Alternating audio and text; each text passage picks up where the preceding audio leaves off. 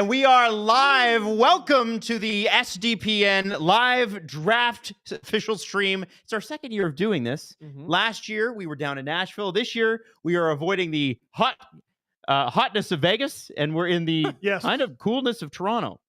Dude, it was so hot last year. It was hot. It was very uncomfortable. Really uncomfortable. And I was coming in because I ran to get there and missed Connor Bedard getting drafted. I won't be doing that this year. That's I'm here. Right. We'll see who gets drafted first overall. Nobody seems to know, but this is the first official day that I think you can really say I could cheer for my own team again, even though they were eliminated. Maybe they didn't make the playoffs. Guys, go Leafs, go!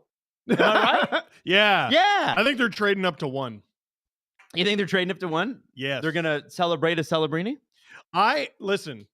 I didn't realize this was a thing, but everyone, Cam Robinson especially, has been saying saucy stuff like, and this is my new favorite thing, the draft starts at whatever pick.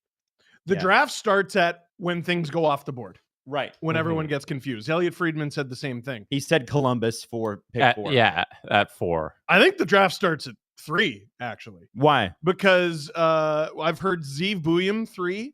To me, like Demidov going anything but second is the draft starting. But Frank Saravalli just had a tweet where he had Beckett Seneca going number 3. He's a right winger from the Oshawa Generals. Elite Prospects has him ranked 9th. Where is he in the consolidated rankings? He's number 3. Let's just welcome people to the thing. What? I'm talking. I thought we did that. Did we not do an intro? Here's what he said. Here's what it said about Zeev Buium. Zeev Buium. Vision, puck moving skills, make up for average size. One of the top offensive defensemen in the draft. Now, you were talking about Seneca, right? Yeah, and Beckett Seneca. Now he is. It's interesting with him. He's not even. No, they are very not the same player. The consolidated list that we have has him at 15. General's right winger, plenty of skill and creativity to go along with a 6'2" frame, enviable work ethic, big riser this season. Yes, big riser. Constant Hellenius was another one. Adam, this is you haven't had this territory. You haven't even met quite some time. You haven't even met Artem Levshunov. Yep, he's supposed to be 3. Oh, he's supposed to be 2. To the Black you think Hawks, Demidov is because I thought Demidov was the Merrick on 32 Thoughts was like Demidov's out of the top 4. He had him. It sounds like he's going 5 to Montreal. He was going to Montreal. Wow. Yeah, that's what the report was. So I think the draft is wide open. Like everybody's declaring, oh, this guy's going there. We don't know at this point. I think like it's a complete mystery who's going 2 down. So I'm very excited to see what happens here outside of Macklin Celebrini. We got a super chat here. Can you guys clip and post the Hall of Fame rant? I have friends who would like to see it. I think it's already clipped and posted. Oh, the Colin Campbell one? Yeah. I believe it's already clipped. And I already had a former NHLer reach out and go, thank you for saying that. He's a piece of shit. Talon Sir says Oilers versus Panthers, best of 9. Let's go. I wish we could still do that series, buddy. I do. It's fair because I feel as though I miss it. I already miss talking about it. It's not even a week yet. It's like those streams are I always describe things as waiting in line for a ride. It's the scariest part.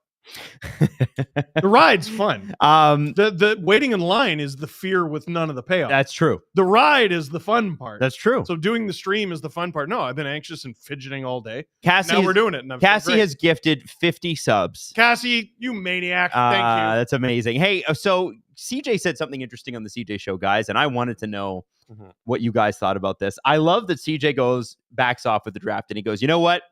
The draft, I just don't know that much. And I leave that to smarter people. And he's like, there's probably somebody going in the top 10 and I don't know their name. CJ said that. Yeah. Yeah. No, good for him. You can't do everything.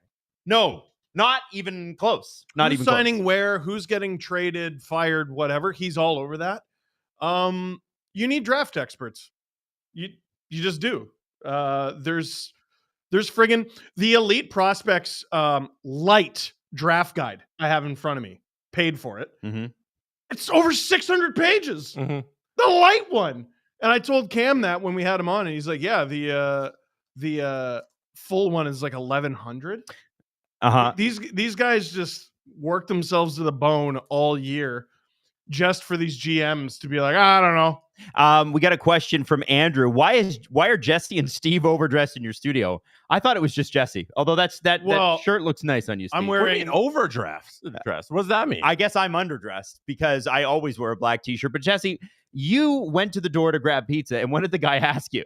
Oh, he thought this was a lawyer's office. Wearing a suit, and he thought we were like articling because we're getting so many pizzas so late. Yeah, you ordered 4 pizzas, and you show up in a suit jacket. Yeah, he thought it was a lawyer's office. I was like, no, I'm trying to get drafted tonight. If it doesn't happen tonight, hopefully I can go in the second round tomorrow sometime. But I don't know. I'm just fingers crossed. Bettman calls my name. Like that's the goal. 2,600 people in the 2,600 people in the chat already, which is amazing. I was wondering what you guys thought of the Sphere because they've all the pictures have been like, you can tweet out the pictures. They had a moment where you weren't allowed to show any video because they wanted to be a surprise and the NHL was going to do the official reveal. So the media members weren't allowed to show anything. But now that all the pictures are out, the broadcast is on, the people are in there. What do you guys think about the atmosphere on the Sphere? Great idea to go with major FOMO. Yeah. Dude, I wish I was there so bad.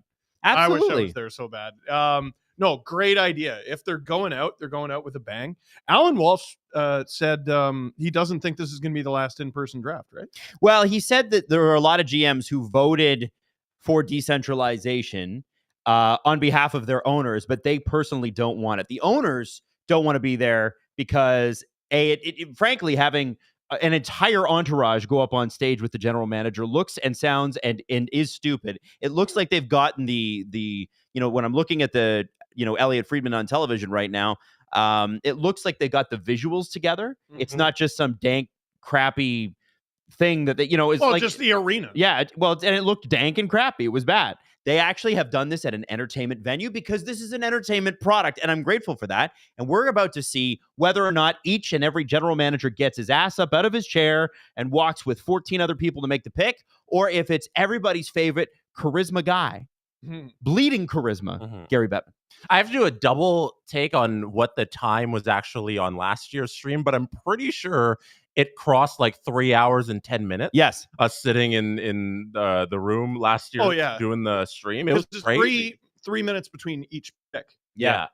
And there's 32. Yeah, but then they do rounds 2 through 7 in like an hour. No, they don't. I wish they did. That's clearly hyperbole, but it's a lot quicker. It's not it's not all that time. Last year was the first one where it was somewhat back to normal. I think usually rounds 2 through 7 and round 1 take about the same amount of time. But there was the one virtual year that was excruciating. It was so bad. It was 7 hours. Yeah, but the 2 through 7 in 3 hours proves that round 1 doesn't have to take 3 hours. And what took so long was it's the 3 minutes plus the GM walk-up. So 3 minutes is BS. It's more like 10. And then they do the pause to hand out the GM of the Year award. Remember all of that? Yeah. Nonsense. It's the cup. Hey, Cam Robinson just tweeted this out. And it backs up with Frank Saravalli saying, so number 5, Demidov, number 4, Lindstrom, number 3, Seneca, number 2, Levshunov, and number 1, Celebrini. That's Cam Robinson, who we had on. He's from Elite Prospects, knows what he's talking about. That is his prediction. So, Adam, I have to ask you, you're the adult, I'm the child. We just got that's a crazy text from CJ. We're, I assume, not allowed to read it. No, we are not. Play a fun game. No. You know what? The fun game has got to be guess what CJ said. That's the game. That's a good game. I love that game. I think it's like, in the chat. Just guess. Oh, we don't tell them when they're right. No, right. No, right. we don't say anything. Just guess. But then we can never say when they're right. That's right. Okay. It's a game you never win. This is a bad game. No, I love this game. It's like being a fan of the 31 other franchises that didn't win this year. This is a bad. Shut up, Drew. Stupid game. What does Drew know? Yeah. What does Drew know? I do want to say this. Okay, we got a couple super chats here. Fine. I'll just sit here and read CJ's text and vibrate. Cassie says, not brought it up. Cassie says, Pens don't have a first, so I'm here for some drama.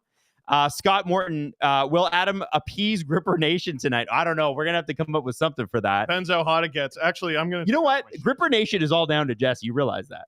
Yeah. If it wasn't Jesse going wild in the chat, we would have never got to 1,000 likes. But Jesse made it happen. And then Gary Bettman is getting booed, by the way. Of course. In front of the biggest screen in the world. Doug Leafan, Nylander is the only one that could be traded before July. I don't believe that's true. Say that again? He said Nylander is the only one who could be traded before July. No, I don't think so. I don't believe that's true. I think he's in the last year of a deal that gives him a no trade clause in July. Grippy Bettman, Jesse Blake, Crab lawyer. Yeah, that's what the pizza guy thought. So yeah. Gary's up at the podium, and we'll see what Gary has to say. I mean, it's not that interesting, I'm sure. But there's a lot of news that's broken today, and we're thrilled. Look at that. That looks phenomenal. That looks really good. Finally, they get the venue right. And I want to say that James Dolan, the guy that owns the Knicks and the Rangers, rented this to the NHL, gave them 0 discount because he's James Dolan. Which is, it's maybe the only thing I've ever heard about him that I respect. I respect the hell out of that. Very on brand. Yeah, absolutely. Absolutely. I gotta say, like, I know I'm very down on the NHL, but like, I like, you know, I like this. I won't be down on this. Well, speaking truth to power, and also like, this is a league that I care about, and there are things that I would like them to do differently. This rules. This is great. This is fantastic. Now, we'll see if the GMs have to go up and make the bloody calls. Because again, if that's the way they're doing it, it's going to be a long night, fellas. Yeah. Long weekend. And by the way, happy long weekend for our American friends. 4th of July is coming up for our Canadian friends. Canada Day on Monday. And remember, on July 1st, we're doing this again. We're going to have a whole bunch of videos and a beautiful, sexy stream afterwards to recap day 1 of free agency. Yes, Jeff. The graphics right now, 10 out of 10. What they're doing with these transitions on the giant screen, it's phenomenal. I wish we could show this. They got the clock too. Beautiful.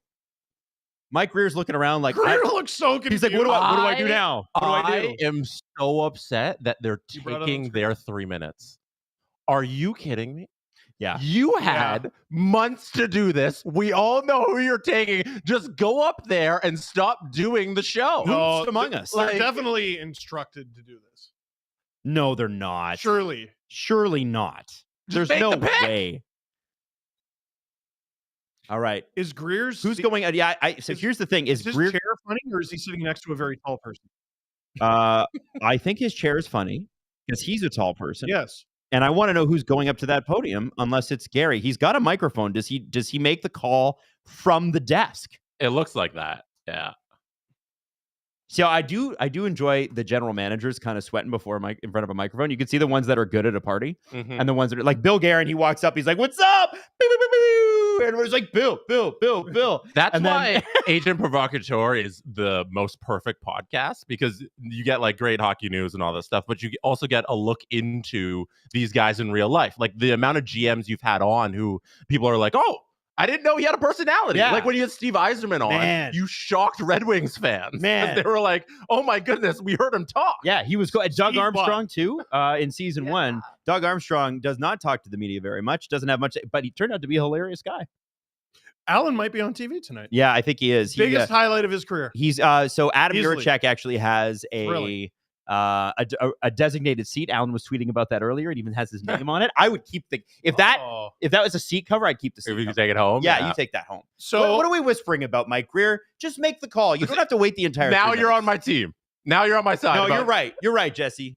You're damn right. Why are they taking the 3 minutes? So are they trading it? No. Why are the Sharks taking the 3? They're 100% instructed to do this. Why would they? Why would the NHL? It's the jersey? It's to stitch the jersey? They know! They have the first one! Drew said in our ears to stitch the jersey, but they knew! They know who's going number 1. Oh, for goodness sakes. For goodness sakes, Drew. A drawback to the designated seat thing. So that actually makes a lot of sense, because when Austin Matthews was going first, he got mobbed. Everyone in the world knew where he was sitting. And everyone in the world tried to take a picture with him. Now, I don't know if that's just because he was recognized and word traveled fast, but like, if you're a fan, what? Sorry. No, you're right. But Maddie just caught Jesse eating on camera. And put the camera right on him. I'm sorry. Keep going, Steve. Keep going. You don't need to show that. Oh, Steve's having a rant. I can take a bite. Wrong, Buster. Can't do it. What was I saying? No, all you would have to do is show up as early as possible, and you could go to the seats. You realize there's names on them, and you realize where everyone's sitting. Okay, and Mike Greer is on his way to the podium. At least he's not bringing 40 people with him. Boy, did they that 3 minutes was not 3 minutes. That was a lot longer than 3 minutes. We should time it. You know what? I'm timing the next pick. Do it. When they put the 3 minutes on the clock. And I'll tell you this, we'll use the time in between to get to the million super chats we have. It's 3 minutes to get on the stage. Then I want to thank the ice cream man. Yeah. And I want to thank the guy who held the door for me at IKEA the other day. And I want to thank come on. Oh my God, we're gonna do this again. We're gonna do this again. We're doing it again. Big shout out to the draft party. Oh, yeah. Okay. Can we just get to the pick? I wonder who it's gonna be. I'm dying. Oh, Joe Thornton. Yeah, they're bringing out Joe Thornton to make the pick. God. Okay, what do we do? What? It's kind of cool. No, it's not. It's the first pick. If they do this again, I'm going to be so mad. So here's the thing. They have another first round pick. The NHL's going to be like, stay mad, Adam. This production is so bad. Bring Joe up. Here he is. Demidov, go.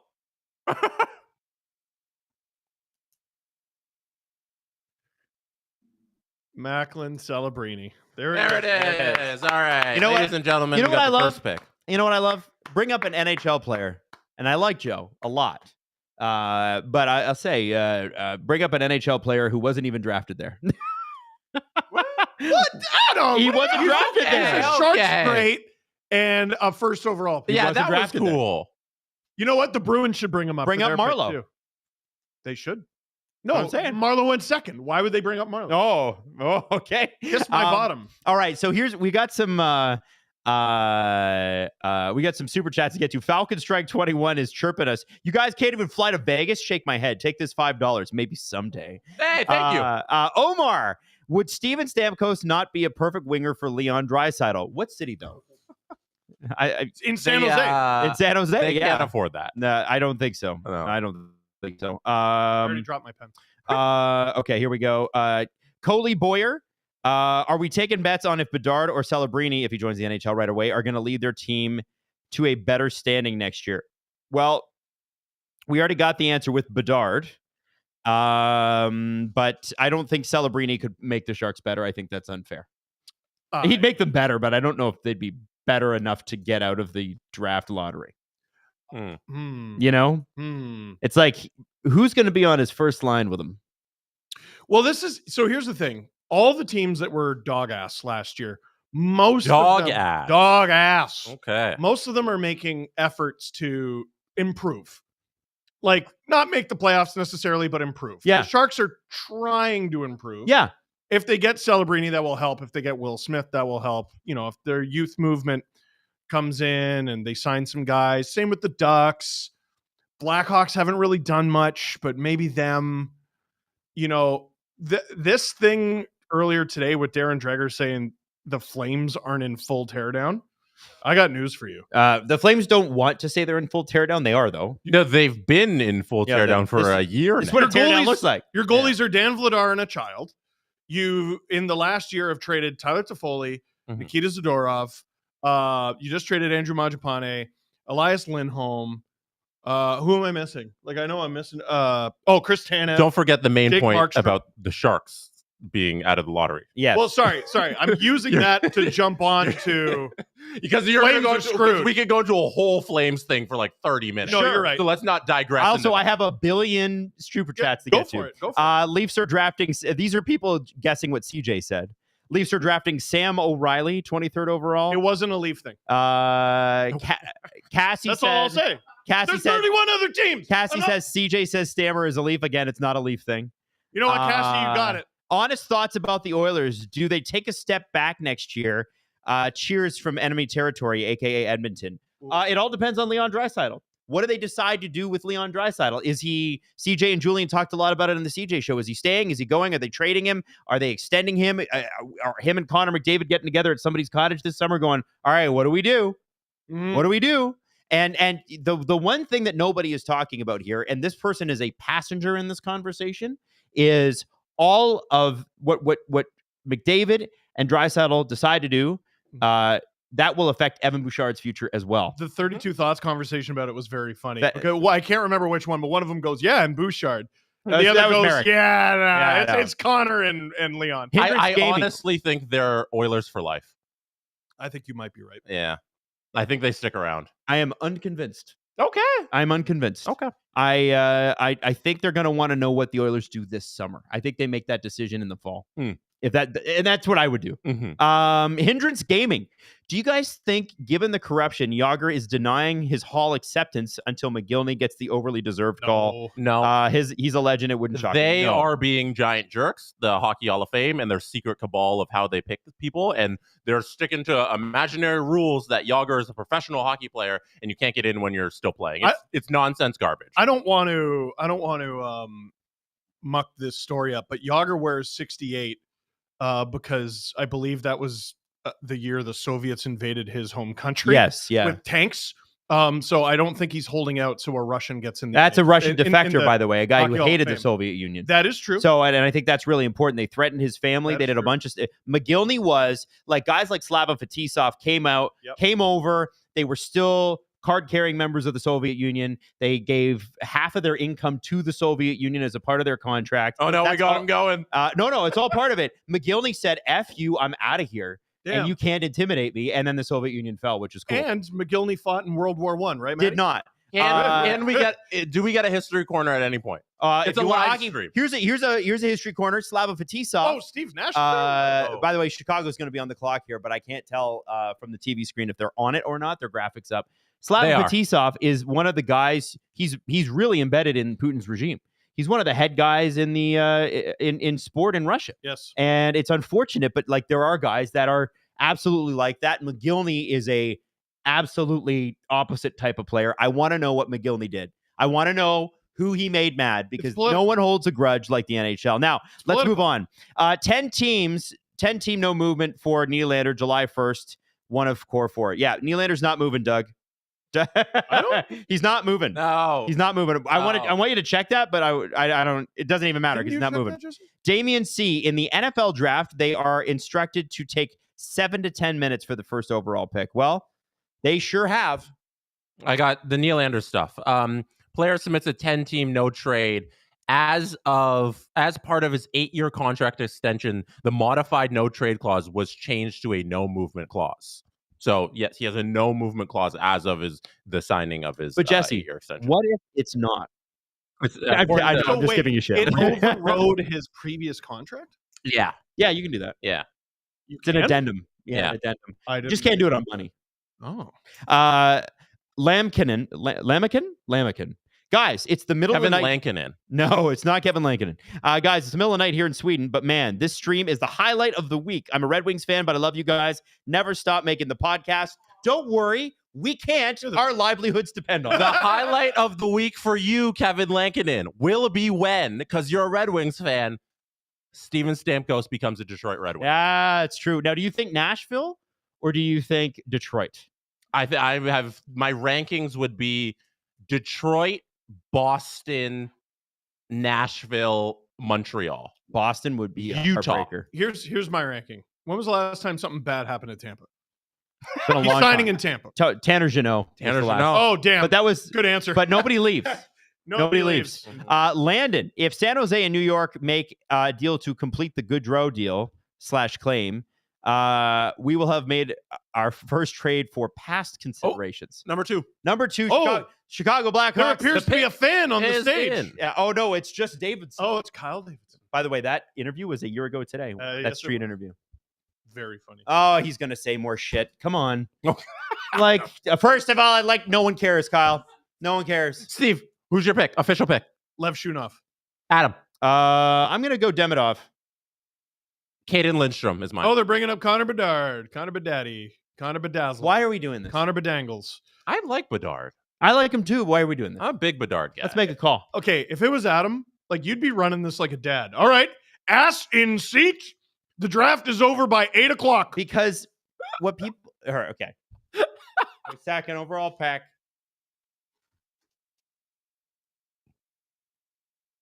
Artem Lev Shunov. Lev Shadaddy, as he's known. By the way, if you're wondering, considered by many to be the best blue liner in the draft, has pretty much everything you want in a defenseman: size, smarts, skating, and puck skills. Right shot never seems to hurt either. Guys, you've seen some highlights of this guy. What do you think? Really friggin' good. He is no way, that's crazy. No, I know. Wow. No, he's the consolidated ranking third guy, and fourth by elite prospects. So this mucks things up a bit. Like I think there's some pressure. Does the draft officially begin at pick 2? Well, there's pressure because like think of how much pressure is on David Reinbacher, just because not because he's a hab, but because his name's not Matvei Michkov. Yeah. You know what I mean? Like Demidov has the kind of power that could screw with all the guys who are picked ahead of him. I gotta say, except for Celebrini, because he's going to be great. If Demidov turns out to be everything that they expect him to be, the Matvei Michkov stuff will be forgotten. If, however, he doesn't, it's by not picking Michkov, they've put that pressure on Reinbacher and potentially Demidov if he falls to Montreal. Yeah. Because both of those guys are going to be like, they're going to be watching Matvei Michkov going, oh my God, we could have had him. I know. Right? So for Lev Shunov, he's big, he shoots right, plays D, sounds like everything that every Stanley Cup champion needs. Yeah. And the Blackhawks don't really have it. They're decently loaded for the future up front. And now this is the guy who's going to be sending stretch passes to friggin' Connor Bedard for the rest of the thing about him is a lot of people saying like he's not that big because he's only 6'2", right? That's but pretty big. If you look at him play on the ice, he is a huge young man. Like he plays very large. He has a very big frame. And I have no doubts that he's going to continue growing a little into that. Plus, he's like never been afraid, if you watch any of the highlights, to throw big hits. And I think like the way he skates too is he's very agile. And I think Levshunov's going to be an NHLer fairly soon. I could see him joining the team very shortly. Got Drew in our ears. Producer Drew asking, can you name the NHL player from Belarus who has the most points ever? I assume you're asking because Lev Shunov was born in Belarus, right? Yeah. Belarusian player with the most points ever. Grabowski played for Team Belarus, but he was born in Potsdam, Germany. Is it Bondra? I think, isn't it Bondra? Was he born in Belarus? Wasn't he Belarusian? No, he was Slovakian. Oh, it's Grabowski. Oh, and it's Grabowski. Oh, that's the correct answer. There you go. Well, you did. There you go. Andre Kostitsyn's number 2. Where does what does Sergei Kostitsyn stand? I wonder. Yeah, maybe number Sergei's 3. Got to be Scatman John in the super chat says, "I'm happy the Rangers are comfortable getting rid of Gaudreau's contract, and they're obviously now posturing for a Trouba buyout at the worst, and are also open to moving Kakko. Rangers are serious about winning." Jesse, I want to go to you on this one. What's up? You watch a lot of Rangers hockey. I would say fair enough that they might be your second team. At least the team that you follow the most outside of the Leafs. What do you think about those talks, and what do you think about the attitude of the cutthroat and Chris Drury is New York Rangers? It's been time to move on from Jacob Trouba. I wonder what the buyout looks like. I'm trying to do the buyout on Cap Friendly right now, and you're saving $4 million per year because it's 2 years the buyout length. It'll be $4 million, $4 million, $2 million, $2 million, the cap hits for Trouba. So the buyout is definitely the option. And it's, like CJ said it best, he called Jacob Trouba a luxury. At $8 million on the books, and that's what it is. Like, you can't have that defenseman playing third pairing minutes where you got to kind of shelter him at times, especially in the playoffs we saw near the end. So they need to be able to move on from him and use that cap space to go try and win the Stanley Cup right now, because this is their window to win. So I think, we'll see in the next couple of days a Jacob Trouba move. The broadcast, by the way, figured out the name that was on the tip of my tongue. Ruslan Saleh. One of the he was drafted 9th overall, Belarusian player. Quinn Pham gifted 10 SDPN memberships. Quinn, we really appreciate that. Hang on. I'm just trying to get back. Sometimes when I scroll here, it goes all the way down to the bottom, and we have so many of these. Goofy Goober says, do you guys hear the screaming Sharks fan in your ears? We don't. We hear very low. Oh, that's cool that they got Grabowski. No, I could hear the screaming Sharks fan. Yeah. I could hear that. Yeah. if you listen, like you can't avoid it. He's like near a mic somewhere. And he's just yelling. It's good awful. for him. Good for him. Short flight to Vegas. Stop disrupting the broadcast. Abudun, and I can't pronounce your last name. Put a little Lankinen. Emoji of a hippo going like this. I'm not really sure why, but thank you so much. Andrew Doucette. Since we have more time to waste, what are your thoughts on the capital gains tax? The pick is in. I don't know. Pick is in. I don't know, man. I don't know. I'll tell you. You know that the Capitals have gained. Andrew Money. There you go. And Pierre-Luc Dubois. That's what I think. Yeah.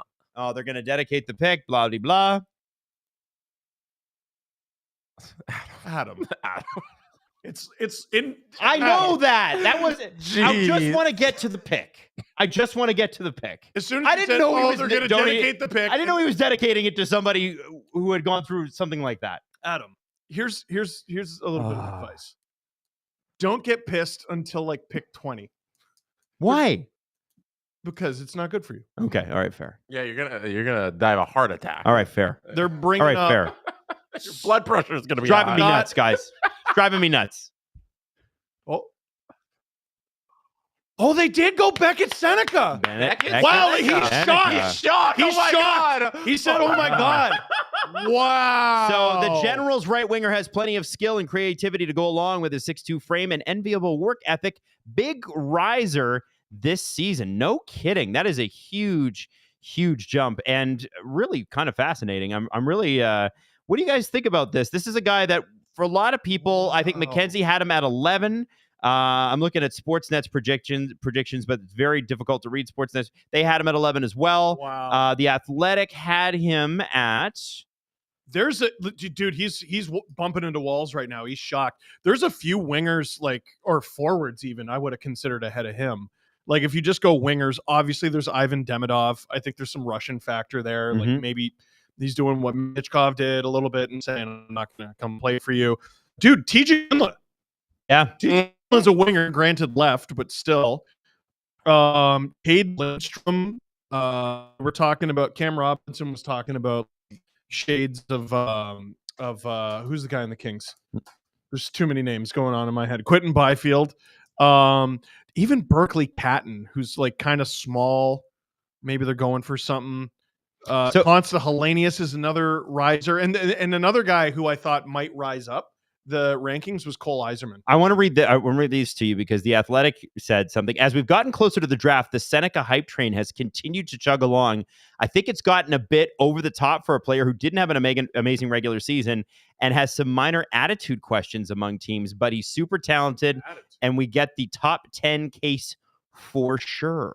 I think this is going to be a pick we remember for a long time. Yeah? For a jump like this from the consolidated rankings we're looking at, where Beckett's at 15 to go all the way up to number 3, it's either going to be an amazing selection or a complete bust. Justin Fisher had a great question. It's on one or the other sides of that. Fisher had a great question. He's like, is that the farthest a third overall pick has ever had to walk? Yeah, like, probably. This is either like Anaheim still not there. Just hit a home run, or this is a complete failure. Yeah, and it's a coin flip. He had 68 points in 63 games. If he goes back to Oshawa for his 19 season, that's when guys really start to explode. So let's get to some more super chats here. Really hope that Seattle takes Tej Aginla. This is Hawks 23, but I doubt he falls to 8. He might. Tej, by the way, had 84 points in the CHL. Zane Parekh had 96 as a defenseman. Like, Beckett Seneca had a good draft year. Mm-hmm. He did not have a third overall pick draft year. That's wow. Well, they must obviously, like Easton Cowan was, I'm going to relate it to the Leafs here. He was a surprise pick when the Leafs made it last year. So it was based on the back half of his season. Yes, this is one of the things we're going to have to dig up with him. Easton Cowan improved quarter to quarter to quarter to quarter. I did the numbers after the Leafs picked him. So maybe Beckett Seneca is one of those. Jonathan Peck, fun question for you guys. If you went to Las Vegas and visited the Sphere, what kind of event would you want to see there? I think a David Attenborough documentary with some edibles. Oh, there's only like 2 events that you could ever see, right? You Or two. 3 of you them. too. There's the like NHL animal, draft. the World Earth show Uh-huh. that's going on, and then I think that's it. I think right? the World Earth show with some edibles. I'd have Yeah. happy man. That's the only option. Neil McDermott, what are the odds that you two are coming out during the break for Nashville? I think that would be a great. That would be awesome. That is a great cameo. That's a great cameo. No, but screw Joe Thornton. Yeah, exactly. Tornado. Scott Morton Bono is going to make the first pick for Seattle. Cassie says if the Pens have a 1A, 1B RD, then the Leafs should be able to afford one. Adam, let me interrupt you. The last 28 games with the Generals, Seneca had 17 goals, 27 assists, 44 points. So Sportsnet's pointing out exactly what you pointed out. Or guessed. Yeah, you guessed right. Cassie, I guess, is getting into the Leafs conversation, saying the Leafs should be able to buy a 1A, 1B right D. The problem is that the Senators or the Penguins right D that I believe that they got is Letang not a right shot D? Yes. Yeah, they drafted him. Yeah. And the Leafs haven't done that. Listen, you're supposed to draft the best player available. I badly want the Leafs to get a defenseman. I'm not too picky about right versus left, but like for free agent, get a damn right-hander. But for the draft, they need D, man. Speaking of defense so bad. This is the first time that they've done the draft from an exciting location, and Pittsburgh doesn't have a pick in the first round. That's got to be frustrating, sitting in the Sphere tonight, knowing that all you can really do is sit back and wait. Kyle Dubas said today, interestingly, that he's completely comfortable going with Tristan Jarry and Alex Nedeljkovic as his 2 goalies. I believe that's $8 or $9 million wrapped up in the 2 of them. Not bad on balance. From what I have heard from somebody behind the scenes, though, the team is trying to move him, Tristan Jarry, that is, and that they have lost confidence in him. And it had to do with that Islanders game that cost them the playoffs. But who's going to take a goalie that nobody really trusts? Well, the market for Tristan Jarry can't be that great. I feel like Kyle Dubas' hands are tied behind his back. He needs to go into next season with these 2 goalies. You're right. And what was it that Don Waddell said about the starting goaltender in Columbus? Elvis pick is in. Speaking of the devil, and he will show up on stage. He said, this pick is not traded, which is crazy. Yeah. No, they're taking. Should I say who they're taking? No. Yeah, because we're a little behind on the stream. I know who they're taking. Waddell, by the way, said, let's be honest, no one's trading for Merzlikins' contract. So. They drafted Rick Nash. They're bringing up Rick Nash, who's already on stage. Shout out Columbus. That was good. That's efficient use of time.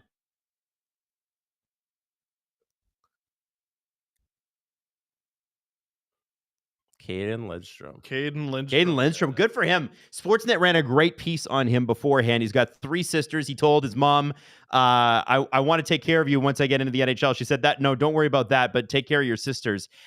He is this year's prized power forward. Even with some injuries, he's huge, he's fast, and he scores, and some think he could be destined for the wing. Adam, this is a question for you. Are you disappointed for this player that he's being drafted to the Columbus Blue Jackets organization for how they have handled prospects? Recently, you have been very critical of how they have run things. If this were Jarmo Kekalainen, yes.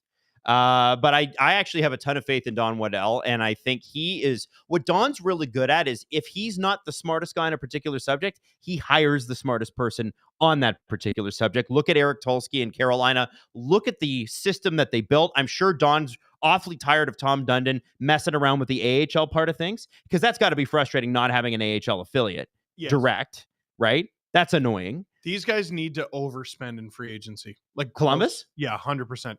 Because, listen, stuff's been bad for a long time. It's been real bad. Fantilli and Lindstrom. And Kent Johnson and David Juracek. They've got a good group of young kids there. Yeah, man. Yeah. You gotta surround these guys, though. You gotta surround them. You gotta teach the Columbus Blue Jackets how to play defense again. They used to be really good at it under Tortorella. And get those goalies back in the right headspace. Next step's got to be Demidov, right? I hope not. I'm locking it in right now. That's my pick. I think it happens next. Yeah. So interestingly, that would be Montreal picking Demidov. He is a spectacular player. We'll get to him in a second. Can I want to get through some more of these super chats. Sure. Kelly says, I have been watching the 3 of you for half of my life. I love the podcast. Jesus. Greetings from Germany. So you'd be what, 22, 20? because we've been on the show. This is our completing our 11th season, gentlemen.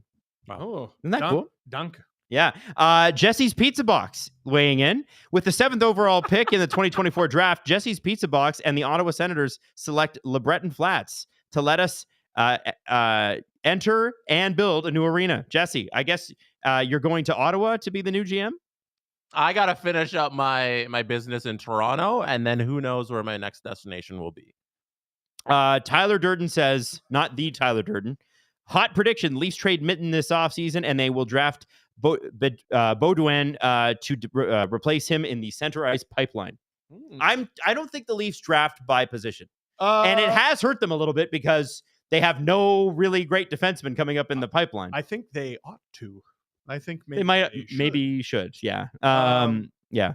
No, you need help up the middle. Like this was a big part of my salary cap rant with like Tavares, and like once Tavares is gone, you're gonna have to spend in free agency or make a trade because no one's coming. The cavalry is not coming over the hill. Yeah. Like Fraser Minton is the closest thing you have to help. It's not gonna. I think that unless you're cool with Domi being full-time 2C. I don't think so. No, I don't think so either. So, like, also, you know what? It's interesting. People are saying, "Well, Tavares will re-sign and it'll be $6 million." Not based on what I'm seeing. If Stamkos is getting now, he got a lot of term with this offer, $3 million a year for like 7 or 8 years from the Tampa Bay Lightning, and he turned it down. He's going to get $7 million probably on the open market. Stamkos. The Leafs could offer a ton of term to Tavares and then LTIR him at the end of it. And CJ has suggested this for Chris Tanev as well. Chris Tanev's 34. They might offer him 6 or 7 years to keep the AAV down. Is that something they're considering with Tavares? If they're considering it with Tanev, wouldn't you consider it with Tavares too to keep the AAV down? And pay it all in the first couple of years. Tavares doesn't seem to me like an LTIR candidate. He feels to me more like a Jason Spezza type, where is he going to play till he's like 38 and still kind of be in the lineup and around there. I just don't get that sense where like his body's going to break down. They're going to have to throw him on LTIR. Right, you keep drinking those kale milkshakes, it won't. Absolutely. I think if these guys aren't careful, and by these guys I mean like every team in the league, all these teams that are allegedly giving long-term deals to men in their mid-30s, they're going to do something in the CBA to shut it down. Oh, right. Of course. You know, they've already but tried until they to do do, a little. But until they do, cheat exactly. Until they do. And it's not cheating. It's totally legal. Kent Hughes is there with Jimmy Use Altieri. your financial might. Montreal Canadiens on the clock. I don't know if Kent is walking up yet or not. Okay, so let's get to a couple other questions here. Hey, Wes, Kent Hughes gifted 50 SDPN memberships. MKI Sports gifted another 5 memberships. And Pavel Pilecki wants to ask you guys, can you imagine a reality where Boston ends up with Stamkos, maybe 4 times $6 million? Yes. 100%. They need depth down the middle. Like that's where they're desperate. Why not just pay for Stamkos? You know who else they got the cap space to I don't do think he's a full-time center. He can though. He can, but at this stage in his career, it's not where he's most. Here's the thing: if he stays on the East Coast, which I think he will, I think he'd be fascinating in Boston. Although, would he cheat on the Tampa Bay Lightning like that? Could he bring himself to? Yeah, no, screw them. The other question I had was, if Gensel goes, is Stamkos not a really good option for Carolina? Got a lot of good puck movers. They need his shot. I mean, I just feel like at this stage in his career, he's a gun. Yeah, you know, is that not what Carolina needs? I don't see. I see really there are more teams who have a bigger need for Stamkos than Carolina. I feel like he's not like the missing piece there. I feel like they're building their team in a different way, and like I think Nashville would make more use of him. Montreal would make more use of him. Boston and even Utah. You know, I have those teams ahead of them for getting Stamkos. All right, here comes Kent Hughes. Sad. What's that? The Habs are about to make Leaf fans very sad. Why, getting Demidov? Yeah. Las Vegas. Some booze. Yeah. Remember, they beat Vegas in a playoff series. Right. Oh, you're right. There's the Stamkos connection right there, though. Martin St. Louis. Oh, Marty St. Louis. Yeah. Good point.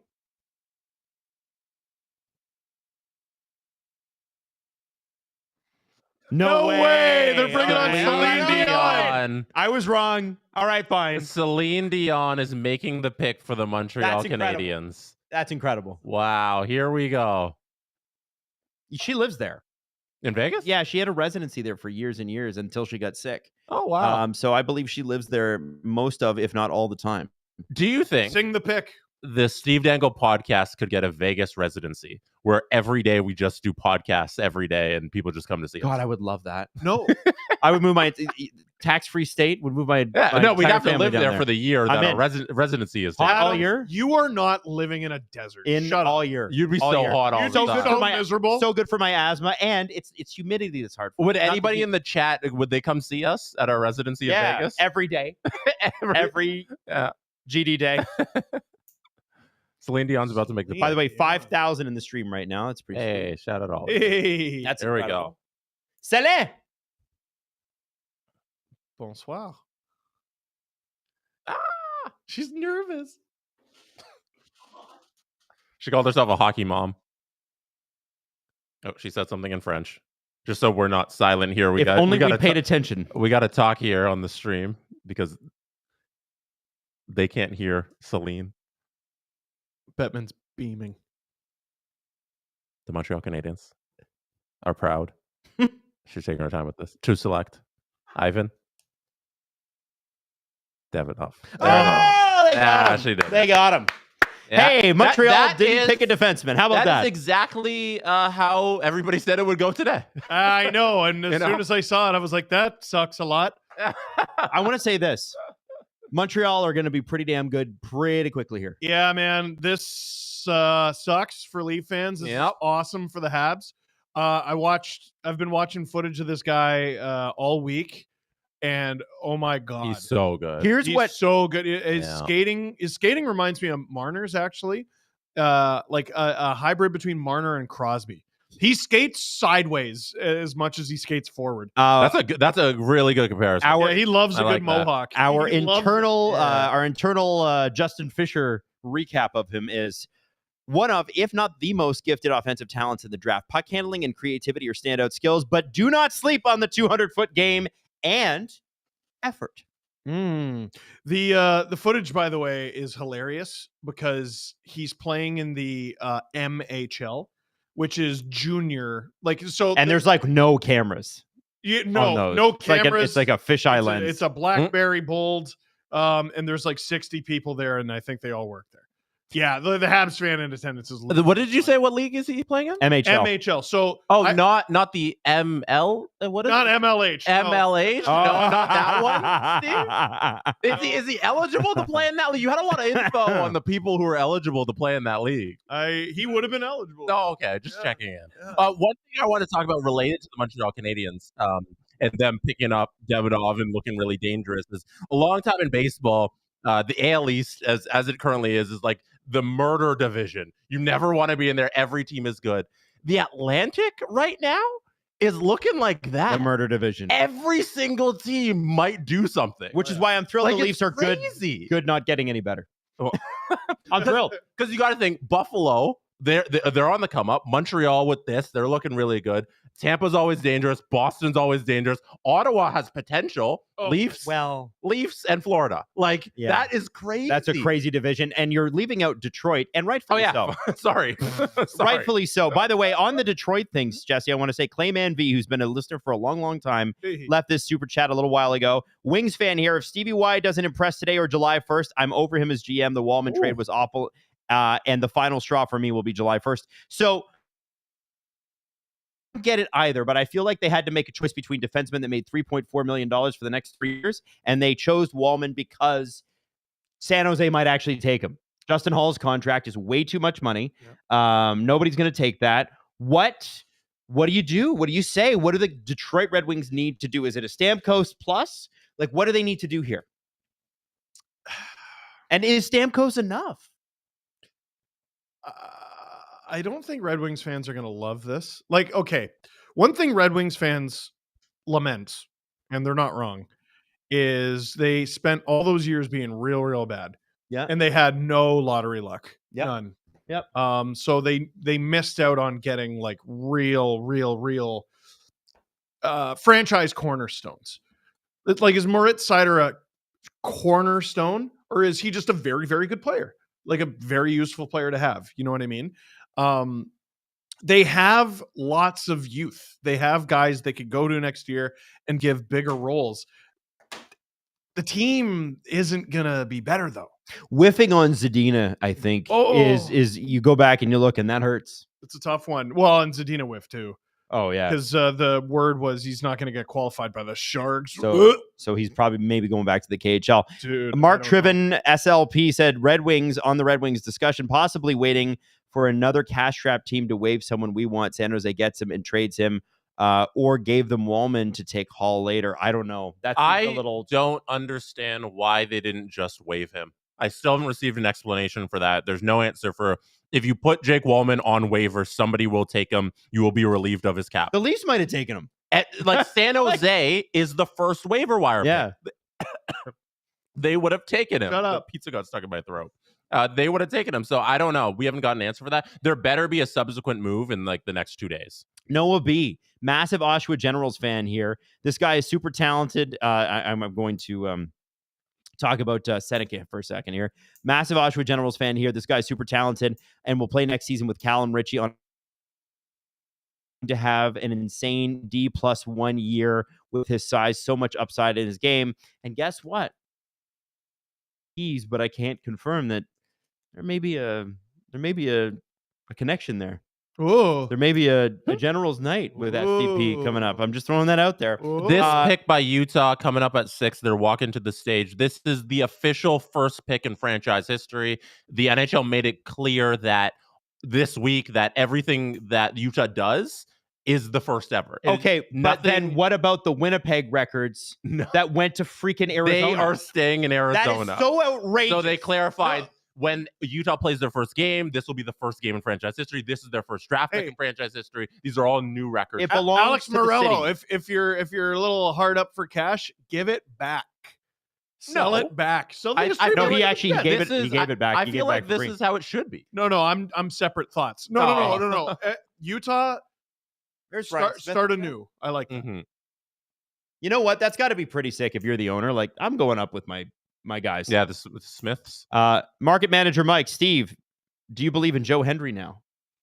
I still haven't gotten a chance to see him. Okay. He's a wrestler. It's been too busy. It's a busy season. Oh, happy birthday, Ryan. Gary Bettman just said it's Ryan Smith's birthday, and they're making the pick now. They're giving a shout out to all the fans at the Delta Center back in Utah. Ryan and Ashley Smith, the owners, are making the first selection. They're really trying to turn into like rock stars. They've been everywhere. I like that. You can't boo us. We haven't even done anything yet. Yeah. It's weird to see owners so out and about. Like, this is rare in hockey circles. Well, I think they need this. Mm-hmm. Owners with They're opposite Morello.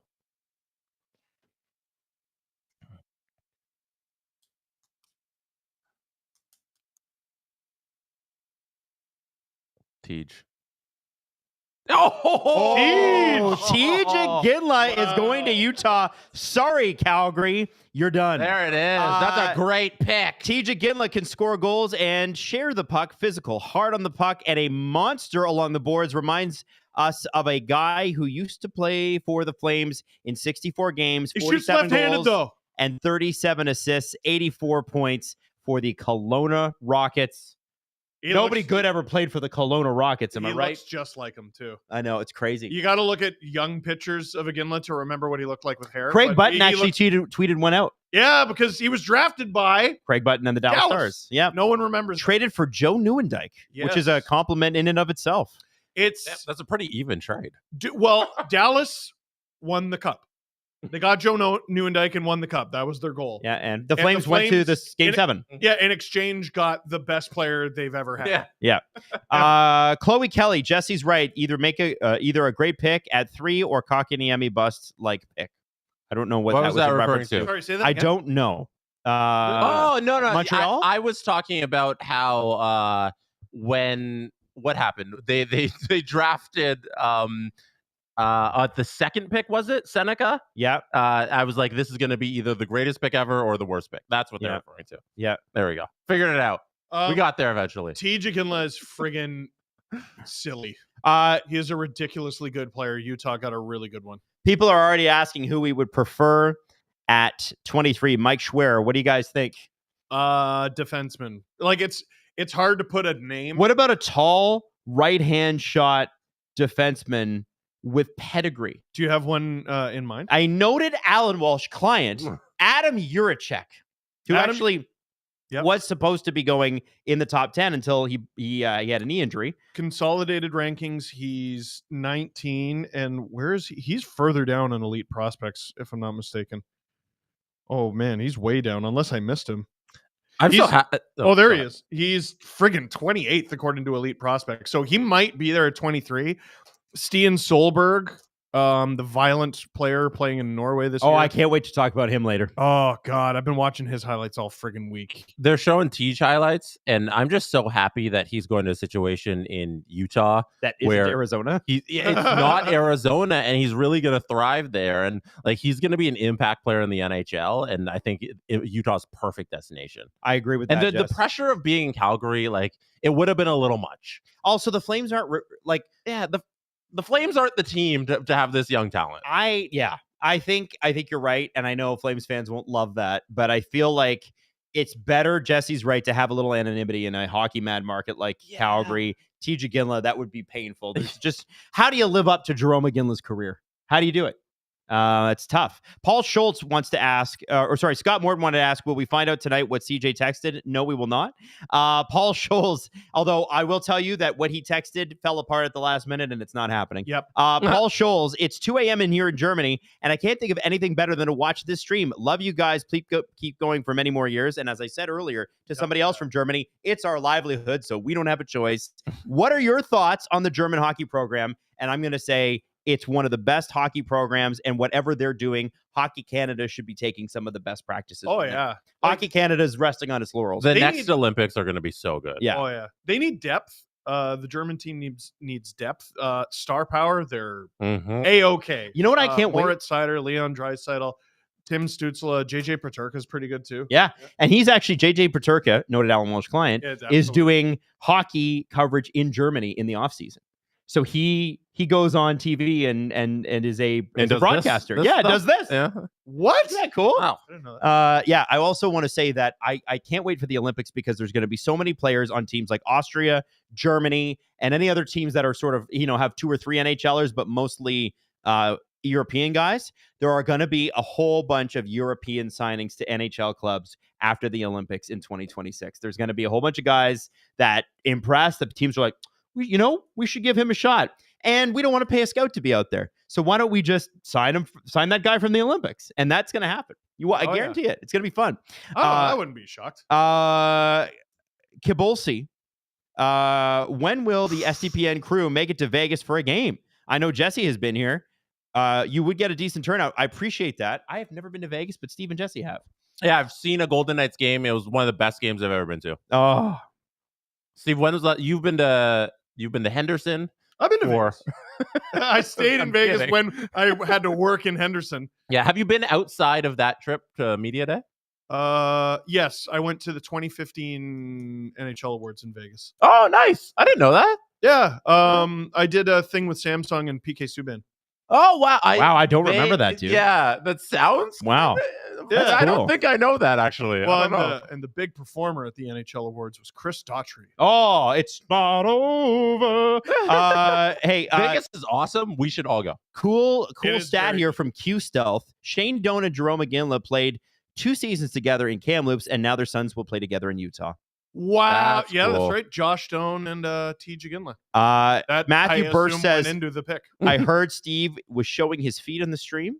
Nope. Mr. Cookie says, I am proud to be that one Montreal fan who wanted another defenseman. You should be very happy. You were the guy in the stands? Oh, here we go. Hey, another pick. Ottawa Senators, Adam's least favorite team, are on the clock. No, they're not my least favorite The team. pick is in. Name another team that you hate more. Adam, I can't do it.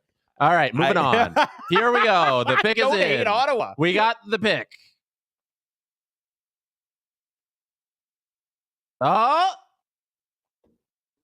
That's Carter surprising. Yakupchuk. Wow, that is really off the board. From the Calgary Hitmen. It's not that far. It's not. It's a right-handed defenseman. I'm not surprised that Carter jumped a little because 71 points in 66 games for the Hitmen in the WHL. He's a big physical player.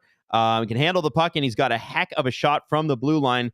But will his skating and mobility hinder him at the next level? That's the big question. So, okay, yeah, his points were obviously. This is the part where I'm now having to scroll.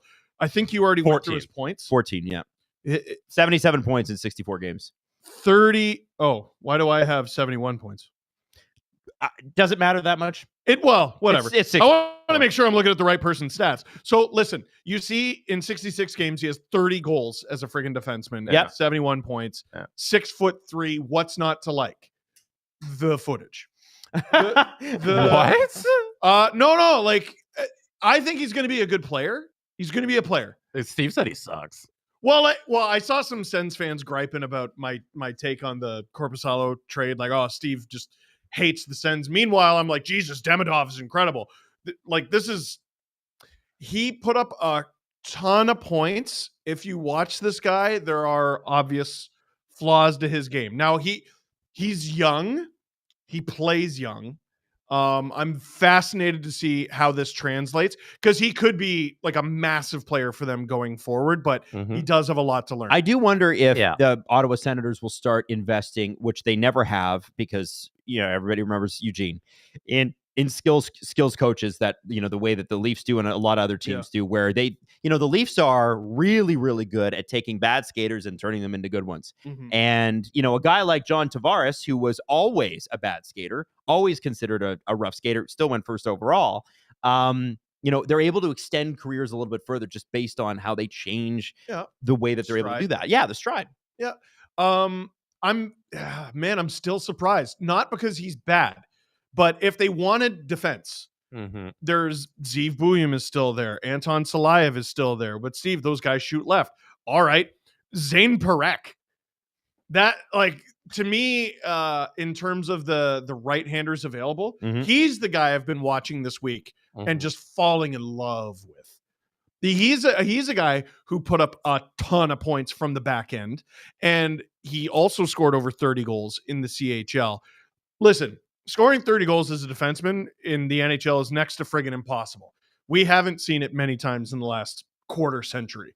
Like Mike Smith, I think Shea Weber got over 20. Sheldon Souray, I think, got over 31. Like, it's so rare.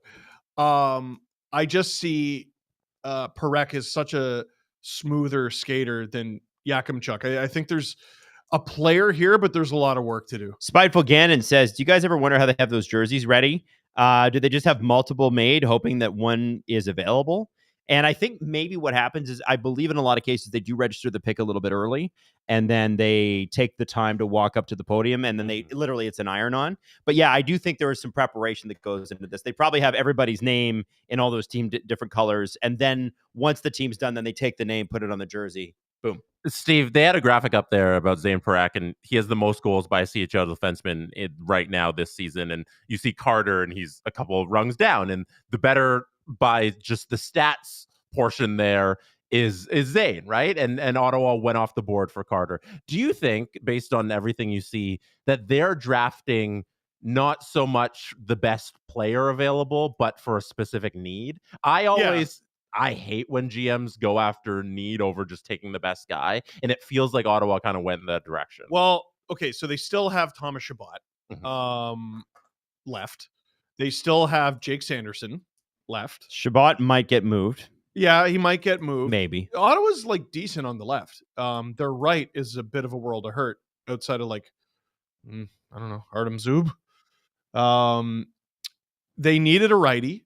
I understand them wanting a righty. I'm surprised it was this righty. And Jesse, the graphic that you just referenced, like most goals by a defenseman in a CHL draft eligible year, it was Zane Parekh, who hasn't been drafted yet.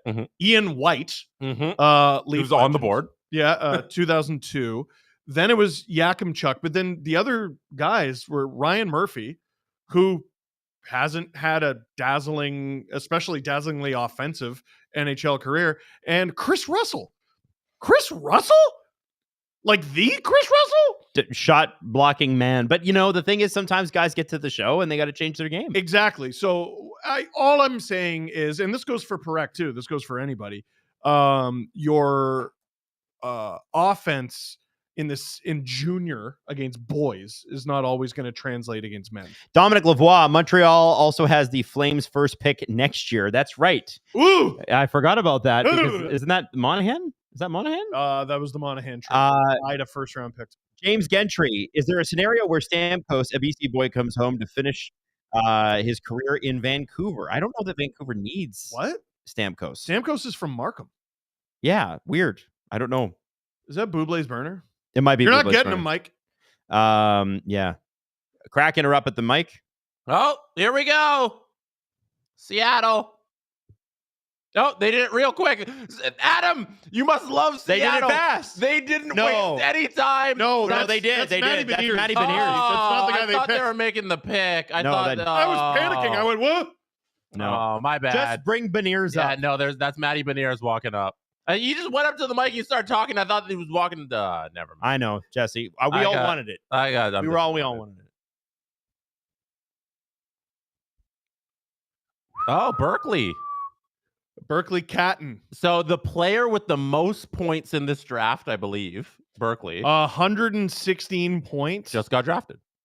54 goals, 62 assists, 116 points in 68 games. There is no reason not to draft that player as soon as you can. Why wouldn't you?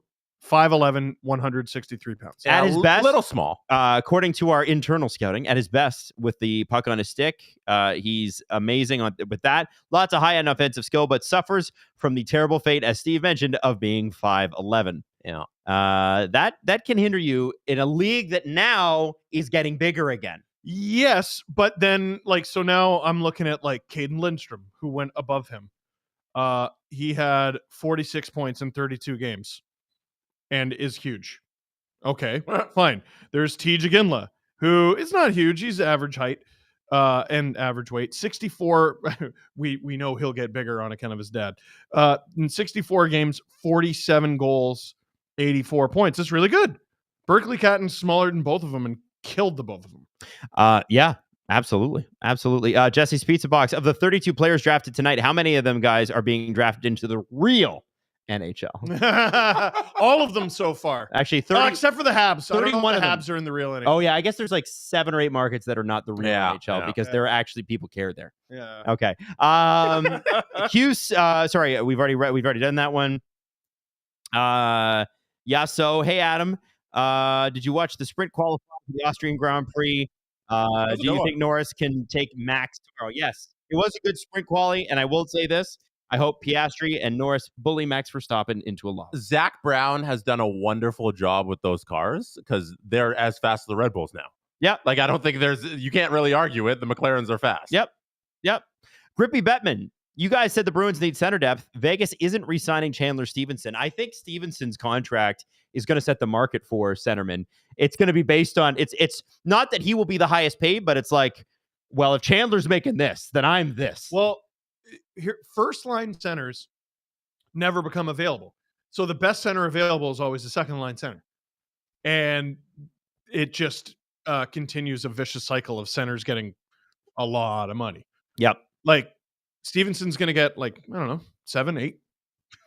And you're going to go, holy shit, for Chandler Stevenson? Yep. Best center available. Sorry. Robert Bett, favorite Sergei Berzin moment. Mine was Game 4, Penguins 1999. RIP. Loved your play. I was at that game. No way. Unreal. I was at that Tell game. us the story. Oh, we just laughed Yager out of the building. He got a penalty at the end of the game, slammed the door shut. It was awesome. Yeah, it was. That was a fantastic. I think Sylvain Cote was the guy that opened the scoring for the Leafs in that game as well, which is a name. Yep. Yeah. Berzin play. What was Berzin to you, Steve? This is so silly, but it's for me. This is how much of a nerd I was. It's a tie between his assist to Steve Thomas for the OT winner. Thomas! Bob Cole with the unreal call there. And one time when I was 10 11 years old, I scored a Game 7 overtime winner in NHL 99 on my PC with Sergei Berezan. Oh, there's Steve's best Bears and moments. Stop it. No, but I love that's a real thing. I had NHL 2000 on PC, and I spent like 12 hours a day playing that. Like, that's a real memory. Too much time. Hey, I had Power Play 98. There you go. Yeah, now it's a game. Clayman V, over 5K viewers, but less than 1K likes. Come on. That's boo. Boo. That's boo. By the way, Steve, this is a good opportunity for you to tweet out the link again. I will do that. Also, I keep waiting for a bloody commercial break because Jesse's had pizza next to me this whole time and it's pissing me off because I don't have pizza. The Tej againless Calgary Flames will be selecting next. Nazem Kadri is a guy that may be on the move. Do you guys think Nazem Kadri could get traded? And if so, what do the Leafs need to do to get him? Kadri? Yeah. Here's the thing. Leaf fans, you're getting hooked on the name. It's still a really good player. 5 years left. $7 million. Seven's not bad. It's less than Chandler Stevenson. I mean, if you wanted to go out and get a center as good as Kadri, it's going to cost you $7 million. Yeah. 29 goals, 46 assists, 75 points on a not good team. But he's going to turn 34 at the beginning of this season. Nazem Kadri's going to be 34. I know. Yeah, he's what? Isn't he the same age as John Tavares? Yeah, yes. They both went in 2009. Yeah, Tavares so like first, Kadri went why 34? Yeah, almost. God. Yeah. I don't like Kadri to the Leafs. Like, it's ridiculous. Let's not go in that direction, but he's going to be useful second line center for somebody. Adam, I'll give you the top 12 from the 2009 draft just to send you down memory lane. Tavares, Hedman, Duchesne, Evander Kane, Braden Shen, Oliver Ekman-Larsson, Kadri, Scott Glennie. Oof. We're older than Oliver. The Calgary Flames are at the podium, by the way. Craig Conroy's up there talking with his hands on his hips. Magnus Pay-RV, Ryan Ellis, Calvin Hahn. There you go.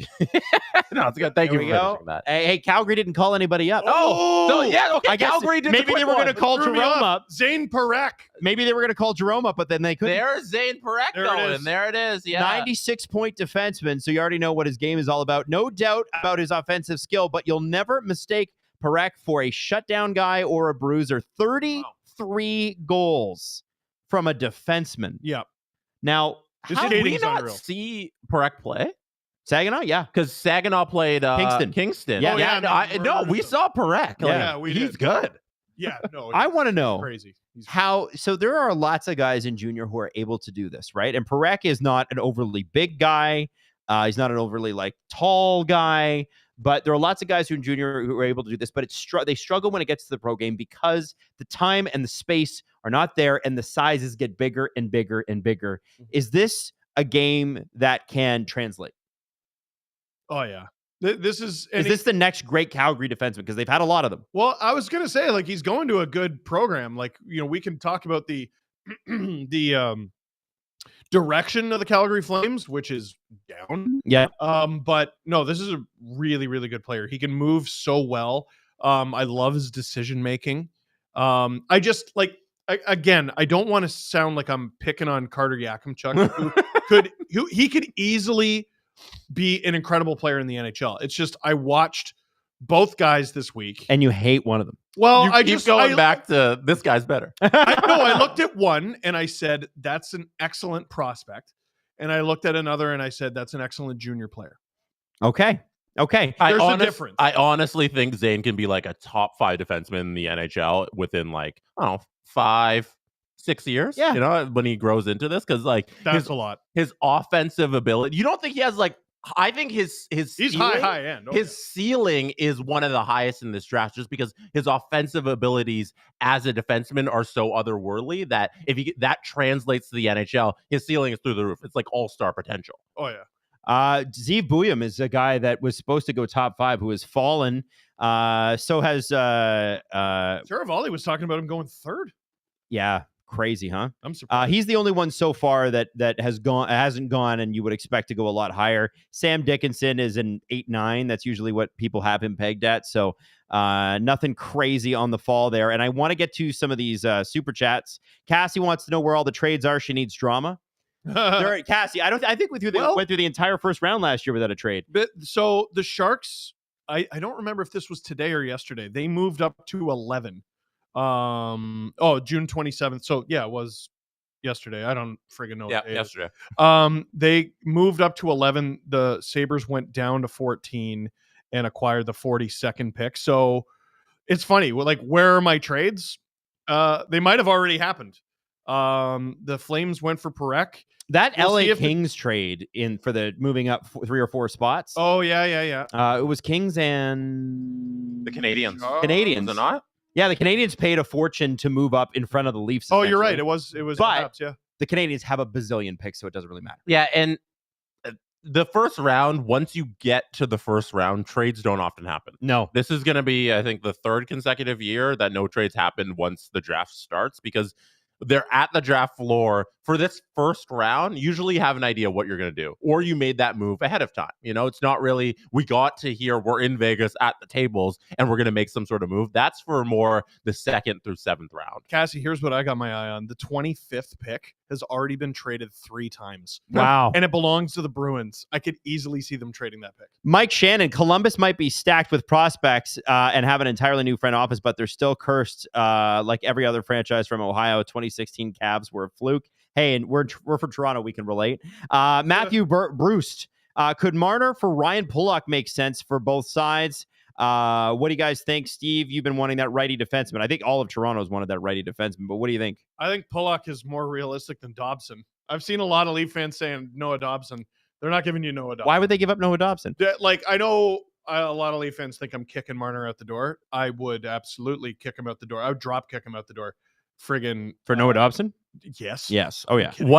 One thing just to throw in about Parekh, they had him on the screen showing some of his highlights, but not of playing hockey, of him solving a Rubik's Cube, because his IQ is like through the roof. Apparently, he graduated high school super early. Like he was an early graduate. Really, like that's cool. Years before he should have. So like, I'm really high on this kid just for his intelligence, everything he brings to the table as a human being. Yeah, but it means he'll get traded a lot because Dougie Hamilton went to museums. Because you got to get rid of it. You got to get rid of that guy. No, you can't have a personality as a hockey player. They'll trade you. Q Stealth. New Jersey's on the clock. The pick is in, by the way. Q Stealth wants to shout out Cam Robinson because he got all top 5 picks right in his mock draft. So that's pretty damn good. Cam Robinson from Elite Prospects. I guess we had a good guest on the show. I think so. And man, he was fun. He's also just a fun guy.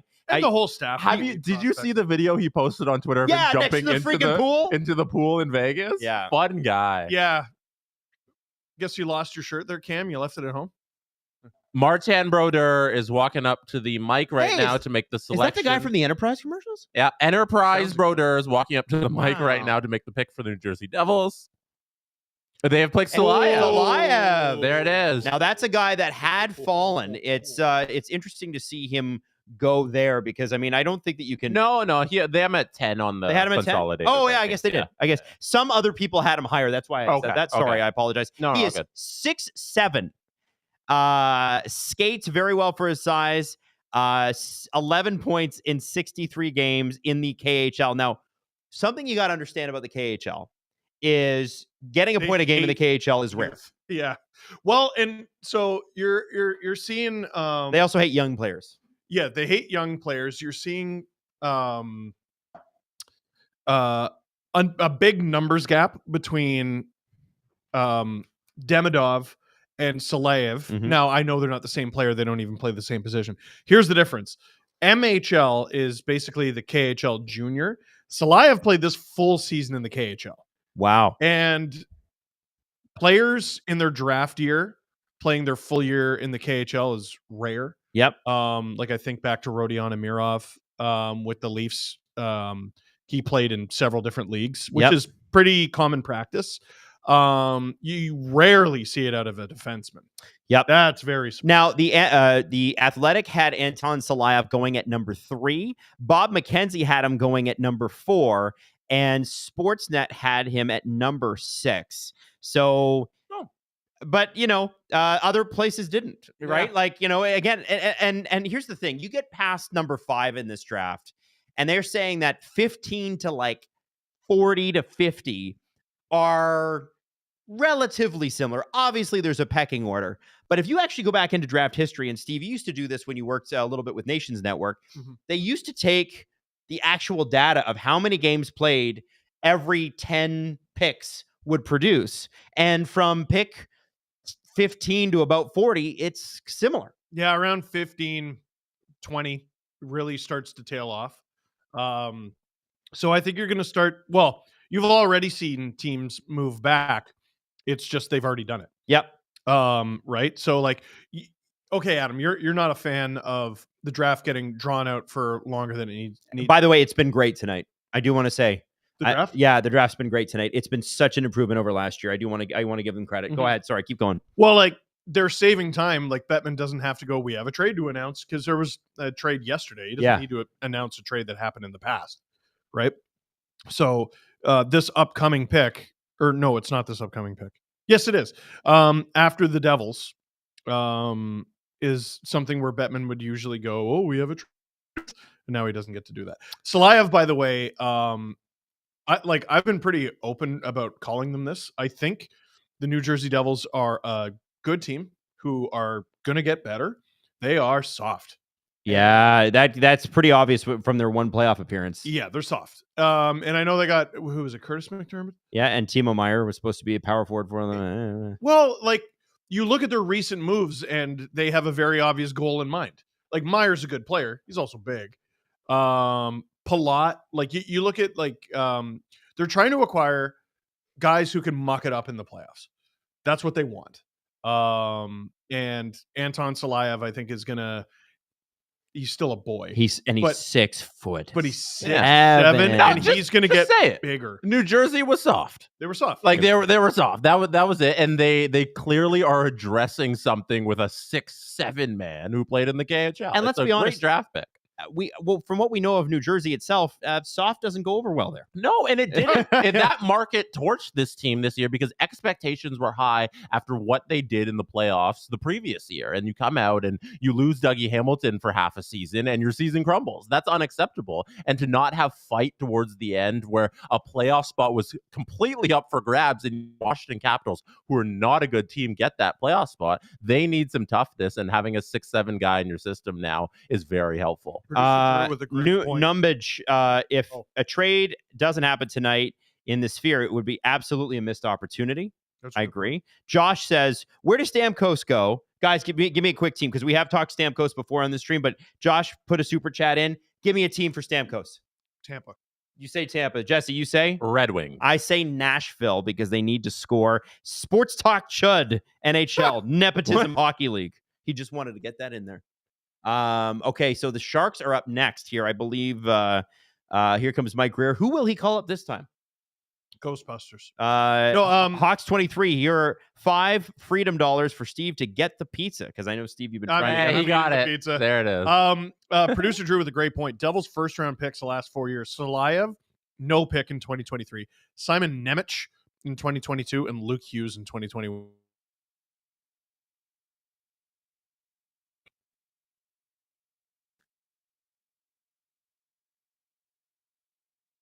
Dickinson. Here's what we know about Sam Dickinson. Moves exceptionally well in all directions, especially for a defender of his size. Has lots of great tools, just needs to pull it all together. And, that's the whole thing about growing up, is that's what it's all about. Probably goes back to junior next year, but this is a guy that had 70 points in 68 games, 52 of them assists. When you are one of the overagers in the OHL, what usually happens, Steve? You kick ass and get named to Team Canada. And is he Canadian? I hope so. Plays in the OHL, but I don't know. And a great thing about Sam Dickinson and watching all his highlights, it's like watching Easton Cowan highlights, because they're in all the same clips. Yes. Together, playing on the same team and kicking ass together. He's fun.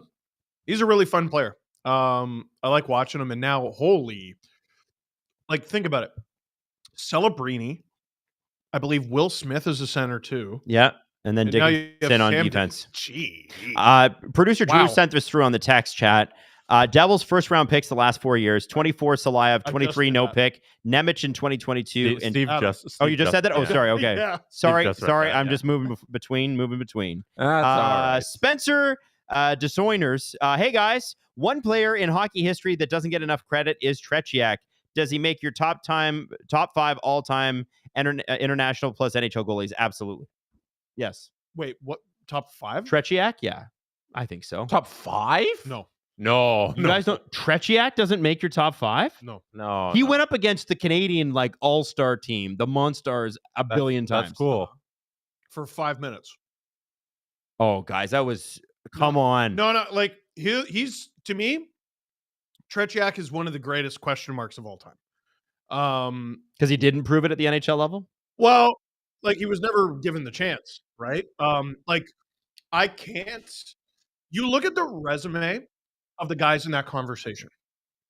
Martin Brodeur, Patrick Waugh, Dominic Hasek, Terry Sawchuk, Jacques Plante, Ken Dryden, Glenn Hall. You can't induct someone into the top 5 based on imagination. Yeah, that's true. You know what I mean? It's unfair to him.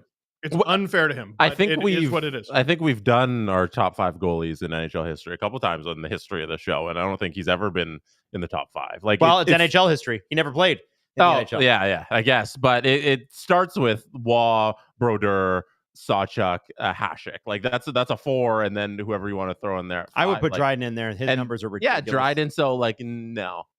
Chris Bigelow, best goalie to never play in the NHL. Chris Bigelow gifted us 10 memberships and also said, hey, was hoping for some trade drama since the Canucks don't pick until the 3rd round. Oh, well, at least the signings have been good. Love VIP. And congrats to GM Jesse Blake on your first cup. Hashtag free skate. And hang on, I've just lost my spot because why does it have to the Canucks really? They don't pick till the 3rd round? Wow. Yeah, because they traded their picks to Calgary. I guess you take the 2nd round appearance for that. Yeah. Calgary fans, though, are just dunking on the Canucks today because they essentially paid all that for 26 games of Lindholm and I think 50 of Zadorov. I don't know. I think I'd rather be in Vancouver's position, to be honest. Yeah. That's copium. That's copium. Shelbyville turnip juice energy. It's a John Day. This is his name. Steve, who's your pick to win WWE Money in the Bank next weekend in Toronto? Lots of names. Do they list the names? Jey Uso, Camilo Hayes, Andrade, Chad Gable. Nick Andrade? With 2 more TBD, likely Drew McIntyre and LA Knight. You mean Nick Andrade, producer of the Chris Johnson show? You said Andrade. Okay. That's his name. So there's 2 obvious picks because the Money in the Bank briefcase is a staple of heels. Mm-hmm. It's a bad guy item unless you're John Cena for some reason. So I think the obvious answers are either Chad Gable or Drew McIntyre, so that Drew McIntyre can cash in on Damian Priest, who cashed in on him previously. Oh, okay. Now, does Justin agree with this? I know Justin's in the other room. I gotta know if Justin agrees. Doesn't care about WWE. Oh, he doesn't care about WWE? He likes weird Japanese AEW. wrestling. Oh, okay. All right. He's like, hey, what is Jesse, wrestling? who was the guy you were saying was super smart? Chad Gable. What? The guy who was super smart, graduated high school at 15. Zane Parekh. Yeah, Zane Parekh, yeah. Cole Boyer says, he graduated at 15. Guy's smart. He'll figure it all out. His highlights were him doing a Rubik's Cube. That's what they showed on Sportsnet because he's a smart guy. KK1128 asks us, that sounds like a stormtrooper number. SDP summer plans after free agency. When is vacation? Vacation is August. We will dial it back to 2 episodes a week plus VIP 2nd week of July. Yep. But you're also going to get VIP episodes all the way through August. So if you are a VIP member, the show doesn't stop for you. You're going to get at least an episode a week. And then right after Labor Day, we're back to 3 episodes a week. So we won't be gone long. Dude Guy 777, would Lina going back to the Jets make sense, gentlemen? No. Sorry, I was distracted because no. I don't think that's going to happen. The Flyers seem to be having some discussions here. Is it? Oh. Who should we buy out next? Maybe. I don't think Laine to the Jets makes any sense. We've been through that. Doesn't work. And it's the same management group that we're like done with them. Friedman tweeted some movement here with the 12th pick. Okay. Oh, hey, there you go. While we're waiting for that, Cam Jenkins gifted 5 SDPN memberships. Landon wants a Matt Rempe versus Anton Salayev match. Boy fight. Well, let them grow a little bit. That'd be fun. Yeah. Wow. Just literal. In like 3 years. Yeah. Hawks 23. One question that I don't think a lot of people are talking about. What are your thoughts on the new Fanatics jersey so far? Personally, I don't hate them. Hard for us to know because we haven't seen them up close. You got to feel it. But they look great. And Pete Blackburn was holding the LA Kings jersey the other day, and he said it looks great in person. I don't know about the Fanatics texture or whatever. But what I will say, guys, and I think this has got to be true, is that Fanatics took a lot of crap for what happened with the Nike crossover. But at the end of the day, Fanatics' name's on it, and they got to take responsibility for it. I think the new baseball jerseys suck.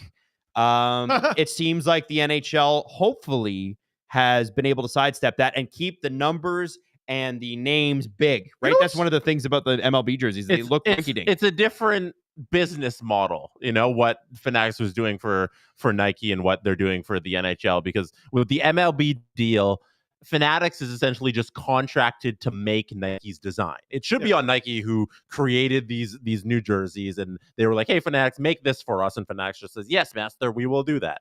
But in the NHL situation, it's Fanatics from start to beginning. And the one thing that they have done to their credit is they've maintained the same facility in Montreal where they make the current jerseys. And I appreciate that, but my concern with that would be, you can make it out of the same factory, that's cool, but if the material sucks, then and the design sucks, and that's why I'm holding back. Right. But I sincerely hope they get it right. So they've had so many mistakes that like the NHL is like a fresh opportunity for them. This can rebrand them. They haven't earned anybody's trust. No, that is like for certain. You shouldn't trust Fanatics as far as you can throw Steve. So I feel like, okay, right now we haven't touched the material, so we'll see. But they haven't done anything wrong yet, so we got to save our criticism. Cassie wants to know: are you guys excited for the Four Nations face-off? Team Canada's first 6 picks make them an absolute monster on the power play. Yeah, I think I'm excited for that. It's going to be Four Nations. Going to be fun. Did you guys see the footage of Briere on the phone there? Yeah, there might be some movement. We're still waiting on that. Like, looks like he's making a trade. I was trying to see who the team was. Well, how would you see what the team is? Well, like who was he talking to? Oh, they didn't show that. They didn't show that part. They showed just a Briere on the phone. I feel like that'd be a little too obvious. CJ's work. That's actually a smart move. If you show the other team that's on the phone currently. Hey, who else is on the phone? They just put the camera on Doug Armstrong. Oh, maybe it's St. Lou. And they do. St. Lou, what it do? Adam, what do you think of Doug St. Armstrong? Louis picks at 16. Have a ton of. I give Doug Armstrong a ton of credit. I do think he broke up the core too early in St. Louis. Trade alert. Here we go. We have a trade. They have a cool graphic for the trade alert. Wow. Great job, NHL. Philly trades pick number 12 to Minnesota in exchange for first round pick. 13. For number 13. Third round pick. That's actually good value. 2025. Minnesota. Hold on.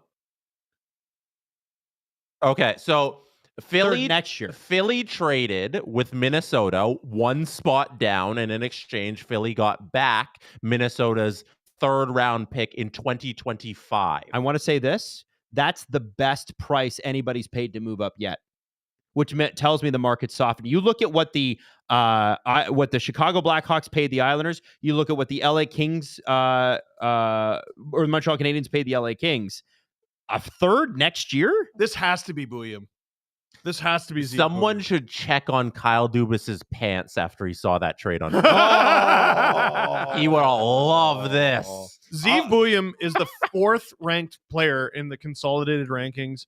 And that's a crazy low price. And 7th in the elite prospects one. Like, if you're moving up at this stage in the draft, it has to be Zeev Bouillon. Yeah. I have a question. If you're on the clock and you make a trade, does the clock reset for the next team? And if it does, it shouldn't. I think it does. I think Minnesota now has a 3-minute boo hiss. Yeah. So they're showing boo right now. Hiss. Minnesota has 3 minutes. Boo now. and hiss. Okay. Steve, any thoughts from Scott Morton on Major League Hockey? And by the way, Scott played $2.69 because it's nice. Hey, love that. No, I think you're gonna learn more pretty soon. Okay. Cassie, also, Pie Steve still owes us from that stream. Oh yeah, you're right. Because I'm supposed to get pied. There's too much equipment right now. Oh yeah. But where can we pie you away from the equipment? Why do we have to pie you? Because I couldn't come up with a good please give memberships thing, so I said pie me. Oh. So you two get to pie me. No, Jesse gets to pie. Jesse, I think because Jesse pied you before. He pied you again on the Casino 888 stream. Yes. I think it's Jesse and you. I think this is 888 Sports and 888 Canada and 888 Casino. Thank you. Adam Wylde. Thank you. Burps McGurps. Has anyone noticed no one has congratulated Florida before announcing their pick? That's called progression. Very good point. Yeah. Wow, that's a good observation. Damn. But you know that Burps was annoyed by all the same crap we were, right? Oh yeah. Good work, Burps McGurps. And that's how you know this is a professional stream. Garen's like wandering around the stage. Like, what's... Oh, here, yeah, Bill Guerin, Mr. Shoot from the Hip here. He's going to be comedy. Watch. Oh, yeah, he's doing bits. He runs Bill bits. Guerin's running bits I told right you. now. He looked up to the ceiling. He's like, hey, this place is pretty cool. Pretty cool. Oh, he's getting right to it. There Steve it is. Steve Bouillon. Elite prospects. Now, this is interesting. Like, for such a high-ranked player, their shades of on their prospect page says Jared Spurgeon and Josh Morrissey. What team does he captain? Who, Jared Spurgeon? Yeah. We'll never know. We'll never know. We'll never know. This guy led the NCAA with points for a defenseman. Wow. He must... That's crazy. This is, you know what? This is very similar to Cam Fowler. Cam Fowler was supposed to go 3rd overall in his year. I don't remember what year. 2011? Not sure. And fell all the way to 12 with the Ducks. And here's Bouillon. He was rumored to be going 3rd. He probably should have gone top 5, 6, 7. Can I tell you where he is dropping all the way to 12? Athletic had him 5. Sportsnet had him 4. Wow. TSN had him 7. Wow. This is the drop of the draft so far. Yeah. Unbelievable. But maybe a steal of the draft. So I guess Philly told Minnesota that we're going to take him. You know, and if you want him, you got to give us that pick, the 3rd in 2025, and we'll let you have him. So that's apparent. I think that's why, just deducing by this information, why Minnesota would have moved up there. But it's a pretty big steal. If you look at a guy you have in your rankings, if you're the Minnesota in your scouting department, you have him in the top 5, and you get him at that price at even if it's Central 12, Scouting has him in great. top 5 and you get him at 12. At 12? You don't have to do any scouting. Stuff. That's easy. You made it easy. Yeah, it's good. Great stuff from Minnesota. Guys, I'm going to ask the chat a question that I asked many girls in high school, which is, why don't you like us? Why don't you like me? Why don't you like the stream? We're still under 1,000 likes. Can you believe that? Over 5,000 watching. Bullshit. That is it. Those numbers don't add up. Those numbers don't add. No. That does not make sense. Zane Parekh would say, I don't think that maths. There you go. Fair enough. And he graduated early, so He graduated at 15. So throw us a like. It helps get the stream out there. Helps us, a small business. Joseph Roberts says, what do you guys think of this Marner trade? And That's fine. He's snowballing it. That's fine. Yes, Justin, I will have some pizza at some point. Justin. Yeah. I just need to get. I need to get. Oh, nice. Here, can I give this pepper one Adam back? needs a plate. I do need a plate. Here, I want this one. I want I will need a plate at some point. Don't worry about me. Joseph Robert, what do you guys think of this Marner trade? Marner at 10 to 15% retained. Remember, it's just for the year for Genther, Dursey, and a 3rd rounder for Utah. Yes. One more time. Genther, Dursey, and a 3rd rounder, 10 to 15% retain on Marner's deal. No, not the retention. No retention. No, you're not. No, you're getting it. No, that also doesn't make sense because you could retain for a year, I guess, but no. Yeah, no. That the answer's make no sense on that. No. But if the rest of it, if you're gonna get futures for Mitch, they no offense, they got to be. Dylan Genther's good. It has to be more impressive than that. Right. It does. It has to be more impressive than that. Right. Here, Justin, you go ahead and grab it. Yeah, thank you, sir. The pizza has got us all hot and bothered. Yeah. I think I have a prediction for who Philly's going with here. Because why would Minnesota move up one spot? I thought I just gave you my explanation. What was it? You were I was concentrating on, dude. You know how much of a nightmare this is for me? By the way, I aced my ADHD test, guys. Killed it. I was saying that if you have a guy within your pro scouting department, or not your pro scouting, your scouting department in your draft, and every central scouting has him within the top 5 and some even within the top 7, but whatever, and you're Minnesota and you say, hey, there's an opportunity to get this guy, and Philly says, we're drafting him next, but you can have him for a 3rd round pick in 2025.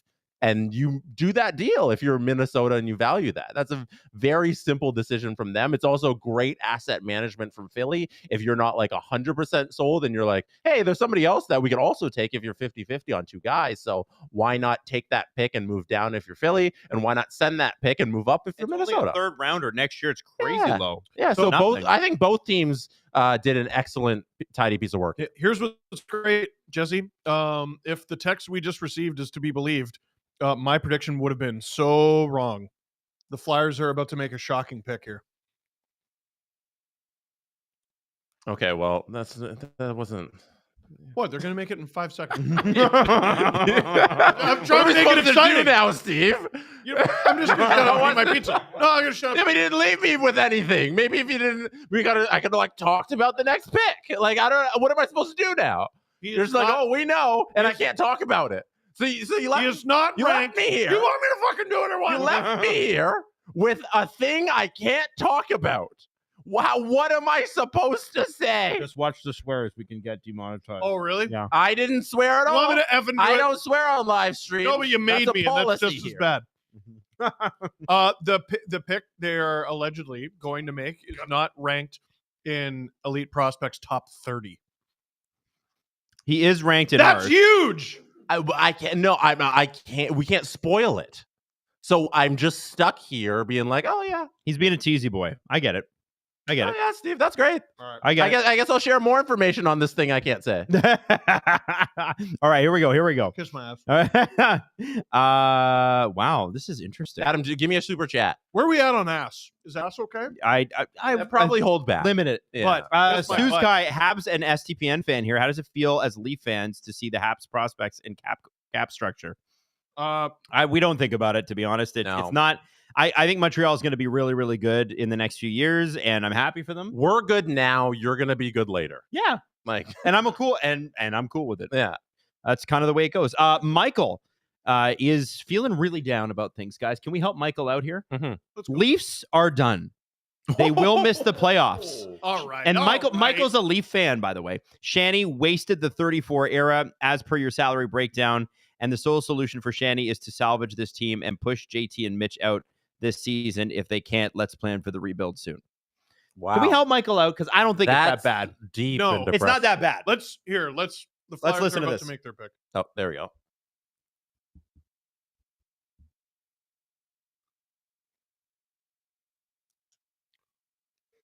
Oh, no way! Michael Buffer. The man himself, Mr. Vegas. Mr. Boxing is coming to the ring. He better do the Michael Buffer thing when he announces this. If he doesn't, I'm going to be so mad. Dude, he charges to do that. There's no way the Flyers could afford it. The Flyers can afford that. They're $1 billion franchise. Do it. This is cool as hell. Do it. Do it. He's just talking. A 7-game world championship. He called the game 7.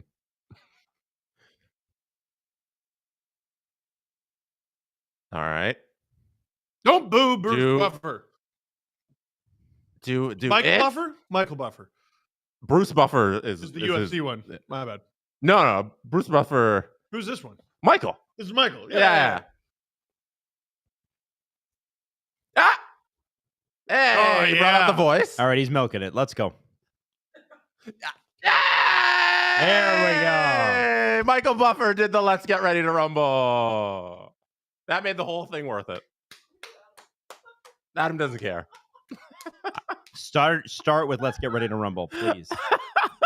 Please. Bruce Buffer is... Save me from wasted time, please. Steve, Bruce Buffer is... It's time for a 4-round bout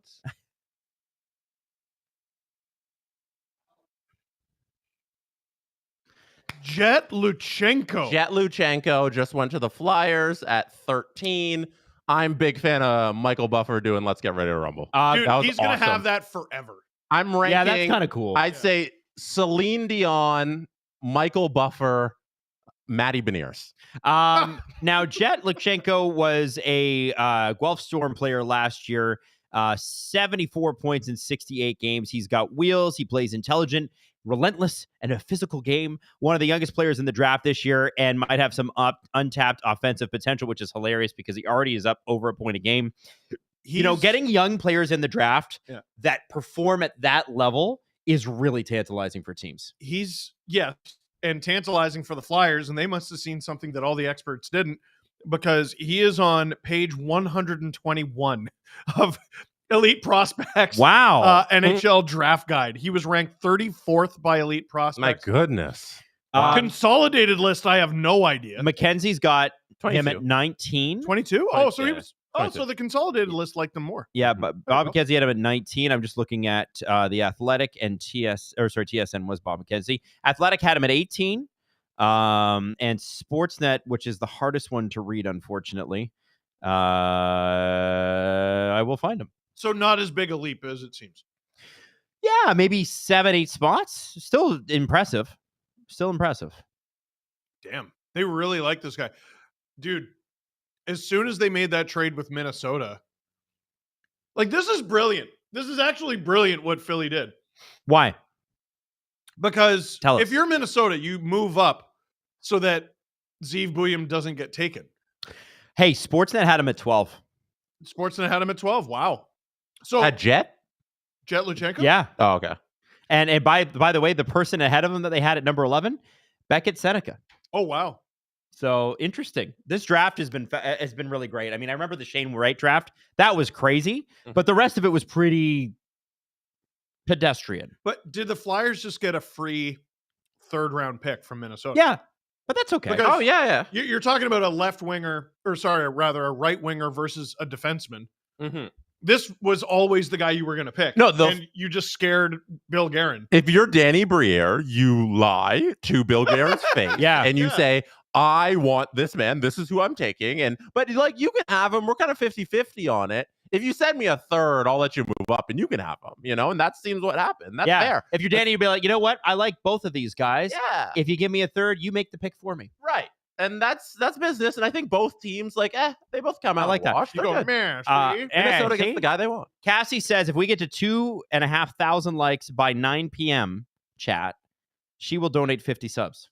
Whoa. Wow. Cassie Clan. What time is it? Silent Rob 1192 texting us because Silent Rob doesn't speak. Jesse, what do you think about the Tarek Pastrnak? Where do you think Tarek Pastrnak goes? Let's go Devils, baby. Oh, that's a good question. I don't know. Look, help me out with the rankings there. Where's he sitting? 36 according to Elite Prospects. 36 on the consolidated. Why him specifically is what I'd like to know. Let me go to page 125. In the meantime, I won't lie to you. In the meantime, Landon wants to know what James Dolan does tonight to make it about him. I don't think very much. So here's another guy who probably fell because of his size. Yeah. 5'11", which is fine. 179. I think there's only been one player under 180 pounds picked. I'd have to double check that, but I believe it was only Berkeley Catton. He had an incredible season with Prince George, 68 games played, 43 goals, 62 assists, 105 points. Why isn't this player ranked higher? It's funny. Yeah, no, it's funny you should point that out because in NHL 24, Tarek Pastrnak, when you are going to your first draft year after you finish your first season, he is a gem. And I wonder he's one of the guys with the high potential, the POT. So they're if you do your scouting department and they scan the draft for you throughout the season, everything, there are literally things called gems and there's a little diamond next to them. And if you pick them, they are later in the rounds, but they have high end potential. So Tarek Pastrnak in the game is one of those players where you get later in the game, but he can be a top 5 potential. That's why they asked me about it, because I know through EA Sports that maybe they know something because their draft rankings are based off real life. So maybe Pastrnak might be something that a team gets and he turns into an absolute all-star stud like he does in the game. Elite Prospects ranks a player's skills out of, I believe it's 9, and he doesn't score higher than a 6 on anything, which is fascinating to me. Like, these guys obviously watched him and I didn't. Is high good or low good? You want to be high. Oh, okay. Don't we all? Sports Talk. yeah. Sports Talk Chud says Dave Nonis would extend Mitch to 8 years, $16 million per season. And he would leak it first. Okay, there you go. Scott Morton is asking about your favorite Coheed and Cambria song and album. I just texted Justin about that. Do you have one? Because I know you've listened a lot to Coheed and Cambria because of Justin. So I have a really bad habit. I don't know if it's a habit where I don't know the name of any song. I like music, but I don't know the name of any song. Yeah, that's fair. So that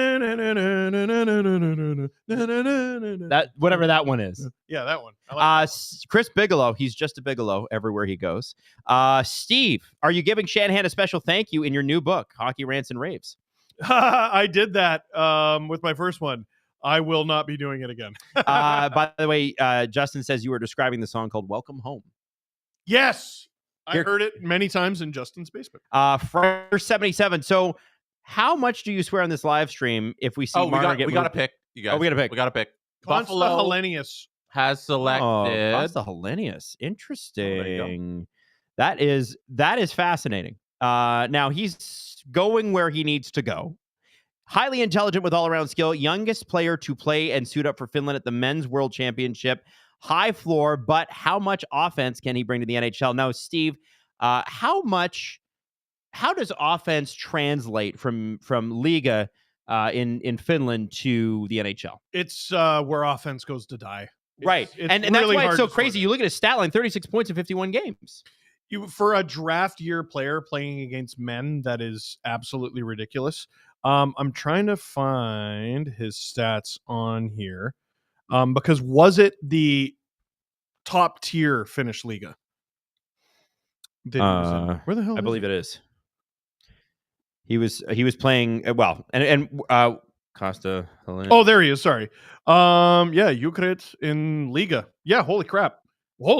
Yeah, those are really good numbers for a draft year player. He was a riser throughout this year in that he was one of the guys who started not ranked very high, maybe second, third-ish round pick guy. And now here he is going bloody, what was that, 14th overall to Buffalo? Damn. That's a really good pick. On Jet Lushenko, have you guys seen Hockey Pipeline ranks trends for each player? Lushenko has climbed a lot in the last 4 months. I hadn't seen that, but I will check that out. Hat-trick Patrick. Michael Buffer just made my day. Let's go Flyers. Yeah. Hey, let's go. Harwal Nadeem. I hate Shanny so much. He has killed my love for the Leafs because of the situation with the core four. His presser of preaching patience about process back in 2015 is the reason he will get fired next season. Don't get too down, guys. Don't get too down. This is still a really good team. Justin Fisher, who wants us to refer to him as our draft expert, said best available players after 15. Cole Yzerman, a left winger. Frankly, I'm surprised he hasn't gone yet. Michael Bren said Newgard, another forward. Liam Greentree, a lot of wingers here. Igor Chernyshov and Trevor Connolly. Who is going to be very controversial? Can I make a guarantee? That the Red Wings will.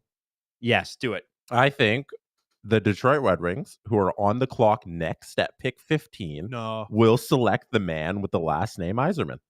No, I hope it happens. It has to happen. It's spelled wrong. Yeah, it's spelled differently. It's whatever, Yzerman. but he's the next available best prospect. Yeah. Why not take Yzerman? No. What is this differently, Craig? Also, wrong. this pick that Detroit's about to select at 14 was acquired in the DeBrincat deal.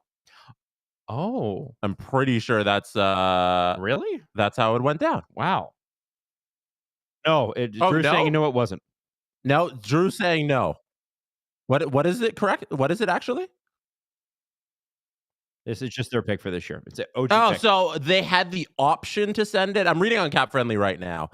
Detroit has the option to send their own or Boston's 2024 first round pick in the event the Bruins first round select is top 10. Blah blah. Ottawa will receive Boston's first round pick. So they chose to not send this pick. That's what's going on with the Brincat deal. It was moved, and they chose to move the Boston first round pick instead of this one here. Talon, sir. Steve, I appreciate your take on the Leafs core 4 situation, and I commiserate. It's tough when you're in the Titanic situation, screaming about water in the boiler room, and all the people around you just want to polish the brass. I mean, it doesn't have to be Mitch. Like, it is accurate. It is blind, like just cold, hard fact to lay out in plain terms. No good team is built the way they are. Mm-hmm. None of their peers, like at the top of the Atlantic, none of their team, their peers in the East, none of the cup winners of the last few years are built anything close to the Leafs. By the way, I mentioned, and we might as well get this out of the way now before he's picked. There's a player who is extremely talented and could drop, who we just mentioned in the best players available after 15. And I said, oh, he's controversial. And then I didn't explain it. So Trevor Connolly, this is from the scouting report of Elite Prospects, and I'm going to read from it verbatim so I don't butcher the story. Trevor Connolly is one of the most talented players in this draft, and everyone in the industry knows it. If we built this list on talent alone, he'd be closer to 10 than 15, maybe even higher. I'm sure you've gathered by now, it isn't quite that simple. The Athletic's Katie Strang and Corey Pronman laid out in detail in a February report titled "Who Will Draft Trevor Connolly?" inside the NHL's evolving scrutiny of top prospects.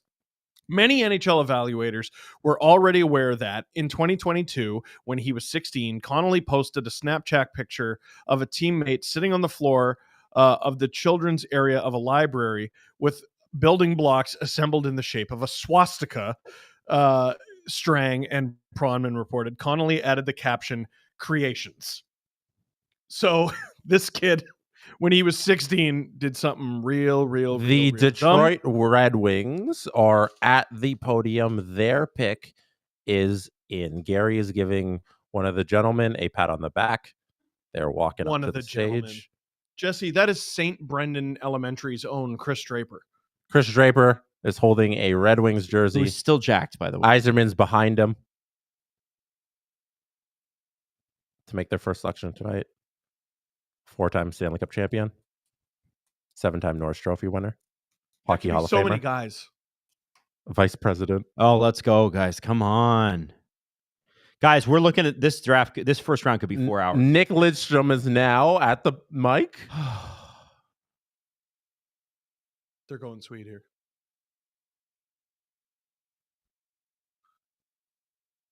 Yep. Oh, there you go. Nygaard, which is a very, very interesting pick. Mackenzie had him at 17. I'm looking at, hang on, before I do that, I'll just tell you who he is. Oslo-born power forward that can skate, shoot, plays with relentless energy. Two-way skill makes him one of the safer picks in the first round this year. And boy, the Red Wings could use it. In the second league in Sweden, he had 18 points in 41 games. Yeah, and I should correct myself. He is not Swedish. He played in Sweden. Oslo. Yeah, Oslo. Oslo is in Norway. It's all the same, though. Am I right, guys? High five. I don't think they don't like that. That's like, I don't feel like it's too off the board. It feels pretty chalk at their position to get Michael there. He's going to be a decent forward if he projects out to be what he should be. You know, it'd be a two-way forward. Do you hear Athletic the way you're talking about him? Like, to me, that describes so many guys in Detroit's system where you're like, he's good. Yeah, he's good. Yeah. Like they need a star. Yeah, they don't. I don't think it's that. You know, and you're probably not going to find that at 14. No, of course not. It's a decent pick. Athletic had him at 14. Sportsnet had him at 16. Mackenzie had him at 17. Sorry, I keep saying 14. It's 15. Oh, 15. Right. It's pretty chalk. Is what I'm trying to say. Cole Yzerman is now officially, at least according to EliteProspects.com, the player who has dropped the farthest, who is still remaining. Apparently, we missed Craig G's super chat. Sorry, Craig. I will try to find it. Tim Corbett, if you're a real Neil Young fan, you know he does what he wants, so love it or leave it. But he's been that way for decades, so enjoy the show. Boy, explain that to the people. You've been mad about that for a month. I haven't been bringing it up, but people keep bringing it up. No, them. Can you explain? I went to a Neil Young concert, and he played precisely 0 of his hits. And did you like that? Were you happy about that? No, I wasn't. And I'm glad that at 78 he can do what he wants, and he can. Absolutely. I would just like a warning beforehand. And you know what? Maybe it's my fault for not Googling the set list beforehand. But when we bought the tickets, he wasn't on tour, so the set list hadn't been published yet. Anyway. Elliot Friedman just tweeting, Detroit makes Michael Brandsgaard the first Norwegian ever taken in the first round of the NHL. Wow. That's I pretty cool. I did not know that. First ever. We are verging on a 4-hour draft here because we started at 7 and it's 9 and we're at 15. We're not even halfway through, or we're at 16, so almost literally halfway through, and it's been about 2 hours. So I don't know if we've, like, even though they're at the Sphere and things are picking up pace because everybody's not coming up and they're not doing the million thank yous, hasn't made things any quicker. Paula. Last year was 3 hours, 10 minutes. It looks like this year we're going to top that by a country mile. That's just not acceptable. Yeah, we're going to hit 4 hours. Paula Beelan says, say hi from this side of the world, and tomorrow Chile versus Canada in Copa America. Cheers from Chile. Oh, go Canada. Yeah, she's from Chile, and she's always in our chat. Michael. What was that voice? Oh, go Canada. It's my soccer voice. Oh, remember when they tried to make a new Canadian chant and it was AO Canada Go? And it was like, I don't remember. Everybody was like, what was that? That was like 10 years ago for the Sochi Olympics, I want to say. Michael, who was super down on the Leafs earlier, said, Steve, let's do some math. If the Wings, Devils, Flyers, or Sens make it, the Leafs will miss the playoffs. Don't take things for granted. If the Leafs make the playoffs, I will donate $1,000 to a charity that you prefer. God damn. Then I would take that bet. Wait, the Leafs make the playoffs? He really doesn't think the Leafs will make the playoffs. Yeah, I'll take your money. How did the Leafs not get... Just make it up. Make it up. Donate now. Like, donate now. So you can write that check.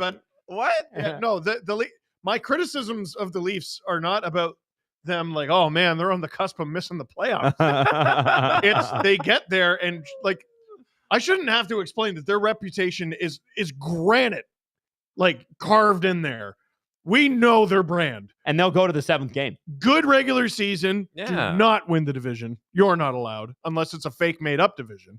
And at least lose in the first round. At least 2 iffy losing streaks in there where they just kind of lose interest in playing for a few weeks. Yeah, we don't feel like it. Spencer Denoyer, by the way, how would the Leafs like Daniel Sprong for scoring depth? I went to high school with him in Montreal, and I think he'd be a great top 9 option. Oh, well, now. I didn't care for him that much, but now, you know, you went to high school with him. Yeah. No, I'm kidding. No, he's a really good player. The Leafs do need scoring depth. Isn't he under contract with Detroit? By the way, I believe he's a free agent right now. Really? By not drafting Cole Yzerman, Steve Yzerman ruined an amazing opportunity. Daniel Sprong needs a new contract. He's a UFA as of July 1st. So, is he center? Is he center? No, winger. I feel like he's out of the Leafs' price range. There's another winger on Detroit. I think Craig Berube wants, on account of he had him in St. Louis. 36-year-old guy who might have been 36. Yeah, Perron's 36. I didn't know that. I knew he was up there. I didn't know he was there.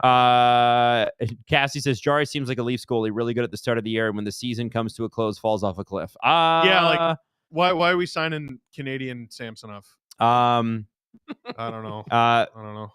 Badminton finger. As a Red Wings fan, I saw this coming from miles away, but I'm still let down.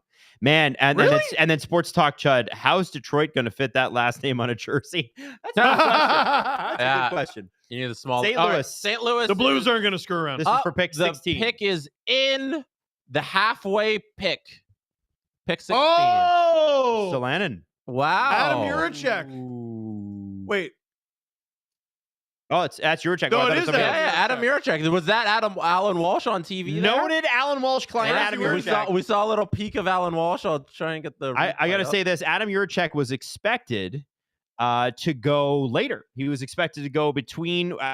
it was somewhere between 15 and 25, but most people had this guy pegged at between 20 and 25. And one thing I will say about the Juraceks as a family, and we could vouch for this personally, is we drank beer with David and Adam Juracek's dad in Montreal, and he's a great guy. He didn't speak any English. We don't speak any Czech, and we spoke through an interpreter, and we had a great time with the guy. He was awesome. It was great. That was when I got to do the draft stream for Sportsnet, And when Juracek had been picked by the Blue Jackets, I got to tell him about that. I was like, hey, I drank beer with your dad, right? No, that's actually not what I said. I said, I met your dad. And he goes, where? And I go, oh, I drank beer with him. And he just like rolls his eyes. So it's that makes interesting. Sense. Jet, you were going to do something for Sportsnet at the time, but Jesse and I ran into David and his dad the next day, the day of the draft where he got drafted. And they were looking for like where they should go. Because they were they had to get into the arena and they're like, we don't know where to go. There's for most people heading to the draft, like there just isn't the fanfare. I keep telling the story. I think he's a Penguins prospect now, but Drew and I were sitting in a airport restaurant. I mean, we're going to the draft, and anyone who's just decked head to toe in hockey stuff is going to the draft. Yep. And we were just like, so. Like we just turned to them eventually and we said, which one of you is getting drafted?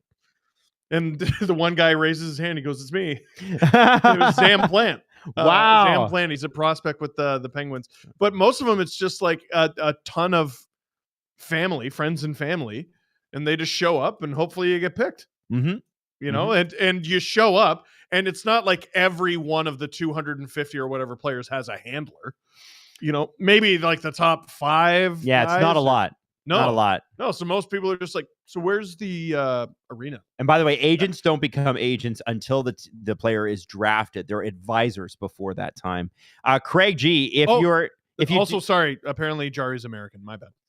If you're Tampa, do you trade Stamkos' negotiating rights? And if so, what would be an acceptable return? If you do trade negotiating rights, like Sam Lafferty's negotiating rights were traded to Chicago, I would say that's worth like a 6th or a 5th max. Not much. Well, no, if you're Dubas, it's a 2nd. Yeah, Dubas wanted a 2nd. Hyman, the Oilers wanted to pay a 5th or a 6th, and Dubas was like, "No, I'd rather get nothing." So he got nothing. The turnaround this year makes it like impossible to do. I don't think it does. I think you got all difficult. Weekend. Plus, you get the extra year, right? You can, if a lot of teams are talking about this, is something that I think will be a feature on Monday. A lot of teams are talking about 6, 7, and 8 year deals for guys in their early to mid 30s. Why? Because at the end of the deal, the guy goes on LTIR. You don't pay for the last few years, and the guy continues getting paid. Steve, this is from Jesse's Pizza Box. Do you remember when Felix Potvin played for the Bruins? Me neither. Nope, because it didn't happen. He said that is when the curse began. No, he only played for one team. The Leafs. He never played for the Canucks, the Kings, the Islanders, the Bruins. The Kings. Didn't turn down a contract from the Thrashers. Did he turn down a contract? That is supposedly how his career ended. Because they coming out of the lockout. Oh my God, I just wrecked my Michael wants you to take his bet seriously. Michael, who's been down on the Leafs. He said, my bet is $1,000 to charity. I am taking it seriously. If the Leafs miss the playoffs, what miss the playoffs or make them? Take my bet seriously. They're making the playoffs. He says the Leafs will miss the playoffs. If they miss the playoffs, you need to say, sorry, we're all stupid. Yeah, I feel like we say that every show anyways, because we usually say something stupid. You're acting like that's funny. A punishment. Yeah, you're acting like we don't start every show by saying, hey it's warning, pretty stupid. These are 3 stupid guys who are about to talk, so don't take it too seriously. I say that 5 times to my wife. That's not a punishment. Before I even Here, watch. in. Maddie, give me a camera. Hey, I'm Jesse and I'm stupid. Not yet, though. Not about this one thing. No, yeah, that one Let's thing. Let's narrow it down. Yeah. So this draft is actually scheduled to go 4 hours. They wanted this. When everybody tells me the Lord of the Rings is too long, I gotta, if you're in hockey, no. What? Yeah, they scheduled it from 7 to 11. They wanted. I'm gonna need to stretch my legs in a little bit. Yeah. My bum hurts. Yeah. Yeah, I gotta pee at some point. Sit. Hey, you know what? We could take a little breather. I think Drew's got some clips. Drew, do you have a clip in the hopper where we could? I gotta pee. Yeah, you can go. Well, Steve and I will chat. Okay, all right. I gotta ask Steve about some things. All right. Steve, I need dad advice for the future. What? Dude, Adam, watch it. He just dropped his microphone on the floor. You good? Oh my God. Don't look at me. Maddie, keep the camera on Adam. No, keep it on Adam. He dropped his mic on the floor. You big idiot. Yeah, you're still coming through. So Capitals are Capitals are making a pick. Damn it. All right, Caps have made a pick. I did not hear because you were yelling. How dare you? Oh no. Hey, my boy! Hey! way, Tarek Parasak, a gem in NHL EA Sports 24.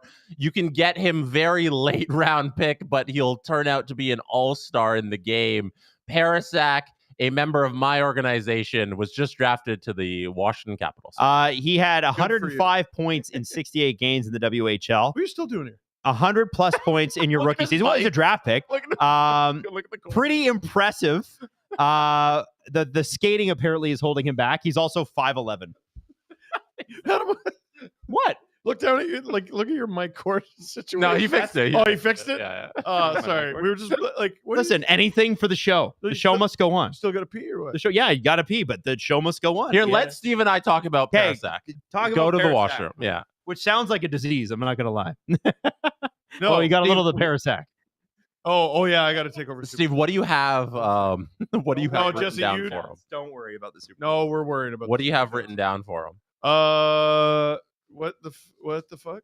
I know. Sorry, I forgot. I got to scroll a bit for this player. Oh dear.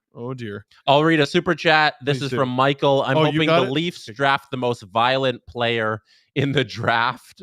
He's still try available. Stolberg. We're getting kind of close to the Leafs pick, actually. Yeah, no, we're a couple hours away, to be honest. Here he is. Parasite. Oh yeah, we just talked about this. Yeah, Cassie writes Gripper Mike, which is hilarious. Go ahead on Parasak. So I found it very interesting reading the Elite Prospects breakdown of him.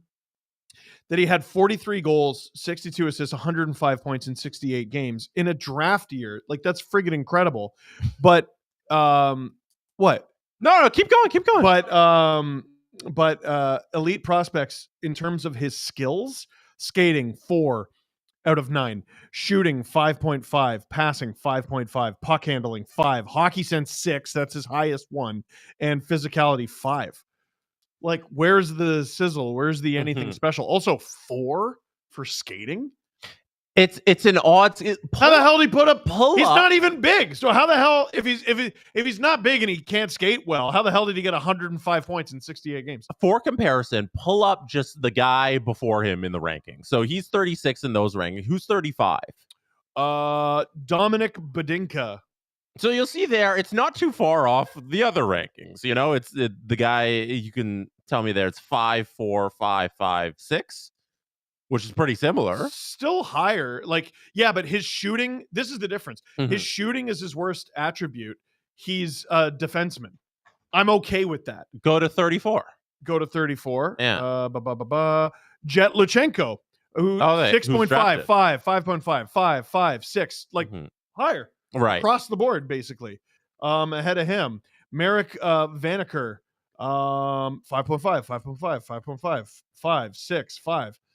And for anybody wondering, what Steve's looking at is basically like in NHL, but what Elite Prospects has done is rank them based on skills out of a grade of 9. And Parasak's, all of them are kind of average. Well, but I think that there's a high potential with him. There's a high ceiling there with what he can be in the NHL. It's just like, I'm very surprised to see like Dominic Badinka, again, ranked just above him. Defenseman, doesn't shoot that well. You can get by as a defenseman if you can't shoot that well.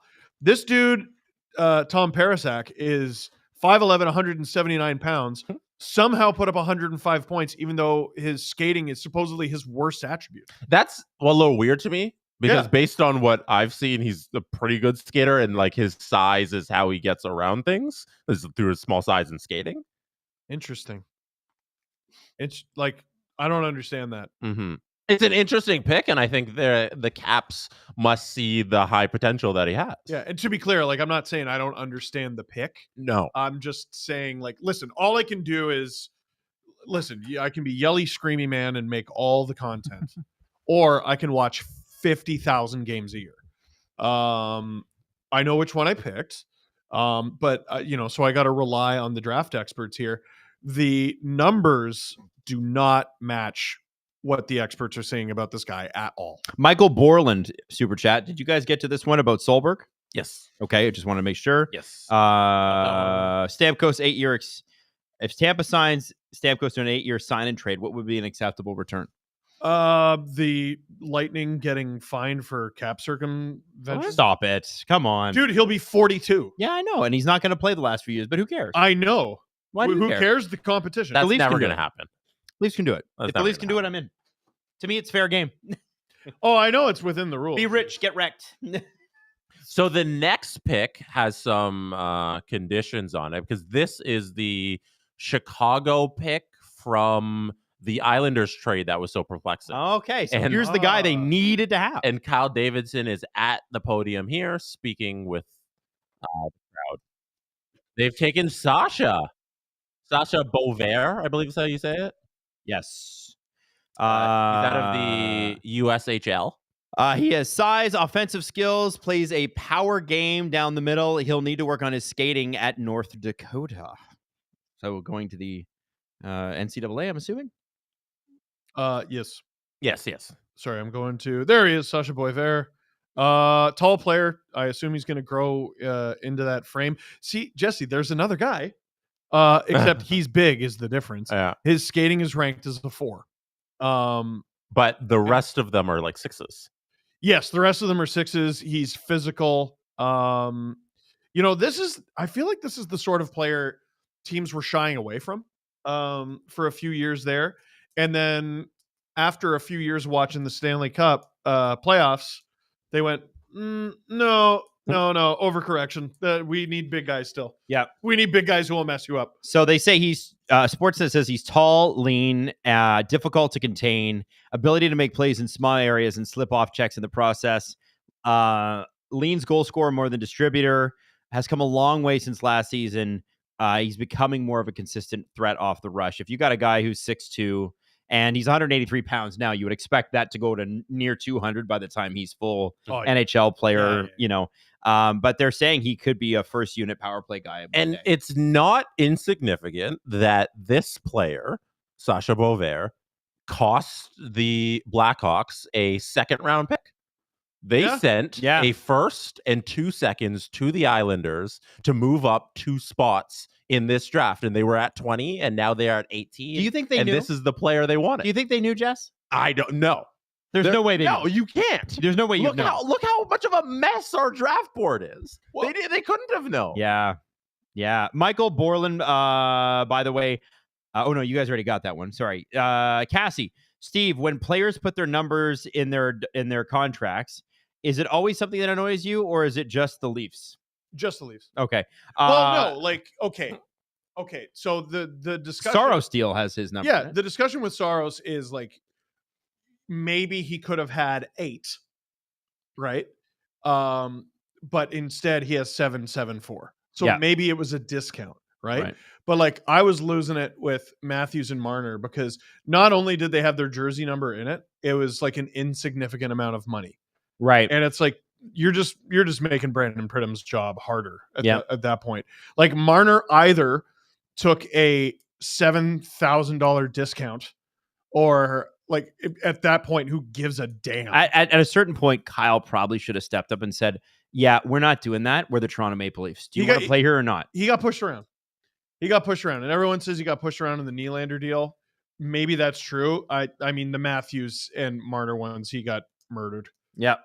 Well, Matthew, I don't feel bad about the Matthews deal. He lived up to it. No, but I mean, I don't feel bad about that because Matthews was friggin' ridiculous. But yeah, I mean, good bet, I think. Yeah, it was just one of those things where I'm like we're like, hey, like, take a hometown discount to win, and they're like, lol, I'm gonna put my jersey number in there, and it rubbed me the wrong way. And listen, if they had won, you don't think care. I'd give it. You don't care. You don't care. No, you but think that's what I'd care? It comes down to. That's it. That's it. The point. Yes. If you were good and you performed, who cares? If you lived up to the 9, the 1-3, whatever in your contract, who cares? You didn't. All the things that I've said about the Leafs cap situation in recent days completely goes out the window if they won. Like, all those facts would still be true, but someone would come up to me and they'd be like, hey, should the Leafs trade Mitch Marner? And I'd be like, why? No, it worked. Because they've made it to the second round and Final Four and Cup. You're talking about that as winning. Yeah, which is so I know. crazy, I'm not even talking about a championship. Yeah, I'm talking about like going deep, and they haven't even done that And there are people defending them with torches and battle axes for losing 7 out of 8 series, and I don't understand. No, everything is good if you win, but they haven't done that. Yes. Also, save the jersey numbers in the contract. Save the jersey numbers in the contract till either you A, won, or B, giving up UFA years. When you give up UFA years, then I'm like, okay, fair. Hambone. It was close, but Florida winning means Leafs curse on the team that beats them losing the champion continues for the 10th straight time. When you go through it, it kind of gets mind-blowing. So the Leafs have lost to the champion, or at least a Stanley Cup finalist. No, because Boston a bunch of times. No, because Boston. Columbus. It's not they lose to the champion. It's they lose to a team that eventually loses to the Cup champion. Because Boston lost to Florida. If Edmonton won this year, the Leafs would have lost to the team that lost to the team that lost. That's kind of cool. That's cool. Good for the Panthers. Yeah. Which still I don't think any team has said. Okay, Vegas Golden Knights. This will be an interesting pick. Yeah. Vegas isn't used to this. No, I'm just going to say, I'm not used to Vegas going up in the first round. No. Oh. Yeah. I was like, yeah, why do they have their pick? Oh, they're the hosts. Yeah, they kept it. Yeah, that's a lot. Those were the rumors about the New York Rangers not moving their first this trade deadline because Dolan wanted to be there. Dolan owns the Sphere and he wanted the pick at the Sphere for his team. Yeah. I would have been like, James, why don't you just simply go to the rounds 2 through 7? They're so exciting. No, great way to run a hockey team. No. Kathy Klee says, "Hey guys, here's what you do: put the jersey number in the cents column." Yeah. Nope. 34 cents. They need 16 cents. Tens of thousands of dollars. Yeah. Just to rub it in Steve's face. Yeah. Yeah. Well, so Marner either took a $7,000 discount or got an extra 93 because of the number he wore in the pros. Nope. Junior. And Matthews too with 34. Wasting no time, Vegas. Good for you, Kelly. Get in there. Hey. That's Trevor Connolly. Trevor Connolly. Wow. Yeah, Trevor Connolly of the Tri-City Storm of the USHL. I believe that's 2 USHL players taken back-to-back here. 78 points, 52 games. Connolly apparently comes with as many disclaimers as he does skills. One of the most talented players in the draft. Has also some significant character concerns, which Steve mentioned earlier. Providence College. He is committed to Providence College. Now, listen. Certain things as a teenager you do that are stupid and you don't understand the ramifications. There is a sliding scale on these things. So I'm in no way giving anybody a pass here. You hope here, and Vegas hopes here, that this player matures and never comes anywhere close to that Snapchat again. Tri-City Storm. Did they not also have who was it? That Bruins pick? The Bruins pick who they like booted? Yeah. I'm almost positive he was on that team too. Yep. Or Bruins? Mm-hmm. Bruins? I don't know. Oh, no. He was a Coyotes prospect. Mitchell Miller. He was a Coyotes prospect. They drafted him. All this stuff came out about when he was 14. He bullied a child with special needs and everything, and they relinquished his rights. Right. I think the Bruins signed him. He did play for the Tri-City Storm. You are correct. Oh, your memory is correct. Mitchell Miller did play there. Why'd they pick him? One, Vegas does not give a damn what you think about them. They are here to win hockey games. That's it. It shouldn't shock anyone that that's actually where he ended up. 31 goals, 47 assists, 78 points in 52 USHL games. His skills, according to Elite Prospects, are stupid. His skating is 7.5. That's extremely high out of 9. His puck handling is 7.5, extremely high out of 9. His biggest weakness is physicality, and even that's still a 5. He's a really, really good player. But you got to hope he avoids the I think swastikas. Yeah, it's a pretty aggressive thing. Let's see, we can't sugarcoat that. That's pretty aggressive. It's not great. Yeah, not great. Yeah. So yeah, listen, it's going to be pick 20. We've only got 12 to go, gentlemen. Cole Yzerman's still on the board. Yeah. So that's another 90 faller. minutes for the next 12 picks. They won't get it done. Joking. Wait, yeah, because we're going to 11. So it's taking roughly 12 to 15 minutes to make a pick. Steve just realized how much time we have left, and he's not happy. I'm okay. No, my bum hurts. Here.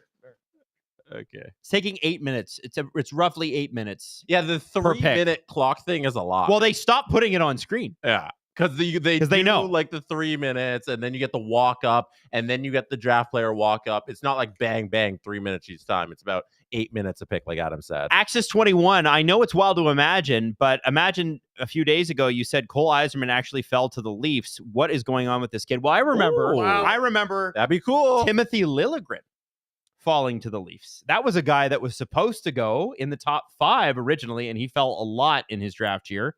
And Liljegren, I think, gets dealt tomorrow, by the way. You think you're I think there's a chance. Yeah. What? The Leafs need or could use draft capital, and if they don't think they can bring this player back, I think he's traded. Well, I can't imagine that Timothy Liljegren thinks that he can even make 1.4 anymore if Simon Ben was at 1.35. Yeah, it's a tough one because it's not about what the player necessarily brings. It's about how the team values you. There is an upcharge for being right-handed. Yeah. Okay. Okay. I like if the Leafs brought him back at the number he made last year. All right.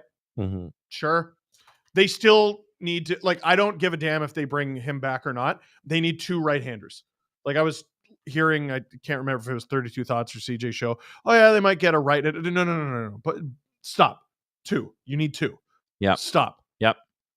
Cole Eiserman is someone who, boy, the New York Islanders could use, and they have the next pick. Yeah. You know who's 2 picks from now? The Montreal Canadiens. Oh, dude! If they have a good draft, it's going to be sad. Demidov, Eiserman. They could trade all the rest of their picks for this. It wouldn't matter. I'm so scared of every player that comes out of the United States national team. It's so good. They're always so good. Like scary in a good way. Like they are high potential. They might shock you. They might be a gem you get in the draft. And I would love for Eiserman to fall to the Leafs now that we've gotten so close. Like we're 5 picks away? Yep. It's a serious thing that could happen, and they've had a lot of success with Matthew Nyes and Austin Matthews out of these American-born players. I would love for Cole Eiserman to go to the Leafs right now. Grippy Bettman says, so Vegas is trading Connolly next season. Yes, probably likely at the deadline. I got to say one thing. They're going offline in about a week. Cap Friendly is updating disgustingly fast. It's so good. They're leaving it all out there. Yeah. Kayuya? Anyway, sorry. I can't pronounce your name properly, but I do see you come up from time to time. Thoughts on the NHL awards, guys? A writer had McKinnon at 5th. Kayuya. Who the hell was it? That's what I want. I don't know. You can check. Who? You can check. Like you can go to. No. Lose at the. I don't think they're tremendously interested in hockey if they put McKinnon 5th. I would have had him at the podium just to fight through. Anders Lee is making the pick. He has his buttons way open. Yeah, Anders. Look at that cleave. Cole Eiserman to the Eiserman learners. That was not bad. Thank you, Jesse. Yeah, Cole Islanders. Sure. You see. Cole. No, Maddie's shaking her head hard. No, Maddie, give it to me, Maddie. You have to give me that. What do you think of Cole Eiserman? I have no opinion. I'm chatting with the people right now. Apparently, he has an elite shot. Scored over a goal a game for the U.S. national team at the U18s and World Juniors. Everybody remembers that. Everything else, not so elite. That's what makes him one of the more divisive players in the draft, and probably likely why he fell. Although, again, in 57 games for the U.S. national team, 89 points, and he had 58 goals in 57 games. Jealous. I'm so jealous of this pick. Like, what a steal that is. And he's a Massachusetts boy. Like, he's going to be just a star, I think, one day in this league. That's a great pick. Shades of, according to Elite Prospects, Phil Kessel. Nice. And Max Pacioretty. Nice. Really, both those guys are goal scorers with underrated playmaking ability. Look at that 8. What 8?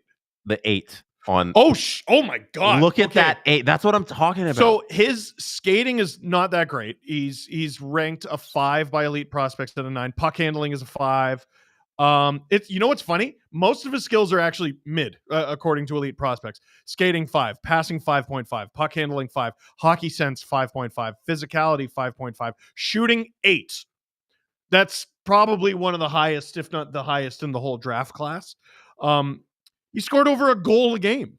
Yep. With the development program. Yep. And I mean, part of me wonders players who score that easily and have flaws in their game. There's a nose. They're showing him right there, and he's standing still, and it's just a frigging rocket. Yeah, the shot's incredible at his age. Like, Ovechkin has one thing at this point in his career. I have an example for you. And it goes in, and it works. I got an example for you. No one took this player seriously, but he scored at every level, and the Flames gave up on him too early. Brett Hull.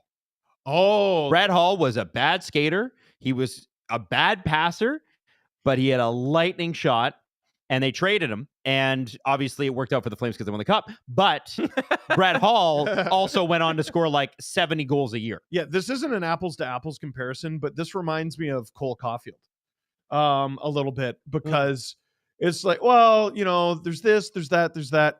Okay, but does he score? Yeah. All right, so what are we sitting here talking about? Like, draft the guy who scores. And now here he is in the NHL, and he's scoring. And like, whenever he's surrounded by talent, which the Habs are doing an incredible job of doing, they're giving him more and more and more talent to work with. Drew's mad at me. He said, how many new members do we have to have for Adam to feed Steve pizza with his grippers? Dude, I'm not doing it. I'm not doing it. Feed Adam with your feet? No, Adam. No, wait. Yeah, which one of us is which way? This automatically changes my answer. I feed Steve. No, Adam's feeding you with. Ew, that's just no. If we got 500 members, Drew said, 1,000. 1,000 members. 1,000 members. 1,000 members. No. It needs to be like 10,000. 10,000. Why are either of you speaking? This is my decision. 10,000. No, 10,000. You've lost for 10,000. You do it. Steve, you do a lot less for 10,000. We do need an HR department. Maddie, we need an HR department. Scott Morton put in a 10,000. Mad Dog appreciation chat. Speaking of Maddie. Thanks, guys. Cassie. Happy to be here. Nice dancing, Steve. Maddie, do you need more pizza? Yeah, Cassie, can I have one more, Justin? Yeah, I'll Cassie gifted 20 subs. Can you bring me some? Yeah. Oh, we have Adam, keep going. One person left McKinnon off their ballot. What? So one had him 5th, one left them off the ballot, and 3 people left Cooch off their ballots. I think leaving Kucherov off your ballot is unacceptable. That's a little silly too. Nick Glover. What does the panel think of the conspiracy that Detroit was involved in the Gaudreau waivers pickup, and then New York will soon overpay a trade to compensate them for Wallman and a second to San Jose? I think if you're New York, you tell Detroit to fly a kite. Why would you help them? So the conspiracy is that it was a three-way deal. New York, San Jose, and Detroit, and that Detroit was involved in the Gaudreau waivers pickup, and New York will soon overpay in a trade to compensate them, and a second to San Jose. Too much has happened tonight for my brain to process. I can't process it either. I'm not sure how that would work. If you guys have a chance, if you could let us know, because I legit have no idea how that would work. I have not seen the conspiracy theory.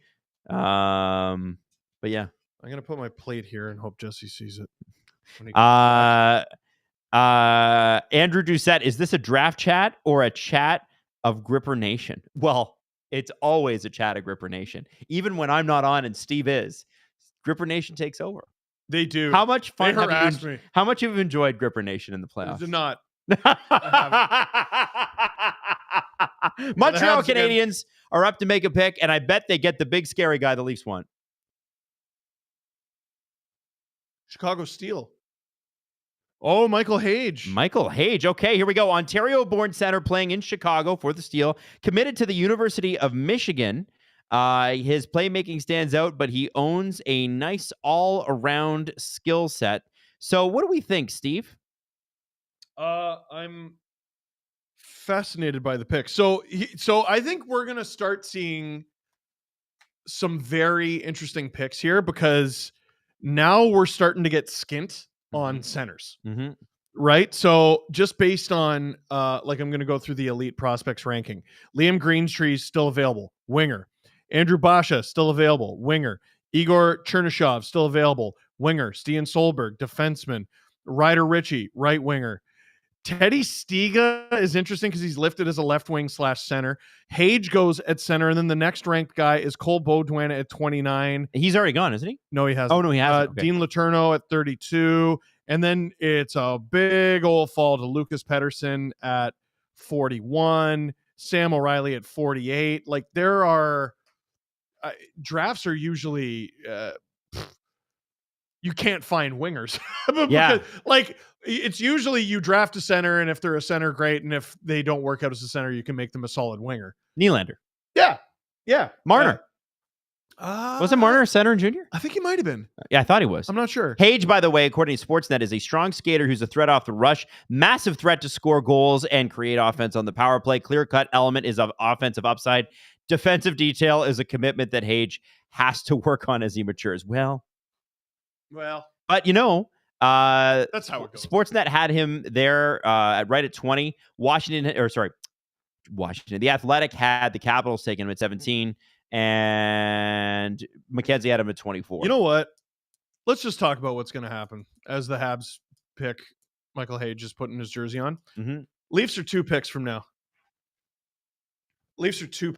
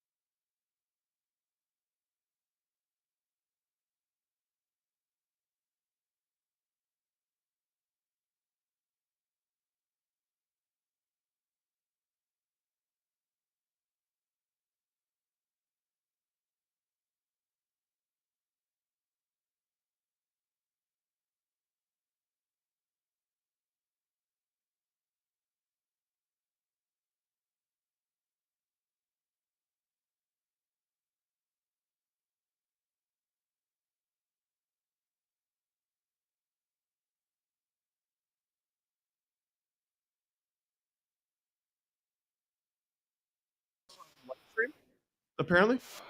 Oh, fixed it. Here we go.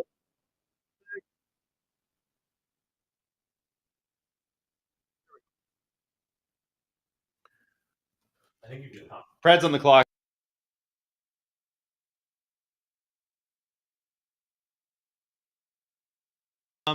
So yeah, go back to Liam Greentree, who's one of the best still available. Windsor Spitfires, really good program. Sorry, let me bring up his thing. Oh, as soon as Jesse. Oh shoot! So it might have been. It's fine. No, not this time. Yeah. Oh, okay. Liam Greentree. Drop that on Jesse's desk. Thank you, sir. That is what I will do. Liam Greentree, 36 goals, for God's sake. It doesn't matter. 90 points in 64 games with the Spits. He's big, 6'2", just shy of 200 pounds. His skating is ranked terribly by elite prospects at just a 4.5. Everything else, sick. Shooting, 7. Passing, 7. Puck handling, 7. Hockey sense, 7. Physicality, 6.5. He's listed as he's called a human highlight reel. Really, really, really good player, but his skating is obviously scaring teams off. Interesting. Okay, now let's go to the next one. Okay, we got Igor Chernyshov. What do you think? What do you know? What do you think? Well, you skipped right over Basha. Oh, is Basha there too? Why you Basha-ing him? Oh well, I Chernyshov is ranked higher on our internal list. Gotcha. Than Basha. So, Igor Chernikov played. Now this is interesting. He played in the MHL, 28 points in 22 games. So he dominated his junior peers. Then he played in the KHL, had just 3 goals, 1 assist, 4 points in 34 games. What do we know about Russia and young players, though? They hate him. Why? What's the deal there? I don't really know. It's really, well, it should be mentioned that it's a hard league, right? KHL is a tough league. Yeah. KHL is really good. So when a young player doesn't play, very often the case is they're not good enough. Then you run into weird stuff like Matvei Michkov and his team not wanting to play him, and then because he might go to the Flyers. Yeah, and then he's like one of the best players in the league. Didn't they loan him to Sochi or something like that? I can't remember. Like he was on a really solid program, and then he got traded to a not so solid program and made them much more solid because he's Matvei friggin' Michkov. Igor Chernikov.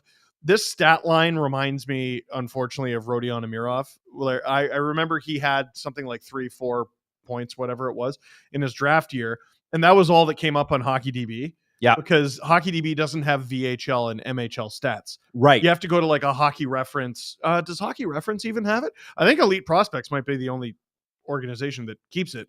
The fact that he played those 34 games in the KHL is huge for him. For me, I would look at how he dominated his peers. Demidov. Barry Trotz is at the podium. Yeah, Demidov barely played in the KHL. He played far fewer games than Chernyshov. Barry Trotz is walking up. He's about to make a pick. He's going to trade Askarov right here. He's shouting out the great fans in Smashville. Secondary. Who's that extremely large person? He's thinking Glenn Sanders. Everybody knows Glenn. Barry, if it's Solberg, he's a I'm scout. kicking your ass. He's thinking a scout. Just make the pick, guys. Come on. AGM is walking to the mic. Yeah, and it took one stride. He's very tall. Yegor Surin. Wow. From the KHL. From which team? Yaroslavl. Wait. Yegor Surin plays with plenty of pace and skill down the middle or on the wing. Scouts like that he has an all-around skill set, but note that his on-ice intelligence could use some refinement. He is ranked 35 on our list. Sorry, I said the KHL, the MHL. Oh, MHL. Dude, where the hell is this player? 35. 35 on our list. I'm looking at Mackenzie's list. I'm looking at Elite Prospects list. Yeah, pretty nuts. A little bit off the board there. Oh, there he is. Holy okay, so here's why I wasn't able to find him. He's the first player that we've had on the second page for Elite Prospects. They had him ranked 63rd. Wow. Sportsnet has him at 29. Athletic does not have him in the first round at all. Wow. And Mackenzie's got him at 34. So they must see something in this guy that they really love. And what do you know about the MHL? Let's contextualize that at very least. Yaroslavl, he had 52 points in 42 games. Yeah. Luckily, we were just talking about him. Shades of Pavel Buchnevich. It's not apples to apples, but KHL is the NHL. The VHL is the AHL. And the MHL is Major Junior. Okay. So they obviously decided, all right, well, this guy's nearly 200 pounds. He's 6'2". He can play here. I'm going to go out on a limb and say he didn't play very much. 34 games played, but I doubt he saw much more above fourth line minutes. Mm-hmm. When he was in the MHL playing against his peers, like his own age group, he lit it up. He killed them. Yeah. You almost wonder if it hurt him to play in the KHL. Steve, you're doing a lot of yapping. No. Because I'm only interested in one thing. What is it? The Toronto Maple Leafs are on the clock. How can we not focus on that for the 3 minutes that we have? And I think the consensus in this room is that we want the big hitting defenseman. I want him to trade down. Mr. Solberg. They're showing Brad Treliving. They're showing Brendan Shanahan on the TV screen right now. The Toronto Maple Leafs, I think, should take Solberg. What do you guys think?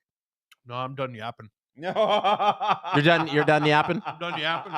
No, So, Stian Solberg is someone who I've fallen deeply in love with this week.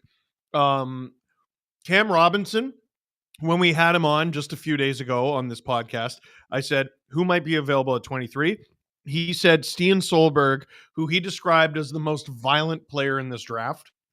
Then I watched his highlight reel, which obviously was on the CJ just texted us. I'm not looking at it. I refuse. I want this to be a surprise. I watched his highlights on the Elite Prospects YouTube channel. If he's about, we got to trade. We got to trade. The Leafs are trading. We got to trade. Kyle Dubas. Leafs are trading down. Kyle Dubas has left remnants of his era in the Leafs draft room. I'll never forgive them if they are trading down, as Dubas did so many times during his reign as general manager of the Toronto Maple Leafs. I'm going to kick your friggin' Brad Treliving's on the phone. They're showing a picture of him on the phone. Brad, I want to know what this pick is. Who? Drew what? Anaheim? For what? No details. Anaheim does not pick until 31. Okay. So this would be moving down quite significantly. 8 picks. That's not too bad. That's a lot. What do they get in return? 8 picks. I want. They have no second or third round picks. They better get. I'd like a second. You know what? I think they might go for something like 2/3. A future second would be great. A 2025 second. Kiss my ass. Give me a second. What? I don't know. Stop swearing. This year. Ass is fine. I want this year. The 2/3 would be great. Mm-hmm. 2/3 or a future second. You guys lose out on Solberg. Oh my God, I'm going to be so mad. I don't think they want him. I don't think they care. Emery also stop spitting food. No, too bad. Mm-hmm. Emery also, a lot of people are high on him.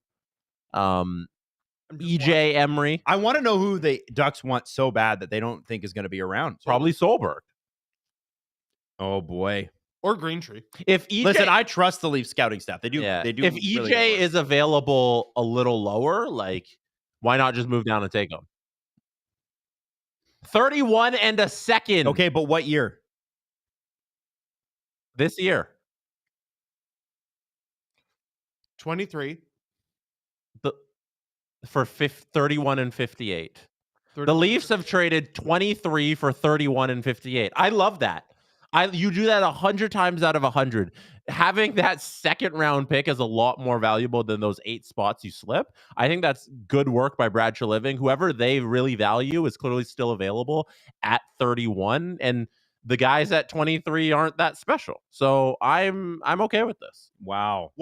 The Ducks got that 58th pick from a trade they made in March 2022 with the Boston Bruins. That was the Hampus Lindholm trade. Mm-hmm.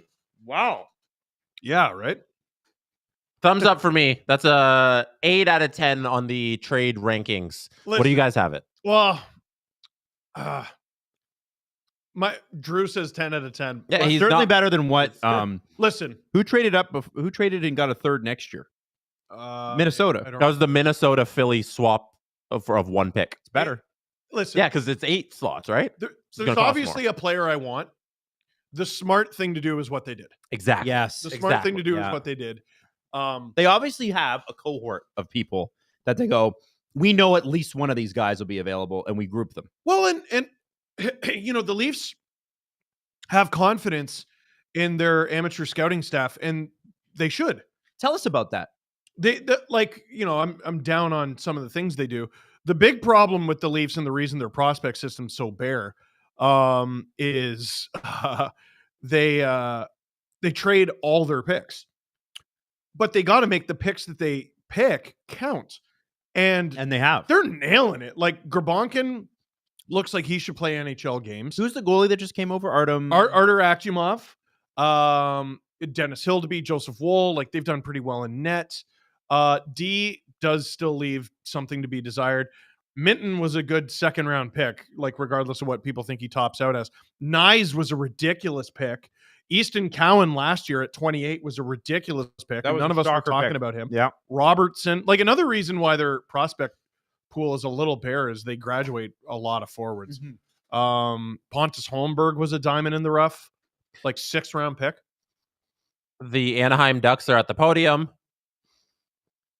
And they're the ones who took Beckett Seneca 3rd overall. Yep. So they're going crazy today. Yeah, they're thanking somebody. Oh, it's Sudsy. This is their goaltending coach. He battled and beat pancreatic cancer. Wow, that's Yeah. Pancreatic cancer is a very aggressive cancer. No! I'm sorry, Steve. That's not. I'm sorry. I don't think that's something to get upset Listen, about. I'm sure the Leafs will trade a first-round pick for him one day. Listen. The right thing to do is what they did. Yeah. I wanted this player. 10 times out of 10, you have to accept an extra 2nd round pick to move down 8 spots when you don't have in your draft rankings anybody that you need at that spot. When you're sitting there at 23 and you say, okay, like we're okay with moving down to 31 because the guys we want are going to be there. If it's EJ Emery, I'm cool with that. So I think great work by Brad Treliving getting the extra prospect, because at this point, it's all magic beans. You don't know that Solberg is going to be amazing, but Steve, you have some info on him. Tell us why you're so excited about him. Solberg, he's the most violent player in this draft. His highlight reel, which I think they'll show on the screen in a sec, is just him wrecking dudes. There's a great clip that's a 17-year-old boy, right? There's a clip of him at the most recent World Championships where he went toe-to-toe and hit Colton Parayko, who was the biggest player in the tournament, without any fear. And he didn't knock Parayko over because it's a boy against a giant man. But he managed to cause a turnover, cause a dump in, force a less offensive play than he wanted to. Right. Of course, Sudsy got the guy I wanted. That's friggin' hilarious. This guy is a throwback. Ducks fans, this is the exact sort of player Brian Burke would have loved. Yep. It's not just that he hits guys. Like they got the highlights on the screen right now. Watch how he hits guys. So that was just a block of a shot.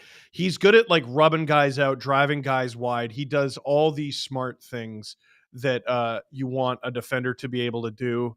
And I think his game is going to translate to the NHL and to the playoffs really well. Justin Fisher, our central scouting Justin Fisher, he hates this. Mm-hmm. Well, he has to be. We should just assign him. Utah just traded up to Colorado, so we're monitoring that trade. Don't know the return just yet, but Utah will be picking 24 instead of the Colorado Avalanche. Haha, Drew. Wow, Take Utah. that. This is big. Utah is at 38. Their next pick. So I wonder if that's what they swapped and maybe the next 2 picks. Here we go. Let's find out. You have to keep it talking. Oh, I'll keep talking. Sorry, trade alert. My bad. I just want to hear it here. So we got Colorado trades pick number 24 to Utah for pick 38. Yeah, 71. Oh.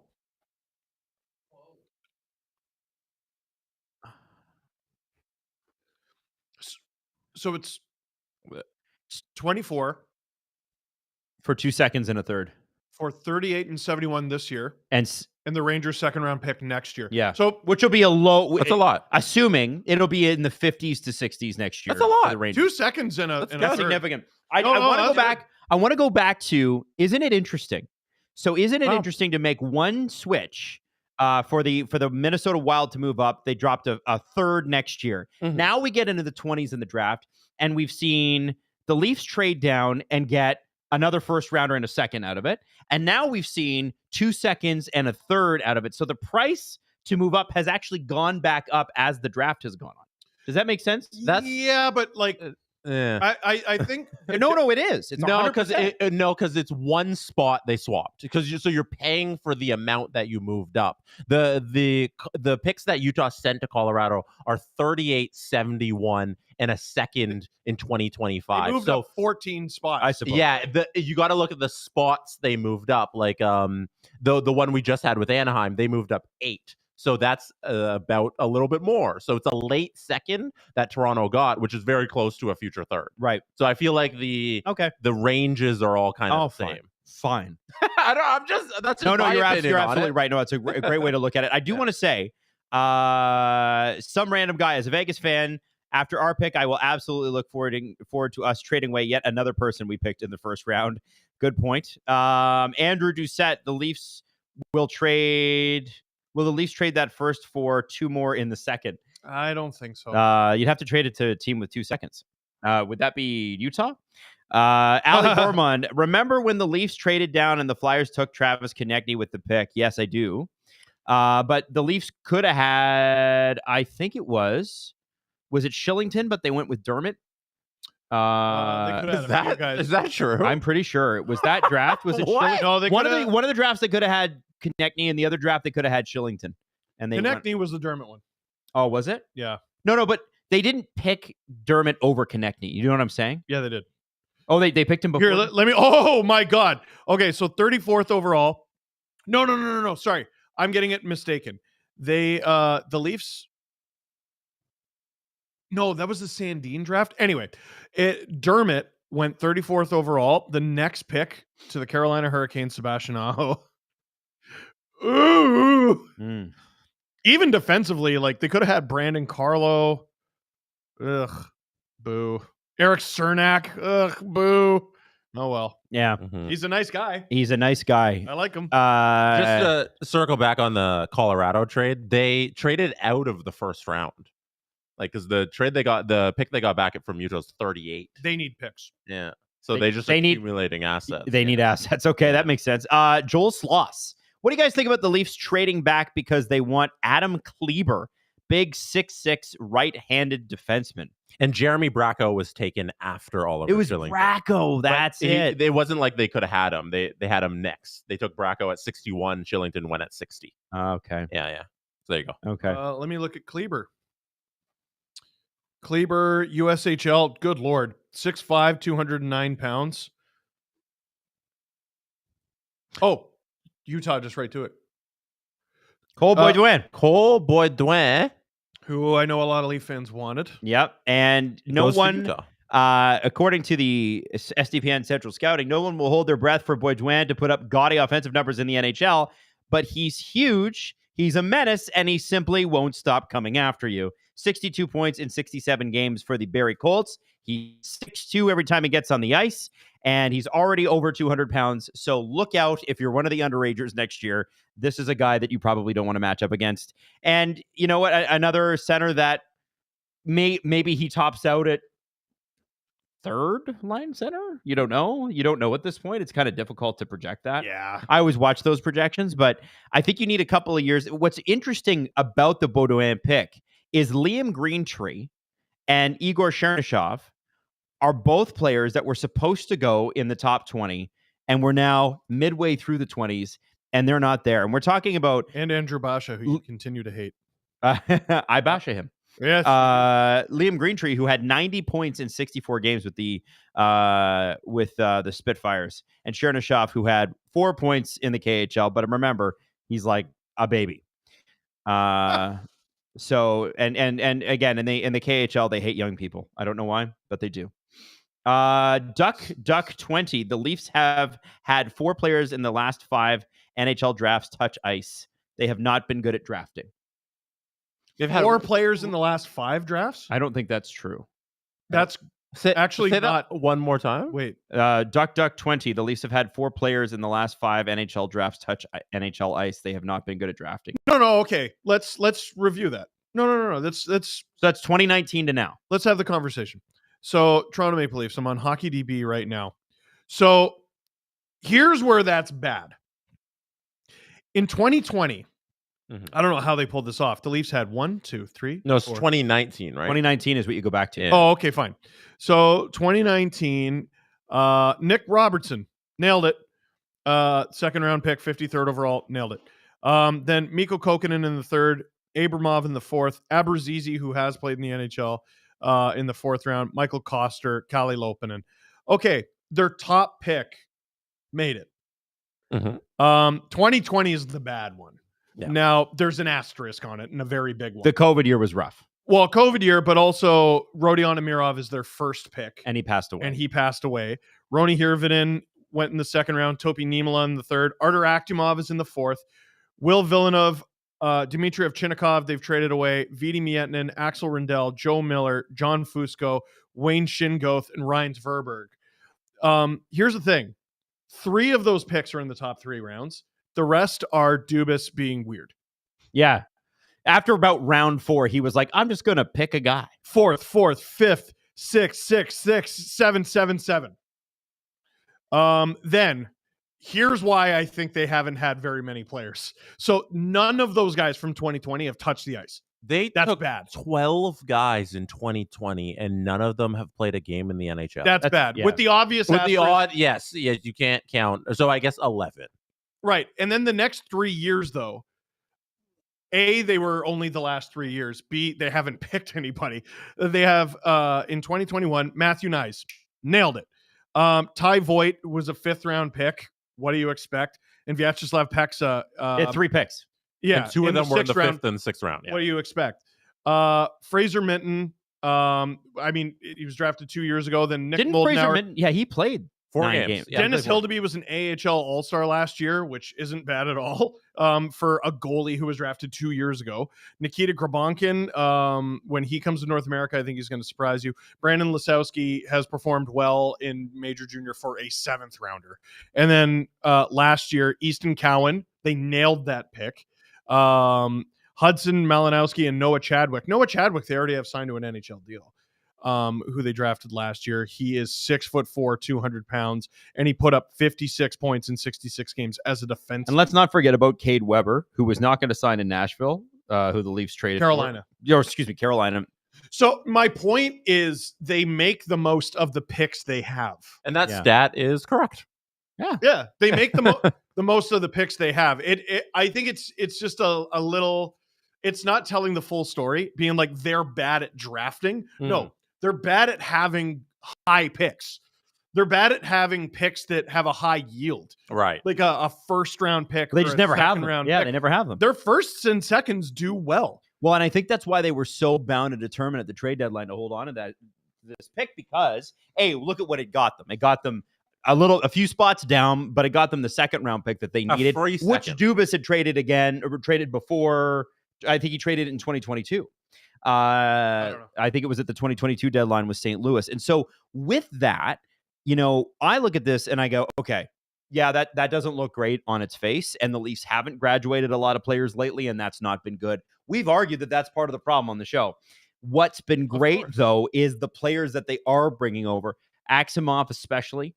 I'm excited for him. Hildeby, the Hildebeest. We're excited for him. Those are 2 really, really good goalies. Obviously, Easton Cowan, MVP of the OHL last year. Their amateur scouting is good. Yeah, and I think there's still room for Topi Niemela and Hirvonen. There's a little bit there's still room that they could be some sort of asset. It's possible. Hirvonen was injured and missed a lot of time. Niemela, I think, is just, I'm surprised. You know what? I wouldn't be surprised if tomorrow Brad Treliving traded him. Yeah, because he's not the kind of defenseman Brad Treliving wants. No, he's but not big. He has value. Right. He has value. And that, even if he never plays for the Leafs, there's still an asset there. Yep. It's not like just he's never played here and he's moving on. There's an asset. Yep. He's first of all, hockey DB. Did this guy go through a growth spurt or what? He's listed on hockey DB at 6 feet, 179 pounds. Wow. Last time I checked, he was like 5'9". So I want to know what happened. But last year, as a second-year player, really a rookie in the AHL, because he only played a 6-game cup of coffee before that. His first full season in North America in 68 games in the AHL as a rookie, 21-year-old rookie, just turned 22. He had 8 goals, 31 points. 8 goals, 31 assists for 39 points. Mm-hmm. That's very good. That's very good for a rookie defenseman in the AHL. Agreed. South News Network says, hey guys, huge Hurricanes fan here. This is a super chat. What do you guys think about the Canes and Gensel and Jarvis? So here's what I think. I'll tell you after the Bruins pick. Been reported that Jarvis is already re-signed. Be quick. Oh, really? Go. That's news to me. You could.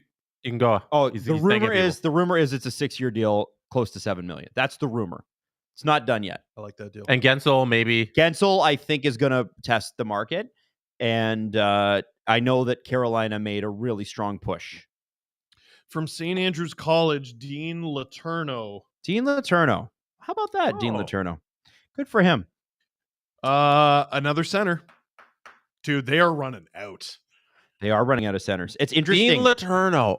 I penciled this guy. I put a little star next to his name because he is 6'7". Every time he steps on the ice. Sounds like a Bruin. Letourneau's athleticism and skill stand out for a player of his size. The question is whether the offense will still be there as he moves up the ranks. He's off to Boston College next year.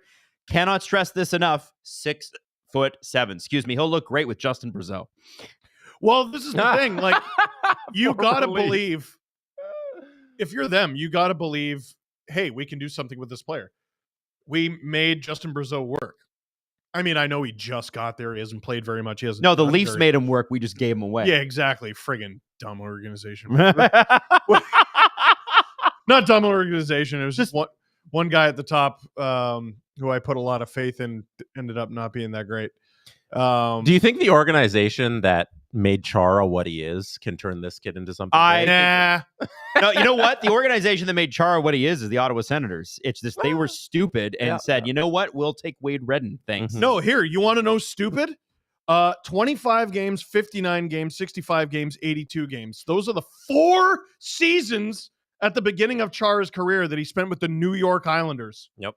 Well, that's Mike Milbury, though. I don't give the Islanders that. His reign of terror with the Islanders put them back decades. Kyle wants to know, is this their Ross Boston of the draft? Yeah. Absolutely. Dean Letourneau is a Ross Boston to the core. My goodness.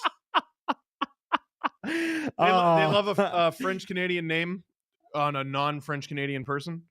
They just say that feels like a very Boston thing. Yeah. You know what I mean? Yeah. Ross Boston. I can't believe how long that's stuck around, and it's fabulous.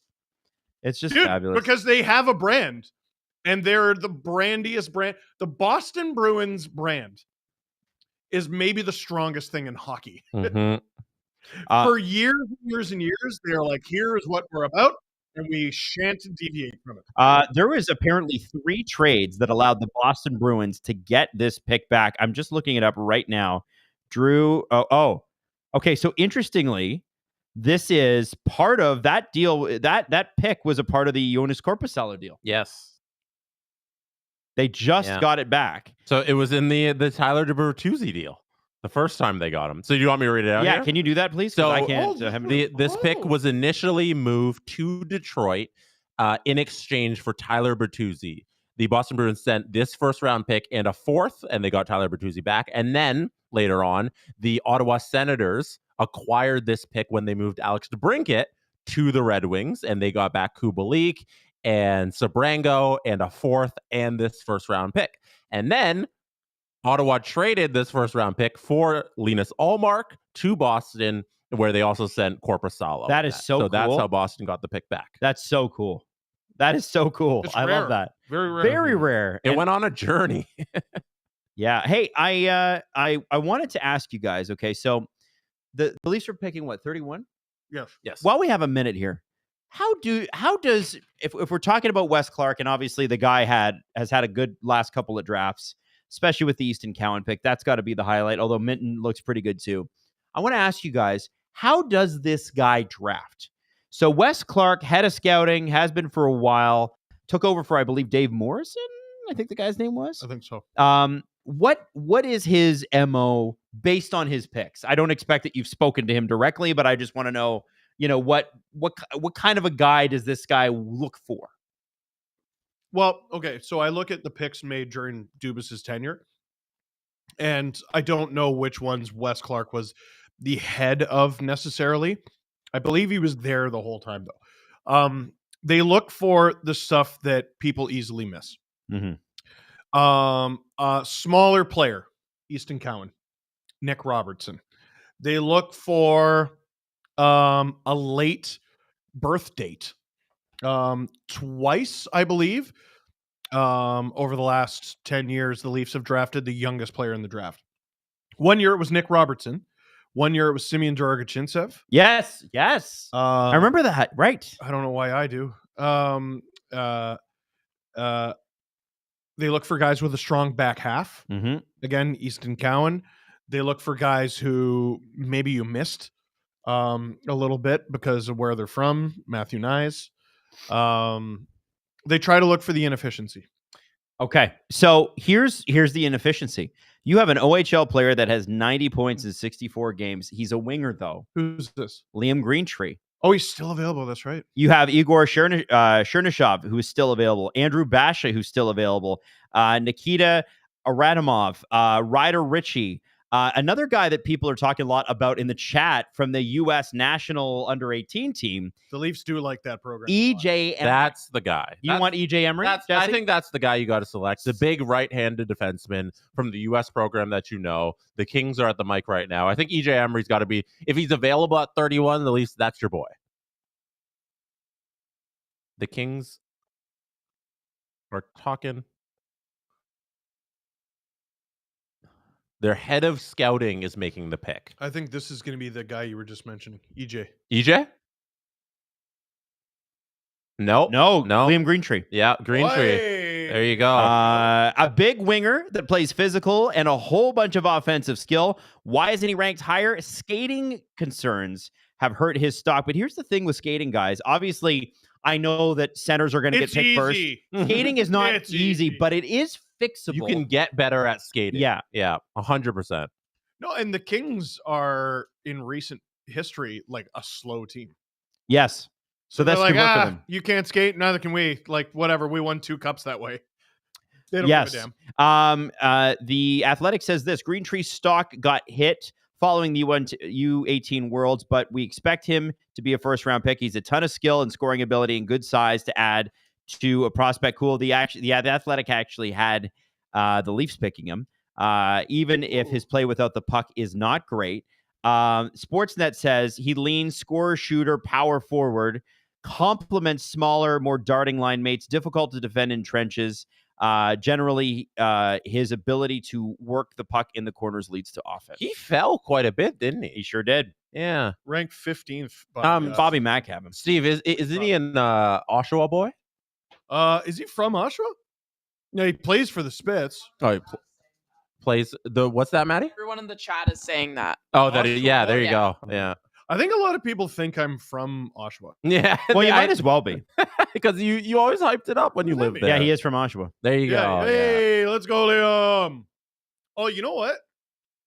I bet my wife knows teachers who taught him. Michael, hey guys, 8 teams make the playoff. Michael again, who's a Leaf fan but is really down on them. 8 teams make the playoffs. If Boston, Tampa, Florida, Rangers, Hurricanes, Devils, Red Wings, that's 7. It's either Flyers, Red Wings. Yeah, I don't know, Michael. With respect, no. He said the other 7 teams, it's either going to be Flyers, Ottawas, or Islanders, and the Leafs will miss it. Agree? Either way. Flyers? Yeah, no. Like, the Leafs are way better than a lot of those teams. Okay, you think the Leafs are going to be worse this year than last? Valid. Maybe. Might be better. Might be worse. I don't know. The teams that you are having leapfrog them have mountains to climb before they're close. Detroit especially. Flyers missed out by a narrow margin. Yeah, but they're not. They're still thin. Yes. And they're supposed to be rebuilding, and it was a surprise that they were there. Yes. And ideally, they wouldn't have been that good. If you don't think the Leafs are better than the Panthers, yeah, man, they just won the cup. I get that. Bruins, that's an interesting conversation. They did take him to 7 games. You do have to say that. Sure. Rangers. But then Islanders, you're guessing. Tampa, I would say they're on par with. Yeah, roughly. They were better than them this year. Has Tampa gotten better? No, not yet. Significantly better? I wonder, by the way, yeah. I wondered today, did the McDonough deal potentially cost them Steven Stamkos? Because they took McDonough's entire salary. I don't think that's you don't think they care? About to say verbatim what you're about to say. I don't think Julian Brisebois cares. I think he would rather have McDonough. Because if the way he talks about the Victor Hedman extension that's going to come on Monday, you would swear like he's going to see his mom and it's his birthday. You know, he's really happy. It's a great day. Like, and the way he talks about Steven Stamkos is you swear somebody's spitting his food. Honestly, he's talked about Steven Stamkos like a guy who used to play here for the entire season. Yeah, he doesn't care.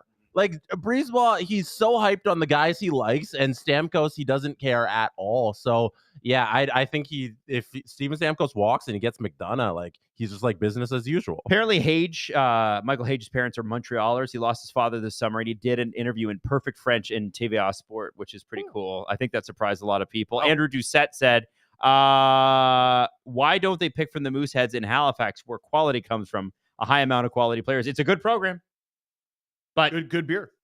You got to remember with the Mooseheads or with any OHL team, except for the Knights, I don't know how they keep doing it. But every OHL team has a cycle. They go up, they go down. Every year is different. And oftentimes, it's 3 good years and then 3 bad years. And that's the way it goes. Mr. Jellymite, for each position, forward, goalie, defenseman, who in the Leaf system is close to or will contend for a spot in your position? So I think at forward, it's obvious Easton Cowan. Fraser Mitten's an outside shot, but I don't think so. Still so young. I think Easton Cowan's going to be a Leaf this year. This year? I think he will be a Leaf this year. He will at least get to game 9. But remember, they're going to send him back to the O? No, yeah, absolutely. Okay. You're talking like Marner territory, where Marner played an extra year in junior, and then he didn't play the second year that he could. Yeah. Cowan, send him back. Yeah. Oh, there's a trade. So this is Carolina? Oh. No spoilers, Justin. Announce the trade, Gary. No one Bettman's cares. thanking everybody for the sellout at the Sphere. Gary? Carolina. Oh, they played the horn button, the trade horn button. Carolina trades the 27th pick to Chicago. Whoa. For picks number 34 and 50. 34 and 50. So that's to move up 7 spots. Yep, that's about the same price everybody's been paying. Okay, that is, I think, their first pick. Eric Tulsky's first trade as Carolina Hurricanes general manager. Oh, there you go. Yeah, so that's 27 for 34 and 50. That is 3 first-round picks for the Chicago Blackhawks. I think they're trying to get better now. That's an Eric Tulsky-ass move. It sure is. Yeah, I think when you have Connor Bedard, your goal has to be surround him with great young talent, and they are going to do that. Who do you think the Blackhawks go with? Because obviously you've got Levchenkov, you've got Basha. Basha, Dude, that's right. All the centers are gone. All the centers. I think they might go Sam O'Reilly. Do you have their previous 2 picks? What did they go with? Sasha Boisvert, who's then Levchenkov. Levshunov, who's a defenseman. So they already went defenseman and center, so it's really... Because they got Boisvert, maybe they don't go center? I wonder if they go... D? Sharon, D. I don't know what they're going to do. That's a really good... I mean, EJ Emery might be there. Alphonse Frege. Frege? Is that how you pronounce it properly? I would say Frege. Alphonse Frege? I don't know. It's the Swedish pronunciation. What team did he play for? That's the same team as Timothy Liljegren. You know what? I got a guess. Vasho. Everybody take a guess. I got Badinka. Steve, who you got? I'm Dominic Badinka. Interesting. Mm-hmm. All right, here we go. Here's your guess. I'm going to go with EJ Emery. EJ Emery. And who's yours, Steve? Chernyshov. Okay. EJ Emery's a good pick. No, they're not up yet, Adam. I thought they were up. The reason I say EJ Emery is that, I don't think if you're going to do this, and they've done this now twice where they've moved up, I feel like the Chicago Blackhawks are looking at this and going, we want to go with a sure thing. They don't make this move unless there's a guy that they really want. And I think EJ Emery, coming from the U.S. National Under-18 team, he's the kind of guy that they would want. That's what I think. You need strong defensive prospects. They got one at number 3. Adam, I'm going to ask you to choose. You have to choose. I shan't. You have to choose between being a Leaf fan and being a content creator. No. What? If the Leafs trade the 31st pick and do not pick tonight, are you mad? Yeah. As a Leafs content creator, yeah. Yeah. But I'm not all the funny thing is that we're not just Leafs content creators. We're not. No, but we're hockey content creators, Yeah. which means we are very much Leaf content creators. Yeah. I mean, I am. Oh, well, I for can sure you confidently are. say I am. Mike Who do Schmidt you just think dropped you are? 50 subs on the Let's chat. go. Whoa. Baby. Wow. That's $500. 50 piece. Vanacker. Well, he called him Van Acker, so maybe I'm the one that's wrong. Yeah. Where Marek Van Acker of the OHL. Oh, he had a torn labrum in his shoulder. That's why he missed so much time. The Brantford Bulldogs, Marek Van Acker, So, left winger, intelligent 165. Sorry, Jessica. Go ahead. No, go ahead. An intelligent winger with size and can skate, shoot, dish. Nice combination of skills. Upside is the question mark. In 68 games, had 82 points. And as they said, tore a labrum, which I'll never forget as a Toronto Blue Jays fan. When we traded David Wells, we got Mike Sorotka, and Mike never pitched for the Jays because he had a torn labrum. Did you mention 165 pounds? I didn't mention that. I said that. 6 feet tall, 165 pounds. Yeah. Wow. So you can grow into that. Yeah, sure you can. It's an this is such a silly thing to say, but like an athlete's build is just, I mean, look at me. It's just not something I can relate Stand to. up. Stand up. Maddie, go to the three Oh, shot. that's right, Daddy. There. Yeah.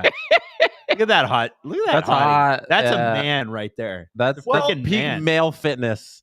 Dude, I've been like a buck. I've been heavier than this guy since I was like 13, 14. Yeah, me too. Me too. Me too. Yeah. Like, no, I'm serious. We're not joking, Maddie. No, but if you look at pics of me from a few years ago, I wasn't always like this. Someone sent me a pic from 2016. I'm like, God damn it, I'm hot. What happened? Yes, man. Maddie? Maddie, Mike? Oh, sorry. We haven't done a fat guy corner in a while.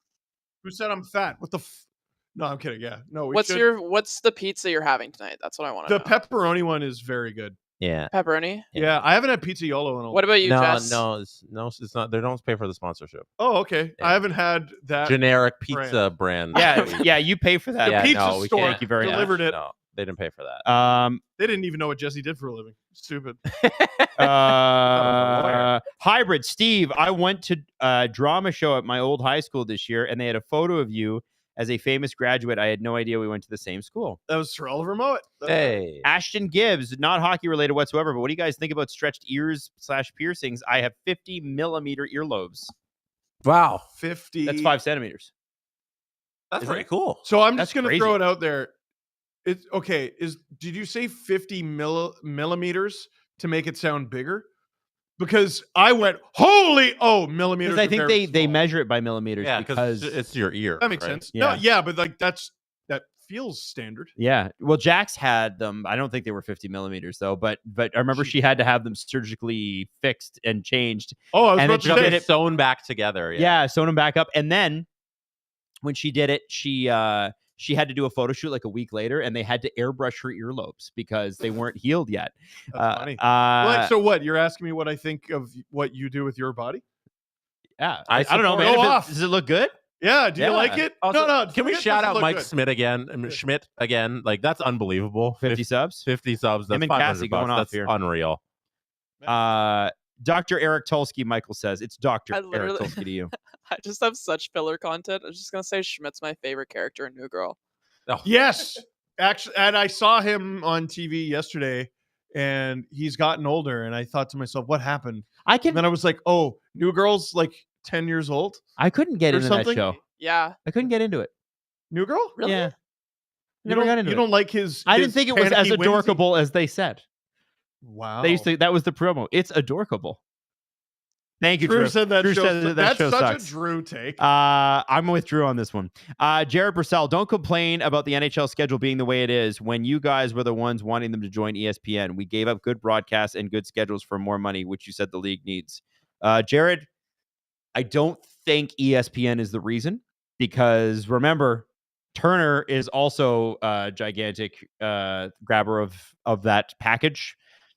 There's better way to phrase that, but we've been on the air for 3.5 hours. What is happening? So I would say that I don't think ESPN has anything to do with that. I think it's the NHL going, we wanted to spread this out, and they did. And remember that the NHL didn't start until after Canadian Thanksgiving, and they're starting a week earlier this year. And I think that's kind of key. Andrew Doucette, haven't been playing close attention. Did Matthias Rosso, high-end goalie stands on his head? Has anybody picked him? I don't know. I don't believe. Oh, he's not gone. If the Leafs got him one day, that'd be great. Sam C. Steve's built like Stone Cold. Oh, yeah. If Stone Cold wasn't a wrestler, but was a Leafs fan. That's good. Yeah, that's a compliment. Yeah, man. Yeah. Stone Cold's a freaking man, dude. Yeah. What are you going to be, skinny boy the rest of your life? No. You got to be a man. You need a jeans vest. Yeah, there you go. Listen, I'm yoked. All right, I'm yoked. Mike Schmidt said, y'all absolutely killed it this postseason. You should be really proud of what you did. Enjoy the VIPs. Thank you, Mike. Shout out, Mike. Michael, who's been really down on the Leafs and has been challenging us and is going to donate $1,000 to charity when the Leafs make the playoffs next year. Love how about Ottawa, will they make the playoffs with the top goalie? I think Michael speaks a different language, so you have to give him, there's a bit of a language barrier there. Of course. The pick is in for the Calgary Flames. T. Jaginla. Oh, they wish. Basha. No. Matvei Gridin. Oh, Matvei Gridin. They put the accent aigu on that. I do want to throw Little this flair. out there. Igor Chernyshov is still available. Mm-hmm. And he was supposed to go in the teens, and we're now close to the 30s. This is well off the board, by the way. Yeah. This is a weird one. So he's after on leading, page 213 Oh my of the League God. Prospects Report. after leading the USHL in scoring with 83 points in 60 games, the physical Russian winger is on his way to the University of Michigan next season. There, he'll need to work on his skating and consistency. And I'm going to just see where everybody else had this guy. We had him 42. Redeemed. Which We pick have is him this? 42. Yeah. Which This is pick 28. 28. Yeah. Elite Prospects has him ranked 91st. Oh, Wow. well, I'm looking at their Bob McKenzie. consolidated has him 42, so it's a little way. It gets a little funny this time, but this Yeah. is off the boards. There's no question. I should be using Consolidated, shouldn't I? He's on the right path, though. You lead a league, the USHL in scoring, like that's incredible, and then you're going to Michigan, that has a great program. So I'm not too worried about his growth. It gets back to something that we talked about before. Like, okay, he can't do this. He should work on this. Okay, yeah. Does he score though? Yeah, Does he score? and he does. And he does. Scores. There's a thing about people who score at every level they go to, and that's what he's done so far. So if you're betting that he can improve his skating, then just develop him, because that's why he's a prospect. Doesn't just score the most. He Yeah. scores the most. At anybody. No one's better. Yeah. The USHL isn't like a league to laugh at either. No. No. The Athletic does not have him ranked in the top 32, and that's all they've previewed. Bob McKenzie has him at 37. Okay. And I'm looking on Sportsnet right now for this player. You know what, though? I respect going off the board a little bit because it's their second pick in this round. He's probably going to spend a couple of years in college anyway. The Flames are going to try to be good for when the new arena is built, which is sort of how it makes sense that that's what they would do. Very loud car. A car just drove by the building. We could hear it from inside with everything blaring. That's how loud the car was. We never hear that. That was incredible. That must have been a loud car. Wow. By the way, everybody. I just want to say Sportsnet had Dean Letourneau at number 45. Yeah, oh yeah. Damn. There's been some off the board picks. I'm looking for Gradine still. They had him at 49. The Leafs have the 31st pick. We're waiting on 29 here. Dallas and New York are the next two picks. I wouldn't be surprised if one of them dealt. Cassie says, Maddie, bring in those good Gen Z vibes. What can I do to help bring up those vibes in the chat? Haha. And then Klutzy Ninja says, do you guys do book reviews? Would love to hear your thoughts on Ken Dryden's book on Scotty Bowman. Fascinating insight into a hockey coach mind. I haven't read that one. I have read the one on Steve Montador, though.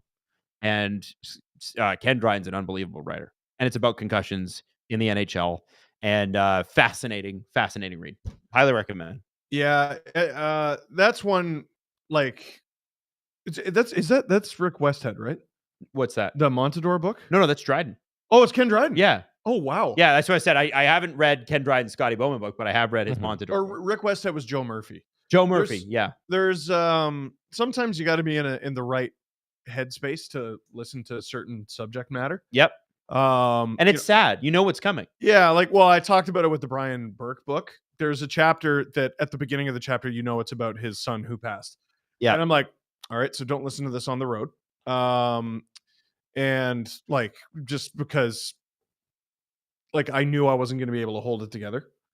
And it seemed like one of those books where, he's talking about Chris Pronger. I'm like, I can listen to this whenever. It's easy listening. It's a fun hockey story, but there's very serious subject matter. Oh yeah. That's tragic.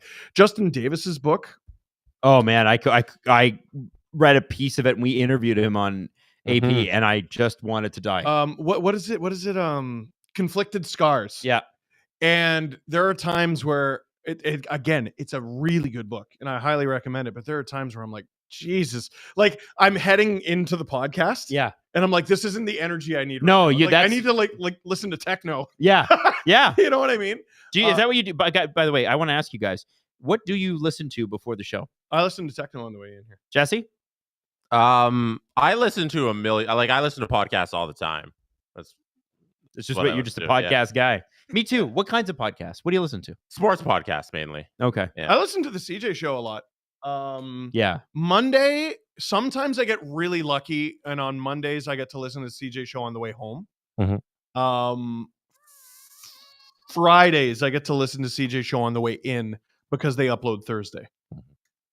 So I'm walking you through it. I wanted to ask you guys a question because all night long on the Sportsnet broadcast, a gentleman has been on the screen, and you have not weighed in on this yet, Steve Dangle. And Adam Wylde, I assume you have an opinion. Chuck Fletcher has been on the panel giving his opinion. I haven't listened to a word. Dallas Stars are at the... Emil Hemming. The Stars drafting a very obviously... I want to come back to that, Jesse. Yeah, we'll come back to Chuck Fletcher. Most Finnish man in the world. Makes so much sense.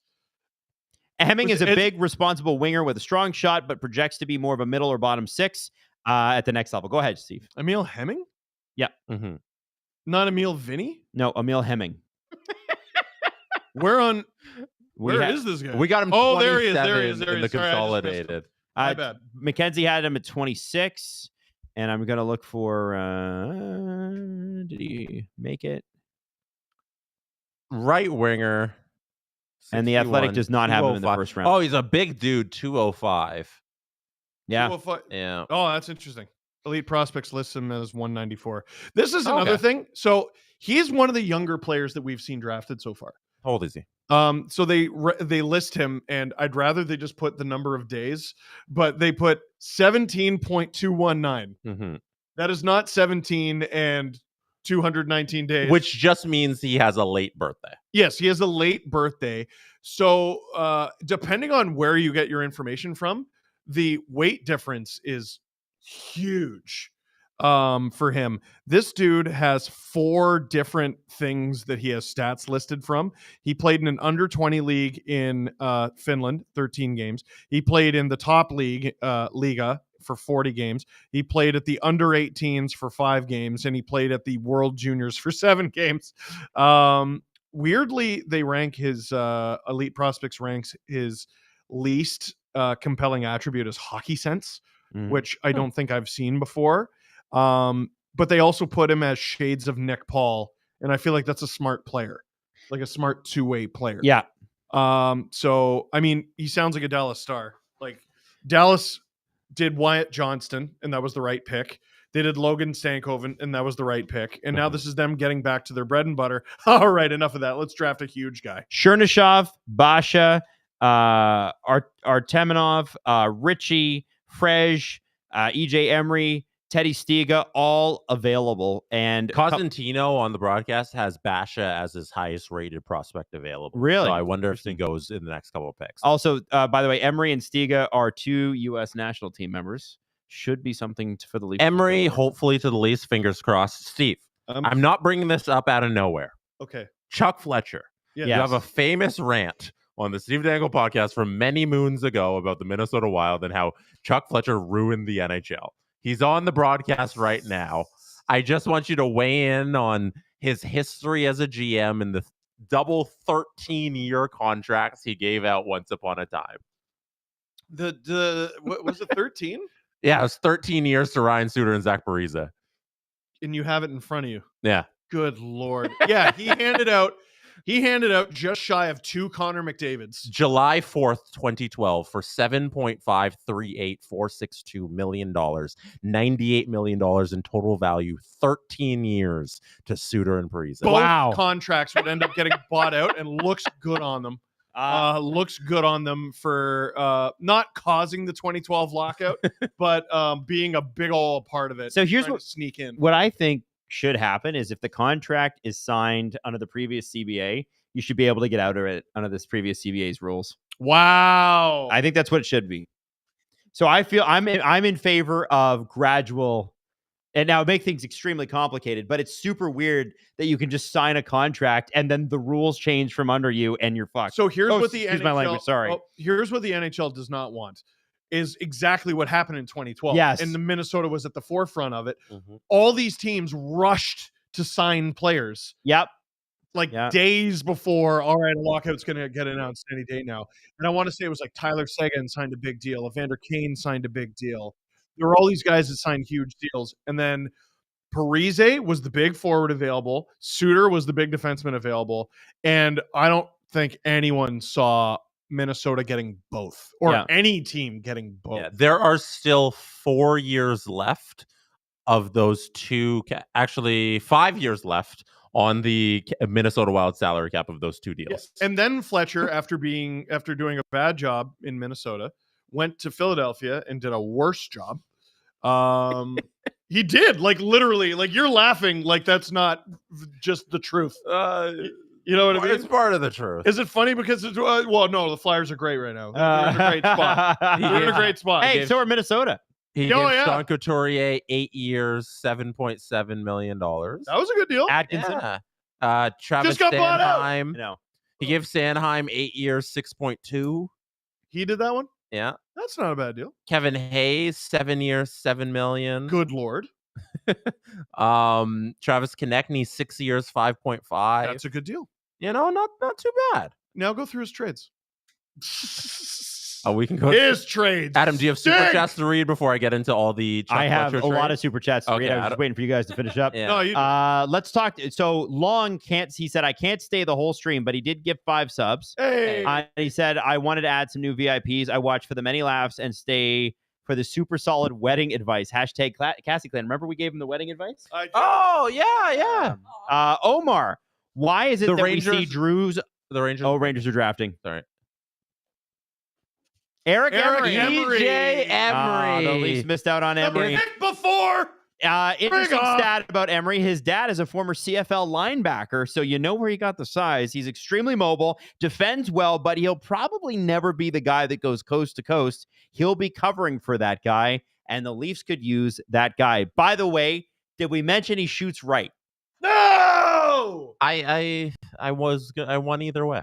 Why do you win either way, Jesse? He didn't go to the Leafs, but he went to the Rangers. Oh, Shut up. Shut up. Shut your face. You stink. I don't know. This is a fantastic pick in my mind. I think EJ Emery's ceiling is sky high. I'm very happy for New York for getting this guy. A lot of Leaf fans want Stiga or Frege, Alphonse Frege. But Ryder Ritchie, Nikita Artemanov, Andrew Basha, and Igor Chernyshev all still available. Chernyshev was due to go around 18. Basha in the early 20s. Artemanov in the mid 20s. Ryder Ritchie, Frege, Stiga, and there's also Dominic Badinka, who is a right shot guy from who's playing in Malmo, the Malmo Redhawks for the SHL, which is the league below the Swedish Elite League. Isn't that right? SHL? Malmo. I don't know if they were relegated or not. Okay. SHL. Oh, SHL is the top league. Okay, then I'm wrong. Sorry. Anyway, long story short, that's an interesting guy because He did play 33 games with men, 6'3", 190 pounds, shoots right, feels like a true living defenseman, doesn't he? And who is this? Babinka? Babinka. Badinka, sorry. Badinka. My Charlie, I pick want right to say now Badinka forever. is Charlie Elick. Yeah. The right-handed D that's left. Why is that? You want me to go through it? Go do it. Right-handed. Hooray! Done. That's all we need. No, 6'3", $198. Didn't score very much in the WHL. I don't care. I want a defender. He has 6.5 for his skating, which is pretty good. Shooting is meh. It's a 5. Passing is meh. It's a 5. Puck handling is a 4. That is a concern. Hockey sense is 5. That's all right. Physicality. Look at Emery next to other my grown God. men. He's so big. He's gonna be great. Anyways, you guys think. I wonder if the Leafs were like, you know what? We want a big right-handed D at that spot. We know one of our guys is going to be available, if not both. That's why I think they're going Elick here. Yeah. I know. I think you're right. It's a good like. I feel like 7.5 out of 9. Either one works. Okay, so we've got Omar. Why is it that we see Drew's ugly mug, but we never see Pam from The Office, aka Maddie? LOL, Drew. I'm a fan, but I don't know why you hate the Oilers so much. LOL. Well, you hate the Oilers because he's an Avs fan. Scott Malta. This is from Robert Aguri, who's watching the stream from Italy, by the way. It's 4:30. Aguri. Yeah, Aguri. So he's going to bed pretty soon. Michael Hage, who's one of the Habs prospects they just picked, brought up it was 3-1 in his presser. A true Habs fan and an elite hater. I hate it. I hate it. I like it. I'm okay with it. Now listen, I'm not. I got some other super chats we got to get to here, guys. For the Leafs, what do you think of a Joseph Woll, Anthony Stolarz tandem next year? Maybe Stolarz at 3 years, 2.5. Yeah. Neither goalie has played more than 28 games in the regular season. It's like that or Laurent Brossoit. It's one of those two. Stolarz was like kind of a late bloomer. Yeah. In terms of his NHL career, I'd probably prefer Brossoit, but either's good. It feels like it's going to be Brossoit. Okay. Toronto Maple Leafs here. I don't believe we have any trades in the works. They're not on the pick isn't in yet. Yeah. Okay. So Phenom, thoughts on the NBA, NHL having the finals and draft so close to each other? Don't you think the NHL would benefit from changing? No, you don't. If you're the NHL and you change because the NBA does it, then you look small. And by the way, July 1st having both days as free agency days is great. Because there are people who are fans of both sports who would be interested. It's fine. I don't know. I like it. Plenty capable of consuming both. You can walk and chew gum. Robert Bet. Any goalies gone yet? They never go in round 1, and they don't. And why? It's rare. Because except for Askarov, they take longer to develop, and they're more difficult to predict. The longer a prospect takes to develop, the less accurately you're going to project their development. Right. And like even a guy like Askarov. Yep. You draft him, I think it was 11th overall or 12th overall for the Predators. You draft him at that position because you know he's going to kick ass. He's going to be a great goalie. He's 22 now. And so and he's played, I don't know, 4 or 5 NHL games. That takes a long time. That's a top 12 pick though. Mm-hmm. Like most players, like a defenseman or a forward, if they don't regularly play in the NHL by that age, at that pick, you're like, you know what? They didn't make a very good pick there. Can you do a Jim Ross impression or no? I didn't think you could. No, not really. Okay, Michael Borland wanted to announce the Leafs pick is Jim Ross. I don't know. Maybe we could do a better name. Treliving is standing up. Looks like Brendan Shanahan. And he is Trelaughing. Is going to join him on the stage. I think Buck Martinez should do it. That's a good one. Hey, I got a Toronto Maple Leafs coming up. Notable draft picks on the Giant sphere: Mitch Marner, William Nylander, Austin Matthews. Let me get these this one in quick. Get them in. Steve, happy belated birthday to Leo. My son just turned 4. I remember watching the announcement vid in the hospital when he was born. Love the stream, guys. Keep up the great work. That's from Mark Hudak. Happy birthday, Leo. Thank you. Yeah, I have conversations with him. It's weird. Story time with Cassie. I left work earlier at 6 a.m. Heard a buzzing sound nearby. Was confused. Looked around across the street. The power line was sparking and on fire. Had to call 911 and was late to work. Cool. Yeah. All right. Here we go. The Leafs pick is in. Here's Wes. There he is. Ben Danford from the Oshawa Generals. Who's Ben Danford? I just told you. All right. Danford's calling card is shut down defense. He's 6 feet tall. Right-handed. Right shot defenseman, moves well, plays an intelligent, low-risk game. Pessimists, a.k.a. the haters, might call him unexciting, while optimists call him an NHLer. He had a goal in 64 games. I don't think right. I know anything about Ben Danford. What else do we know? Let's look it up. So Elite Prospects is down on a lot of his skills. His physicality is his top ranked thing at 6 out of 9. Skating is good, 5.5. Passing is good, 5.5. Hockey sense is good, 5.5. Puck handling and shooting are both 4.5. I want to say this, he was third in OHL defenseman scoring in the playoffs, 10 points in 21 games. So maybe they're looking at the what on earth? Oh, well, you know what? Then that matches Wes Clark.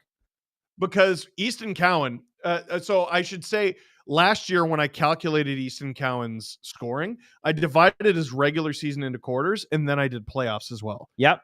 And he went up in all of them, and he had a crazy playoffs. So Ben Danford having a good playoff matches what they did last year with Easton Cowan. And for any Leaf fan who's disappointed right now, like, I won't lie, I'm like, who?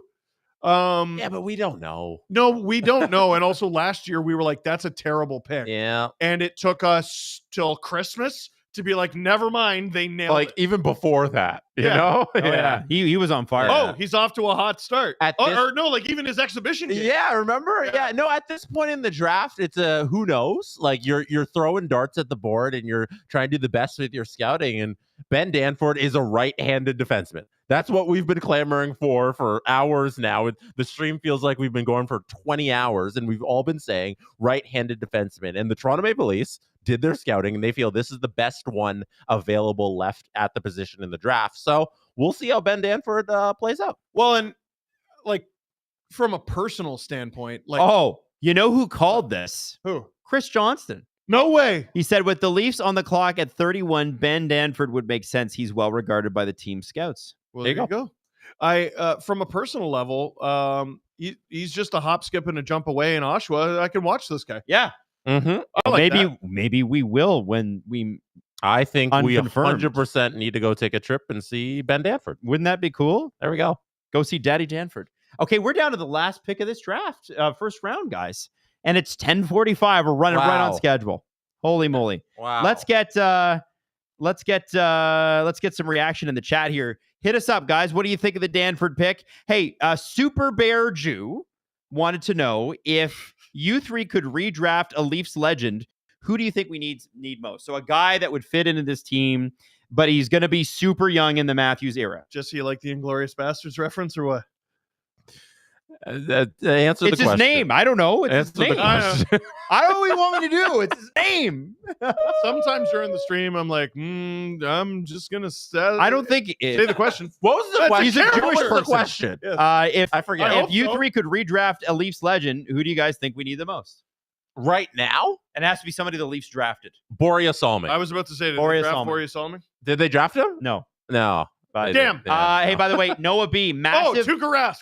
Massive Oshawa fan, future captain of the Generals. Never seen anyone block shots like him in the OHL. That's from Noah.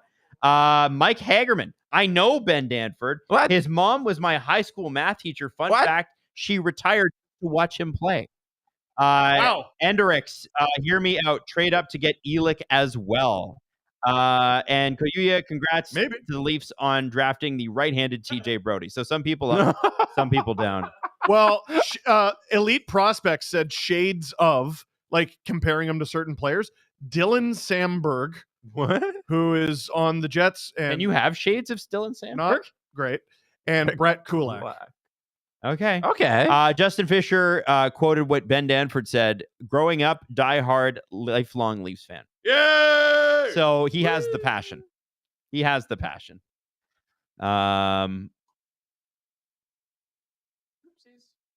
I'm curious about this one. Brad Treliving wins big on the roulette table tonight. If you think who said that? Sorry, J Picks. If Brad Treliving wins big on the roulette tables tonight, do you think he can front the Marner contract, then sign him for $800K? No, that's not how that works. That's not how that works. They would be arrested for tampering. Yeah. Would be nice though. It's the Leafs can still they still have that next pick that they just acquired, so they're going to get somebody who was projected in the first round. Somebody said it's late second. Somebody said Ben Danford is Wayne Gretzky on defense. Trust me, bro. Listen, I don't know, but I didn't know with Easton Cowan either. So Cam Robinson says Ben Danford is good. Feel okay, Toronto fans. Okay. There you go. I trust Cam Robinson. I'm fine with Ben Danford. I wanted a right shot defenseman. That's what they did. I can't complain. Yeah. What's the conclusion on it for you guys? Watch. No, I'm kidding. I mean, listen. We were wrong about Easton Cowan last year. The Leafs were right. More importantly, the Leafs were right. Mm-hmm. I think they've earned a little bit of cachet here, with the fan base. We're not talking about losing in the playoffs and contract situation. This is the amateur scouting staff. This is Wes Clark. Wes Clark deserves our benefit of the doubt here. Mitch Brown from Elite Prospects. I am skeptical, I'll be honest. But Leafs take Ben Danford, a smooth defender with rush-stopping skills, high-end retrievals, and sneaky good physical game. Much better with the puck than the points suggest. Has plenty of playmaking skill and flashes some ability to manipulate defenders. Might be a trade here. Interesting. Flyers trade. Again. Maybe.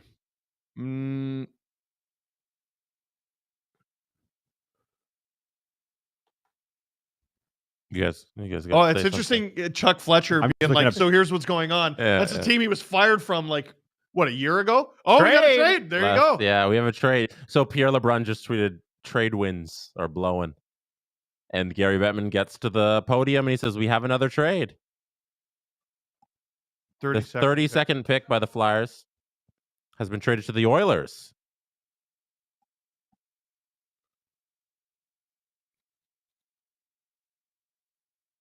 Oh, wow. So Edmonton and Philly swapped first-round picks. In 2025 or 2026. And Philly will have some conditions on whether or not they get the 25 or 26 first-round pick of the Edmonton Oilers. That might be real smart. The conditions are key here because in the event Adam's rooting for that Leon Draisaitl decides I'm not staying, and maybe Connor McDavid goes, well, then I'm not staying. Danny Briere just made a bet there, right? Now, is that likely? No. Is it likely to be a pick somewhere in the 20s, which is still higher than what the Flyers were choosing this year?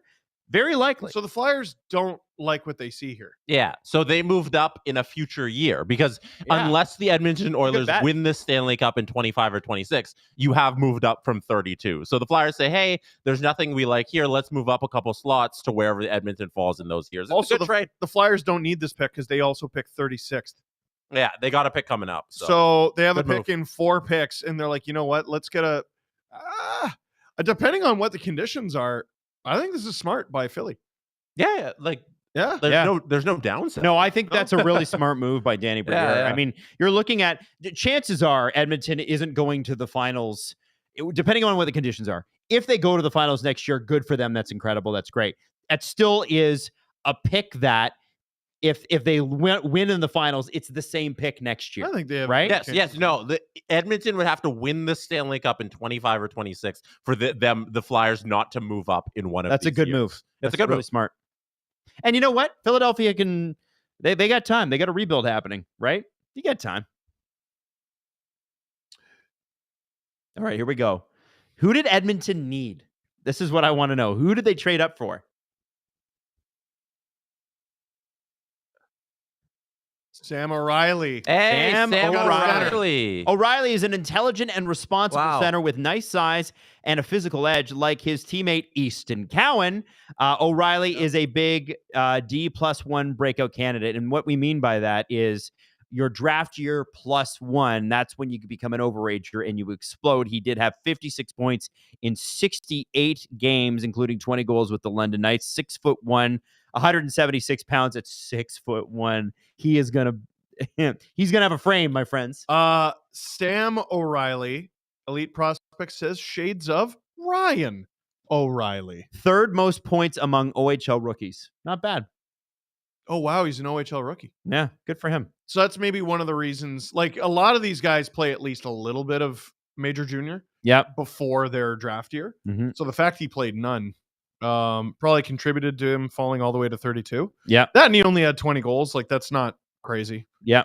I'd say he's right in line with the 32nd overall pick, honestly. And a center. There's like almost none of them left. Out of the top 50 players, actually, no. Out of the top 57 players ranked by elite prospects, there's one center left. Wow. Oh, wow. Lucas Pettersson is the only true center, and there's a guy who's split. Where is he? Teddy Stiga is a left wing / center with the U.S. program. So centers they're like gone. Yeah. If you need a center still, you're buying. Sorry. You're buying one this summer. Yeah, you're buying one. Well, I mean, yeah. There's a ton of defensemen available in the like second, third round and everything, but the centers are gone. Yegor Surin was who was a Nashville draft pick, was interviewed right after, and the quote is going viral. He said, "I like make big hit." What do you guys think of the draft production? The Sphere? Really? Thumbs up? Yeah. Oh, yeah. Great. Big time. Yeah. I agree. The television broadcast is too long. This should be done in at least 2.5 hours, not 4. We gotta move. I was gonna say they made it, but no, there's still 6 minutes left, and they haven't ended the broadcast. Yeah, they're doing a wrap. So they're finishing this pick. He hasn't even he's going over. He's leaving the stage now, and they're doing a wrap on the pick. And then I assume they'll do a wrap on the draft, and it'll be exactly 11. So they're good. Adam, you want to read what Justin just sent us? Yes. According to Elite Prospects Consolidated Rankings list, the biggest reach of tonight's draft was the Toronto Maple Leafs with the Danford pick. So we'll see how that goes. Just like last year. Just like last year with Cowan. And they nailed it last year. 30 to 50 Farrell Hoglunds. That's funny. Feel good about tonight. How do you guys feel about Drew Peacock tomorrow? Do you have any thoughts on Drew Peacock? No. Drew Peacock? Hattrick Patrick, for some very dumb reason, the Flyers, at least their fans, seem to be upset about this draft. I wouldn't be. You got a pick in 4 picks. Yeah. I don't know, man. I like what the Flyers did. Who did they get? They got Jet Luchenko, who was a reach at 13. The Edmonton pick was smart. I think, there's a problem with, I don't know if you can call what's happening right now recency bias, but there's something about sitting there and watching this thing where you're like, I want you to pick now. Yeah. Which is like, all right, Leafs are going to get Stian Solberg, and then they don't pick him. And then it's like, okay, objectively, though, you should do what they did. You should get the 31st and 58th but pick. Still, man. But I wanted him. I'll be totally honest. I wanted them to get that player. They didn't get him. And then the player they ended up getting was a guy who wasn't even on my radar. Like, I'll just be totally honest. Danford said growing up, he's a lifelong diehard Leafs fan. Great. Good. I hope he watched LFR. And I hope he stops immediately, by the way. I don't want Are we getting a Ben Danford video on your channel? I think it'd do really well. What, just on Ben Danford? I think what you're going to get is tomorrow I'll do all their picks. Okay. Yeah. Okay. I'll accept that. Yeah. Drew said settle down. I'll accept an all draft video. Okay, that's fair. That's gracious of you. Even though it would be pretty good if you just would want to Ben. But I'll get my Ben Danford content in that video, so that's fine. No, 100%. Yeah. Well, listen, when you get the Wayne Gretzky of OHL defense, you have to do a video on him. No, like just straight up, I'm giving Wes Clark the benefit of the doubt because he deserves it. Mm-hmm. But based on the information available, there's other guys I would have liked. But I did say right-handed D. And here we are. Yeah. Good. Yeah. All right. Well, listen, here's what's going to happen. Ben Danforth 1,000 times. We're done for today. It was a big old stream, and we really appreciate you being on it, man. It's been fun. I do want to say this. We are back on Monday. The way this is going to work, if you've never tuned into an SDPN trade deadline or free agency special, it works like this. News happens. We shoot a video. We post the video. But what's going to be different about this year, because we're going to do reactions to all the signings and that sort of thing. Steve, if there's any re-signings this weekend, Steve will be doing videos on those. And then obviously on July 1st, day of, we know that already 85 to 90% of the free agents have decided where they're going, which is fascinating. Yeah. And so we're going to be real busy. And then at the end of day one, we will have a winners and losers, both on the teams and the players' side live stream. So we're going to talk about who signed. We're going to talk about whether it was good. And what was really interesting about last year is how many players signed on July 2nd. How many players were, when the music stopped, going, oh, I don't have a chair. And the Leafs benefited from that. They got Domi, they got Bertuzzi, they got Klingberg. I don't think they got Klingberg July 2nd. I think they actually signed him July 1st. But the reality of the situation is there is always that. So be ready for the free agency coverage because it's coming in hot after tonight. Steven, I hope you enjoy watching every second of rounds 2 through 7. I know it's what you thrive on. You enjoy the drive home too. Jesse, what about you, sir? What do you? I would like to close out tonight by thanking Justin Fisher, who hung around all evening. Boo, hiss. Drew Livingstone, who is running the stream in the back end in his home in Brampton. Boo! And Maddie Smith, who's here hanging out, controlling all the cameras. I appreciate all three of you. Thank you for your hard work behind the scenes. This stream is not possible without you. That's it for me. Good night. Is that it? Oh, is that hold on. I got one more. That's it for me. Okay, that's it for Steve. I'm done. Hockey is all, he said, great stream, fellas. Would love to get in on your $1,000 bet from Michael. He's donating $1,000 to SDPN. Leafs are for sure making the playoffs. No, not to SDPN. No, it's going to be to a charity. Hey, we love you. We will see you Monday, and Steve will see you all weekend long. Yeah. All right. Hey, you know that Danford video? I would love to know if it would do better than Simon Benoit's 100,000 or less good. Ooh. You know? Nah. Benoit was like late July, early August. It was an oasis in the I thought we signed up. Okay, well, let's sign off. All right. Bye, everybody. See you Monday. Bye. Love you.